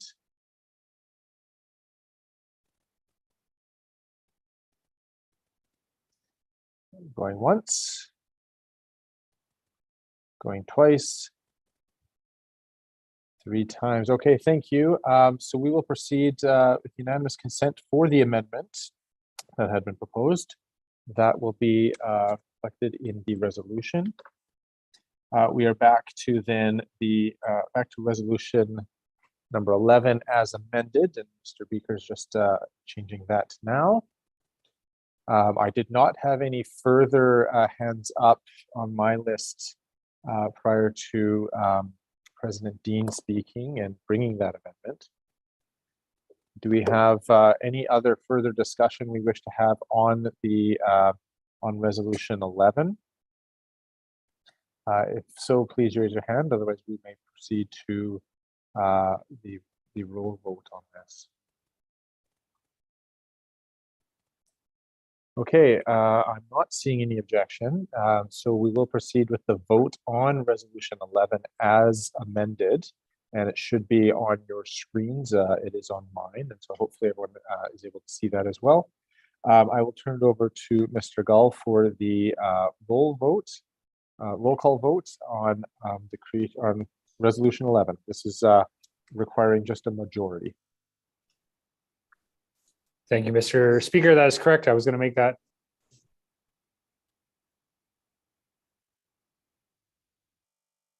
We're just waiting for an updated sheet. Mr. Speaker, just bear with us one moment.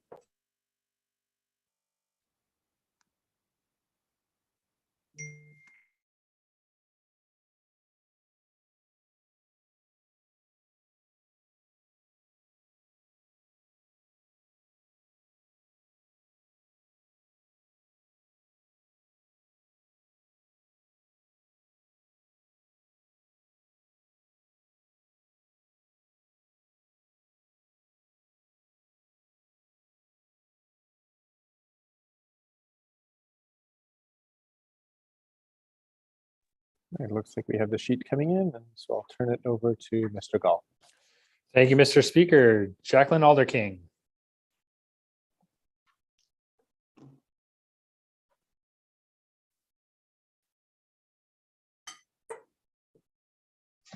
Yes. Thank you, Jacqueline. Sorry. Oh, no worries. David Allard. Yes. Caitlin Bird. Yes. Joy Bremner. Yes. Louis DeJager. Yes. Lauren Dean. Yes. Cheryl Dodman. Yes. Dr. Kate Elliott. Yes. Monica Fisher. Yes. Deborah Fisher. Yes. Paulette Flamond. Yes. Lee Fraser. Yes. Ryan Gervais. Yes. Rainey Gervais. Yes. Dean Gladue. Yes. Tony Goulet. Yes. June Graham. Yes. Patrick Harriet. Yes. Susie Hooper. No.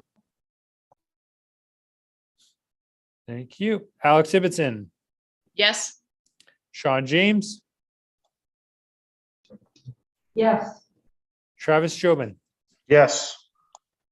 Charlotte Lever, Yes. and Richard Lewis in the nosebleeds. That was yay? Sorry, Richard, I didn't hear that very clearly. Yes. Thank you. Betty Ann McDonnell? Yes. Thank you. Bonnie Merlot? No. Darcy Patu? I don't think Darcy is here. Trish Plant? Yes. Kelly Roberts? Yes. Kelly Sears? Yes. Mert Servatius? Yes. Lisa Smith? No. Joy Sundin? Yes. Marlene Swears? Yes. Ed Vermette? Yes. And Pixie Wells? Yes. Yes. Did I miss anyone? Okay. I'll calculate the results.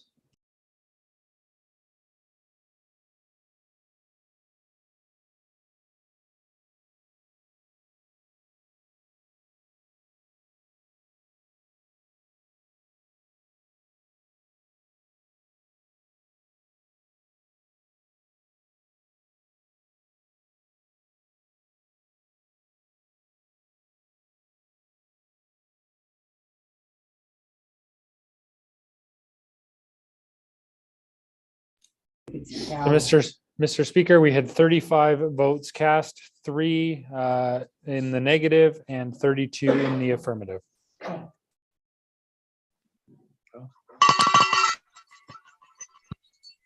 Thank you, Mr. Gall. So resolution 11 as amended passes. Thank you, everyone. We will move right on to resolution number 12. Just a moment. Yes, so resolution number 12, this is another resolution brought by the Métis Nation of Greater Victoria. I will turn to or ask President Bird if I anticipate she's moving this resolution, and then I'll also be looking for a seconder for this resolution. Thank you. President Bird moves. Seconder? Second. Sorry, was that Director Dieger? Thank you. I see the hand up now as well. Thank you. So we have a mover and a seconder. It is properly before the assembly, and I will turn to Mr. Gall to read resolution 12. Thank you, Mr. Speaker. Resolution 12, whereas A, the Métis Nation is active and engaged in advancing Métis rights in British Columbia. B, a single annual general meeting of the MNGA limits the capacity of members to discuss and amend proposed legislative and constitutional amendments amongst themselves and with the communities they represent. C, people are accustomed to virtual meetings as a means of conducting business. D, as per Article 29 of the Constitution and Article 3.1 and 3.2 of the MNGA Act, communities can be represented by their president or vice president. And E, more frequent meetings will allow the MNGA and MMBC to be more responsive to the needs of their communities and Métis people. Be it resolved that Article 32 of the MNBC Constitution be amended from A, quote, the Métis Nation Governing Assembly shall meet at least once per year in British Columbia at a meeting called with no less than 60 days notice to the MNGA members by the MNBC. The meeting shall be held at least 5 months prior to the MNBC annual general meeting.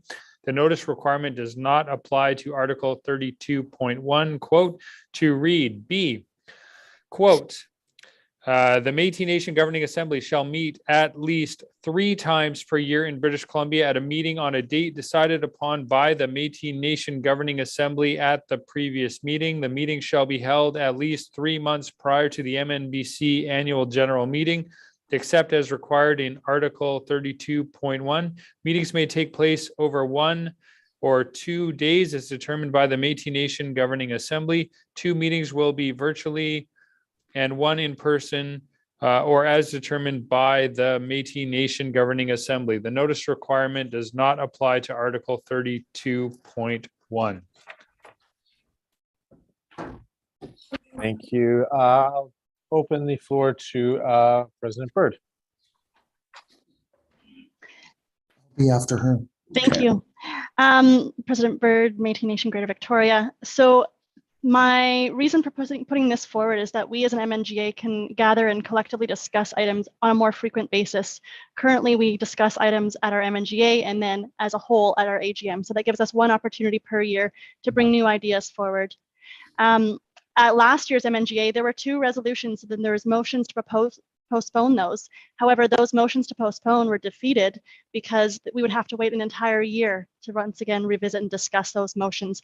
If we met more frequently, such as 3 times a year in addition to the AGM, we could have those discussions, postpone a decision while we return back to our communities, have discussion with knowledgeable people in our communities, our boards, and then come back to the MNGA better informed and better able to make suggestions, amendments, or vote on the matter.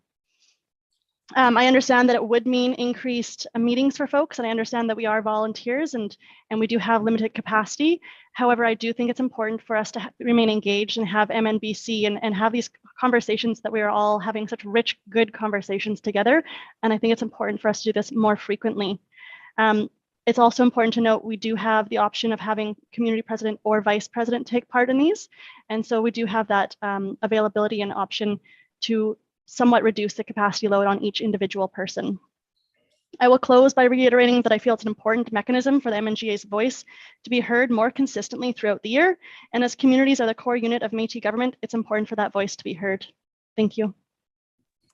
Thank you, President Byrd. I'll turn next to Director DeJager.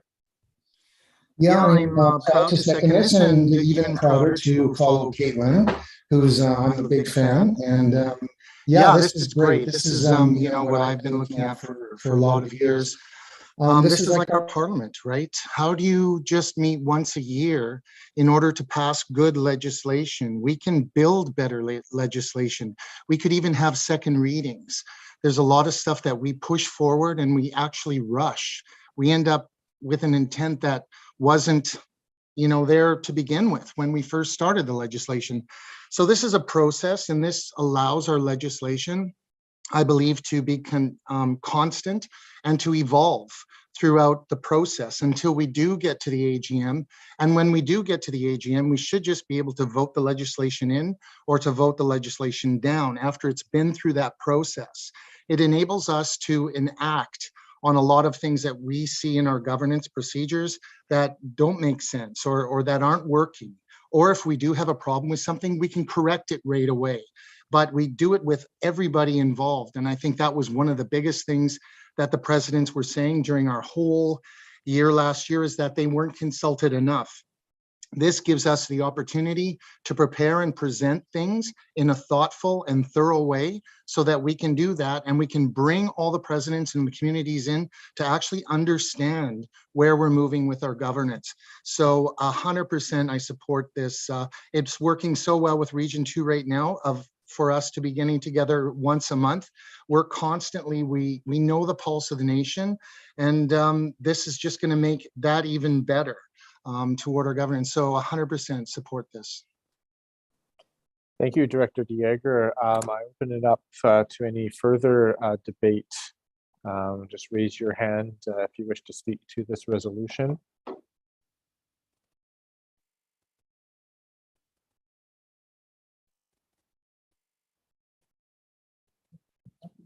Pretty quiet so far. I'm almost waiting for President Roberts to jump in and call question. Is there anyone else wishing to speak to this resolution, Resolution 12? Yes, I will open the floor to President Wells. Seems nobody else is going to talk on this, let's call question. All right, I do have President Roberts. Are you going to second that? Yes, I'll second it. Thank you. All right, so question has been called. I will ask first for unanimous consent. Is there anyone wishing to object to us going to question?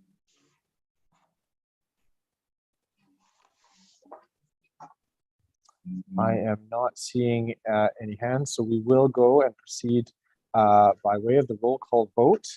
So this goes to we need a second just to print the form that we need on which to record this. But this will require, again, the 75% in favor of the votes cast in order to pass. And just as before, a abstention vote will count essentially, or has the effect, I should say, it won't count, but it'll have the effect of a negative vote. So we're just getting that sheet, and then we will proceed with the roll call vote.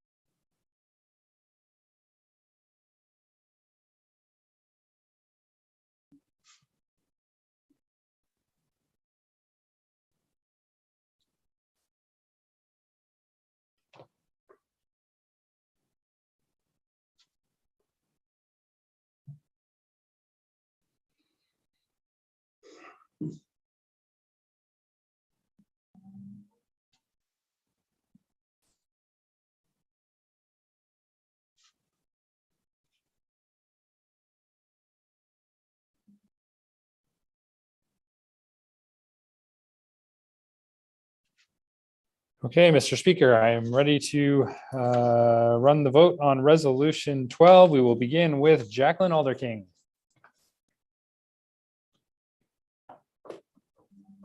Yes. Thank you, Jacqueline. David Allard. Yes. Caitlin Bird. Yes. Joy Bremner. Yes. Louis DeJager. Yes. Lauren Dean. Yes. Cheryl Dodman. Yes. Dr. Kate Elliott. Yes. Monica Fisher. Yes. Deborah Fisher. Yes. Paulette Flamond. Yes.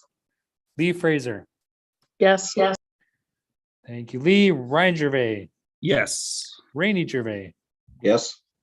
Dean Gladue. Yes. Tony Goulet. Yes. June Graham. Yes. Patrick Harriet. Yes. Susie Hooper. Yes. Alex Ibbotson. Yes. Sean James.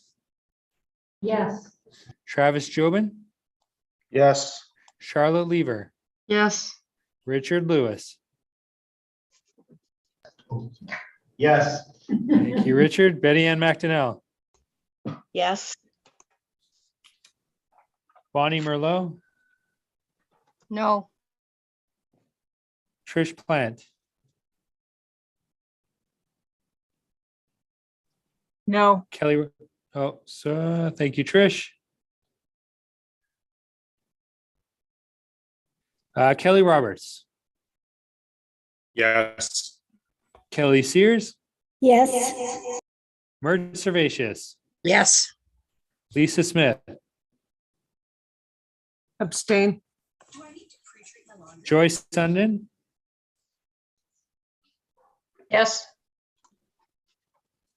Marlene Swears. Yes. Did you get that? Ed, yep, thank you, Marlene. Ed Vermette. No.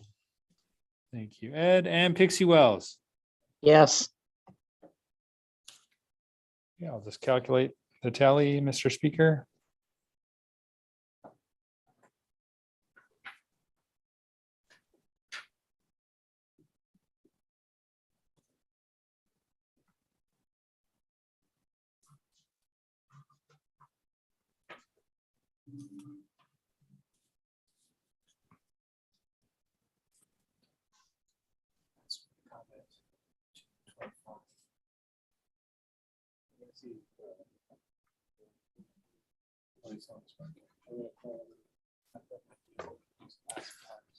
So, Mr. Speaker, we had 34 votes cast we needed to get 26.25 or 27 to meet the threshold. We had 1 abstention, 2 nays, and 31 yeses. I would suggest that given I did not tell any terrible jokes this assembly, that has not worked in my favor, and it looks like we are suggesting we meet more regularly. Thank you, Mr. Gull. So yes, resolution 12 does pass, and I thank everyone for that.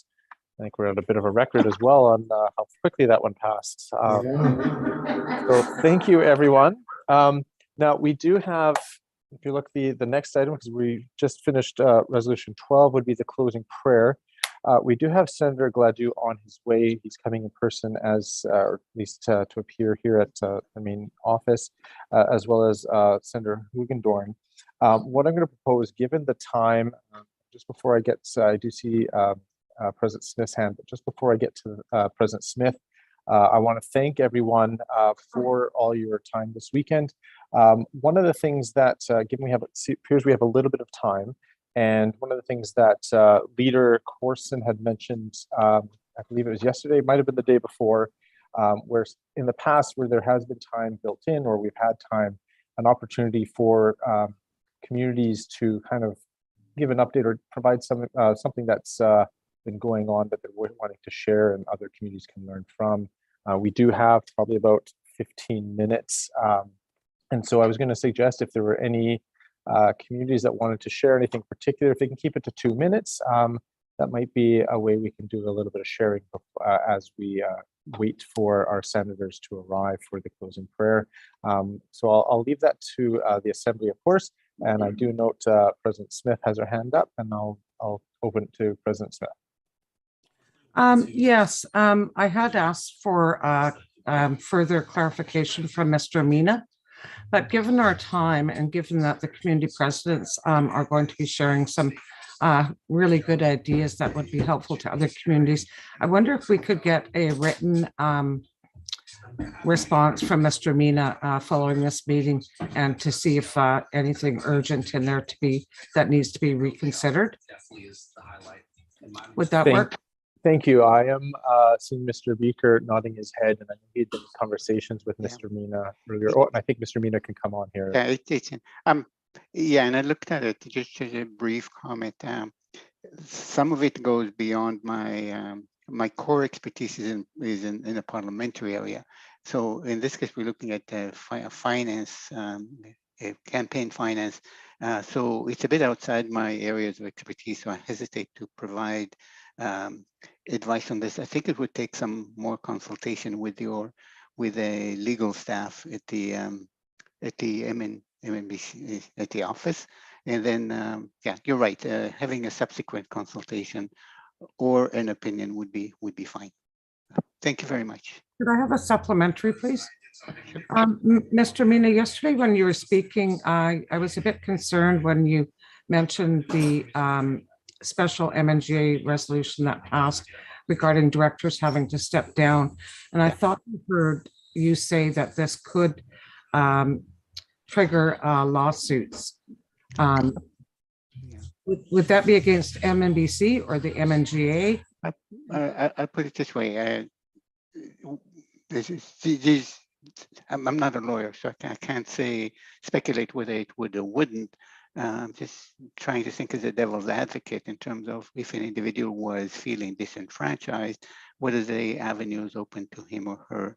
So again, it could be a good conversation to have subsequently with, in consultation with the legal, both the clerk and the deputy clerk subsequent to the meeting. That would be, I think, more measured, more informed, and looking to learn from what was done and what can be done next. I think it would be probably more productive. Okay, thank you so much. And of course, we as MNBC would hope that our Senate would be utilized before any lawsuits. We have just gone through that in the last year. So thank you so much. Thank you, Mr. Mnga. Yeah, thank you. Thank you. Pleasure to be working with you. Thank you, Mr. Mnga, for your assistance throughout the weekend. Thank you. So I do see President Allard's hand up, and I'm not sure if anyone else is raising their hand wishing to perhaps share some of the maybe successes or interesting matters that other communities have been doing the last little while. But I'll turn it over to President Allard. Yeah, hi, David Allard, Seminar. Yeah, since the topic has resurfaced again, I think that there could be a scenario that addresses one of the elements of this specific topic that was brought up by Mr. Gall yesterday, was the potential for having an additional by-election triggered, thus having additional costs brought on, which goes against the purpose and intent, part of the intent of the special resolution that we had. So there's a scenario where that can be dealt with, and we could be there. And Mr. Mnga, please correct me if I'm wrong. It depends if there's appetite for this. Beyond all the other questions, was it done properly? We need legal advice.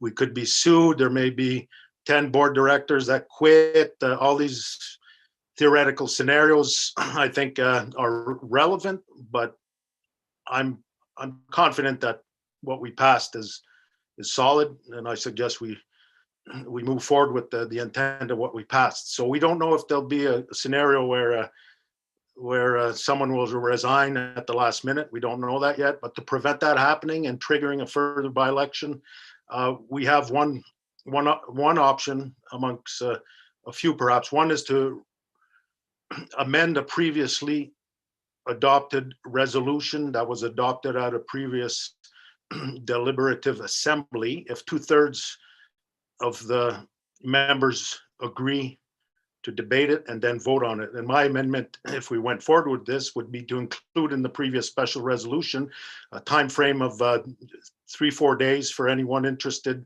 in running to resign, submit their resignation in 3-4 days, and that would allow enough time for MNBC to let all citizens know that there's an opening.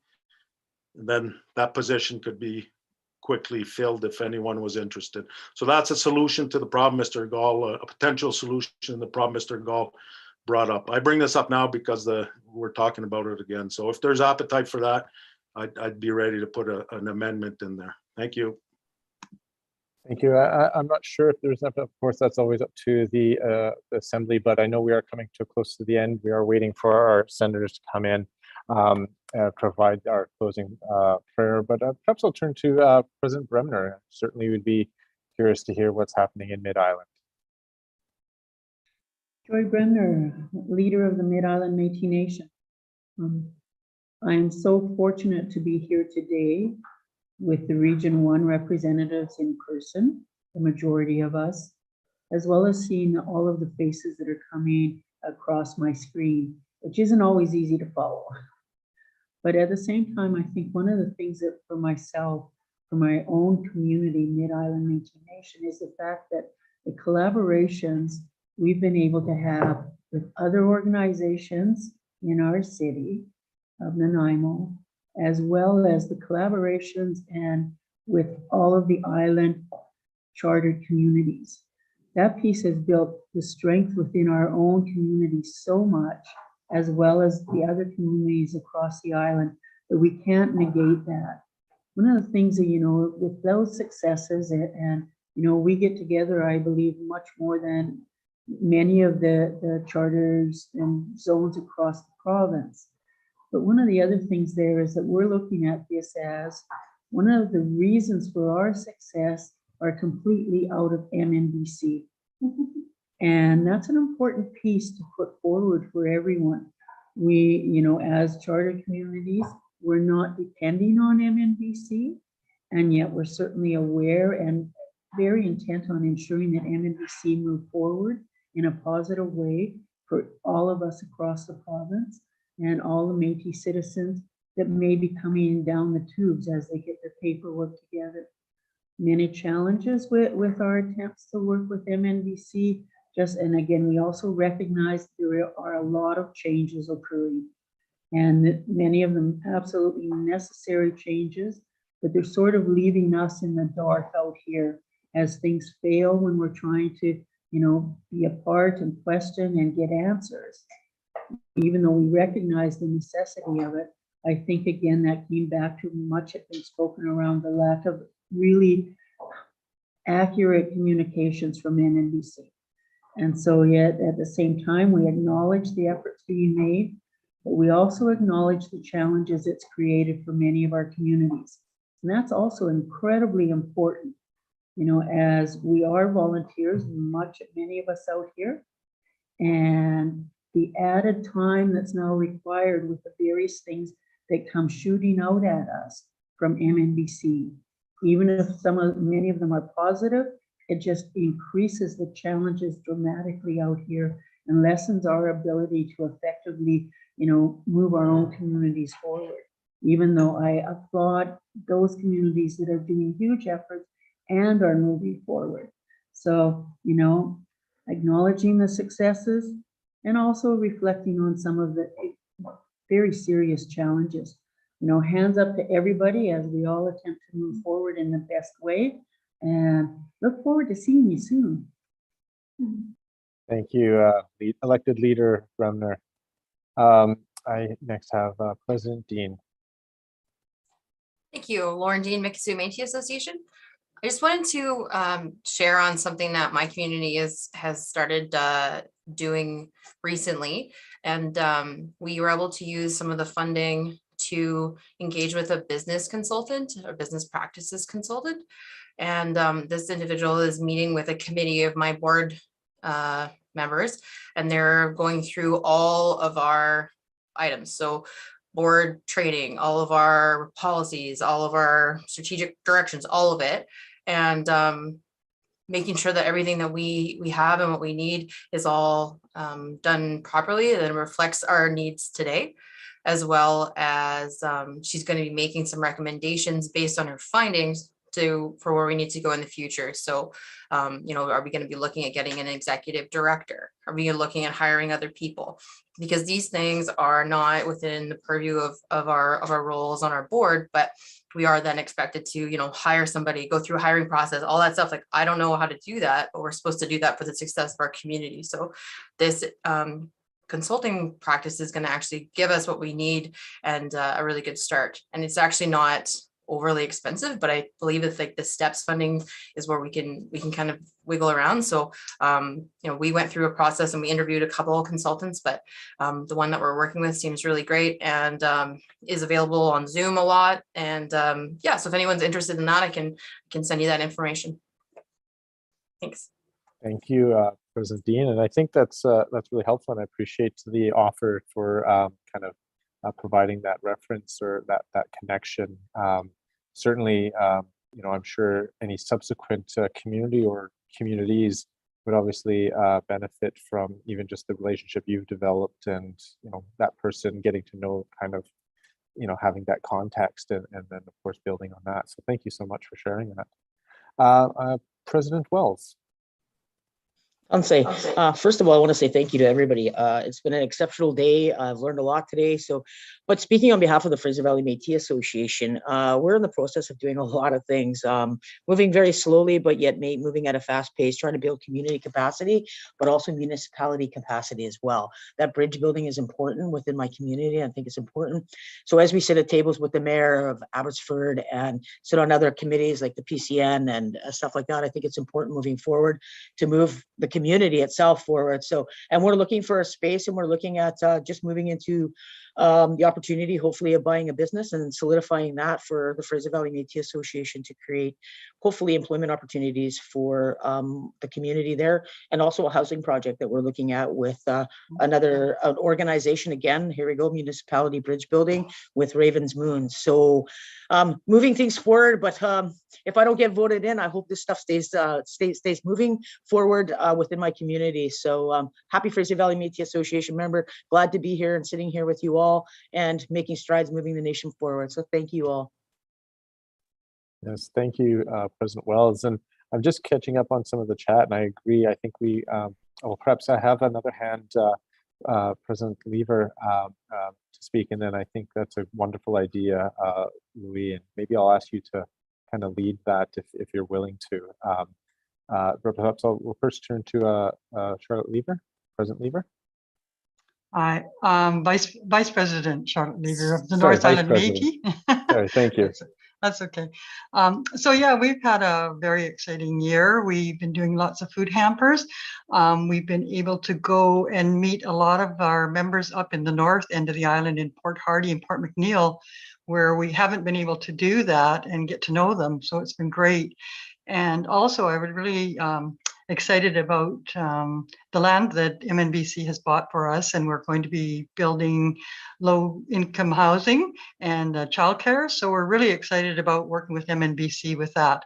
So I'll leave it there. Okay.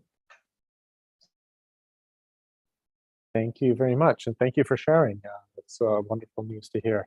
I've just reached out to Director De Jager, and I do see CEO Fontaine with his hand, so perhaps I'll turn quickly to CEO Fontaine, and then perhaps we'll move with a moment of silence for Ukraine. Thank you, Mr. Speaker. I just, in closing, I just want to thank everyone. Really enjoyed listening to the discussion and debate over the last few days. I know that a great number of our staff watch this either live or they end up watching the recording after. So knowing that they're going to be watching this and kind of listening to a lot of the words that were said here, I'm not sure, I might have missed it, but I just want to thank all of our staff for all the work that they do. We have an amazing team. They work across the province. They work tirelessly every day to make sure that our citizens and other self-identified Métis across the province are given their programs and given the services, and that chartered communities are supported. Not far too often, they don't perhaps get the credit that they should get. And as their leader within the organization, I just want to acknowledge publicly that that they do an amazing job, and I want to thank them. And I want to thank them for what they're about to do over the next coming months and the next coming years, because we have a lot on our agenda. And I want to thank all of you for volunteering, for being here, for participating in the public discussion. I know that, like I said, a number of staff have listened and heard, and we will take action accordingly. So thank you so much for inviting me and allowing me to participate. Thank you, CEO Fontaine, and I would like to echo that, in particular, the assistance I've had this weekend from Chris, John, and Cameron here, the assistance in getting everything ready and making sure that our meeting has been running as smoothly as I feel it has. And obviously, we're ahead of time. How often do we get to say that? So I do definitely want to thank the assistance of Chris, Cameron, and John here, and of course the rest of the staff that's helped in various ways in preparing for this assembly and in the background. So definitely thank you. Director De Jager, is it right if I turn over to you to perhaps lead us in a moment of silence and perhaps a prayer for peace? Sure. I just wanted to just mention, that the Ukrainian people are definitely in our thoughts and prayers. What's happening there is absolutely devastating. If you grew up on the prairies, then you probably would have attended a Ukrainian Christmas or went to school with Ukrainian friends. They're very much family. I just can't imagine whole communities being absolutely devastated and families being split up, and especially the next generations.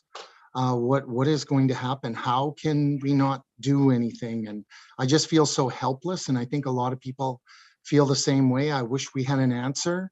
But unfortunately, it's going to take a lot of prayers and the people of Ukraine and a lot of thoughts. I think we can bring them some good wishes and hope that they get through this and persevere the death and destruction that is happening to the cities there. So I just wanted to mention that, and just maybe bow our heads for just a moment of silence and just think and hope that they get through this weekend and the next coming weeks.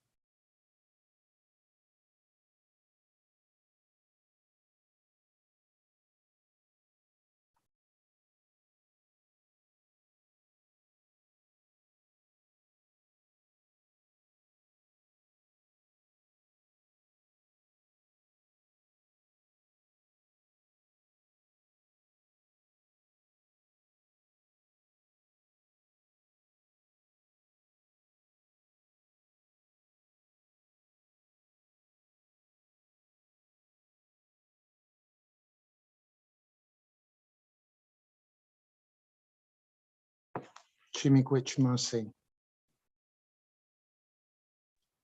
Thank you. Thank you for leading that, Director Yeager. I know we're expecting both our senators, Senator Hugendorn, I think we're just getting her on the link. Oh, she's on. Okay, so we're having some issues connecting, but we're gonna try some what's the word? Creative patchwork here, and we're just gonna see if Director or not Director, sorry, Senator Gladue is here yet. Just give us a quick moment.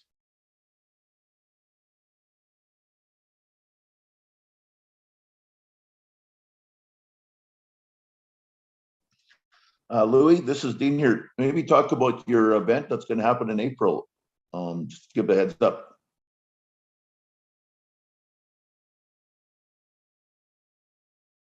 Or Pixie, somebody from Region 1 there. You guys have a Métis event coming.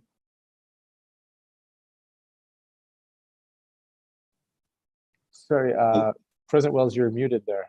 Can't hear you. Yeah, no, I'm letting Lewis and Kelly speak on it because it's them. Okay.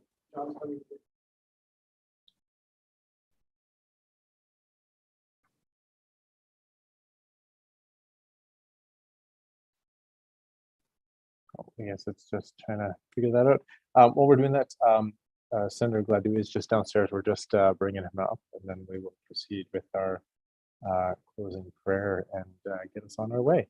I do see a couple of hands up in the interim. I do see President Graham.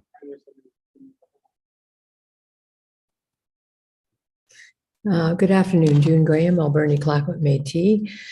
I just want to let people know that we have the Vancouver Island Rendezvous happening this year in Cowichan Duncan, home of. And so just to invite folks, it's Friday night and the Saturday of the long weekend in September, the first long weekend. So we'll have lots of fun there, and vendors and musicians and teepees and a whole bunch of stuff going on. So if you want to put that into your vacation plans, that would be awesome. Come visit us on the island. Thank you so much. Thank you so much for sharing that. And my fingers are crossed, and our COVID situation seems to be improving, and we're gonna hope that that continues, and definitely something to look forward to as we're gonna start getting back together in person. Director Yeager. Yeah, sorry, I had to dig out my poster on that. It's North Fraser who's putting that on in collaboration with Waichia Métis Association, the Chilliwack Métis Association, and of course the North Fraser Métis Association is leading that. And it's called Métis, Children of the Fur Trade. I believe this is the second or third year. It happens at the Museum of Surrey. It's 12 till 4 p.m., April 23rd, 2022. There'll be fiddlers, jigglers, featuring the Vini Dancy dancers, Indigenous artisans, button making, mini sash weaving, Métis Red River card artifacts, wood carving. So yeah, it's a great afternoon of a lot of Métis entertainment. Excellent collaboration with the Museum of Surrey, and the three communities will be participating. Everyone welcome. Louis, I'm just wondering if the new Surrey Delta community will be joining in on that, because it is in Surrey, and everybody's smiling at you because you said jigglers. I'm going to be one of the jigglers. That's my mantra. That's my dance. Yeah, Red River Jiggle.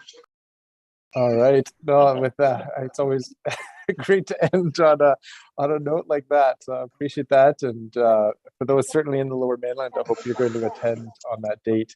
I am going to turn my monitor around so that it'll be for you have jiggle dresses. Senator Gladue. And I think we've got the patchwork that we're going to do for Senator Hugendorn to go through. So I'm just going to do that now at this moment. Okay.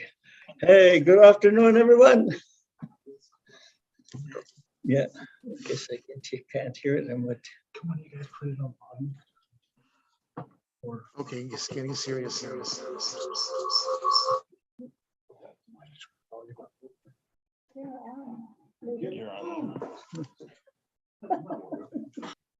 Okay. I guess I'm on there now. Oh, we're getting some feedback here. But anyway, I want to say good afternoon to all of you. And on behalf of the Senate, I'd like to say thank you to all of you that took part in this weekend's I don't know what you can call it, a journey maybe, but I'm sure everything went well, and I just want to thank all of you again for that. And I want to thank you for having me here today to do a small closing. And so just bear with me again. I'm going to say it in one of our languages, like I always say, is that I'm going to say it in the Cree Machif way. And just bear with me and just give thanks to your creator, your God, your higher power, however you see it, and say thank you for all the guidance that we had here this weekend. So just bear with me. Ano tawi, asami no muta kakyo, kap mo sa kami pia, ates to muta kap mo apungwa ako, umuta kap mitakamga. Ano mo song kista kinaskom na noskagisigak. Umuta kakiki koy pitamoya, koyas ko tini ganti submoktia, koyas ko tini ganti suabahtama numatsa honna. Ano tawi, kinaskomten, asami na noskagisigak. Thank you, merci, migoch, kinaskom now. Oh, all my relations. Thank you very much, Senator Gladue, and we'll turn it over to Senator Hugendorn.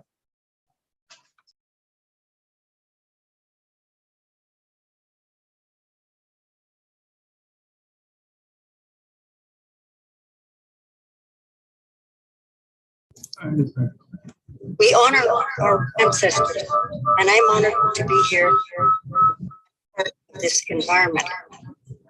We call upon our Creator for our 7 sacred teachings as we all come together for continued guidance and direction, where the breath of our Creator gives life to our Mother Earth, the 4 directions and the 4 seasons.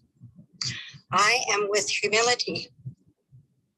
I need your strength and courage.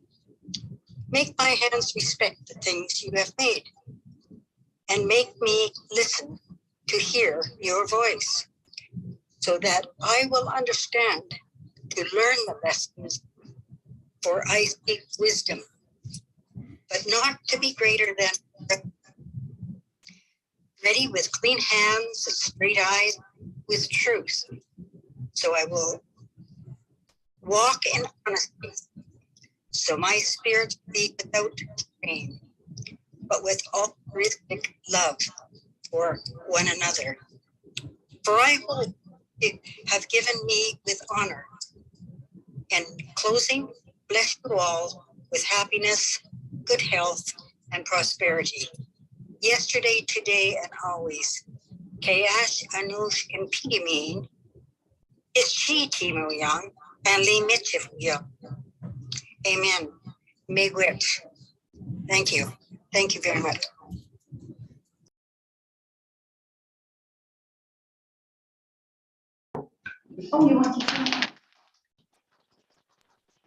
Hi, everyone. Happy jiggling.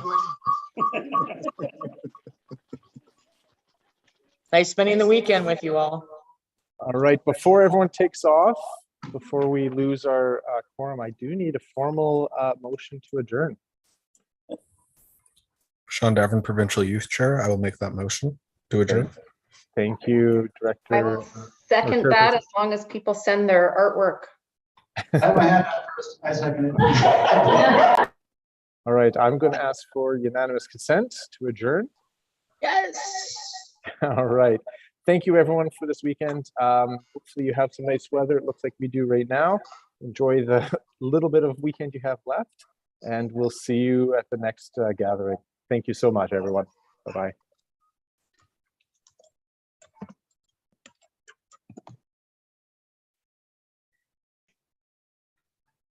Bye, everybody.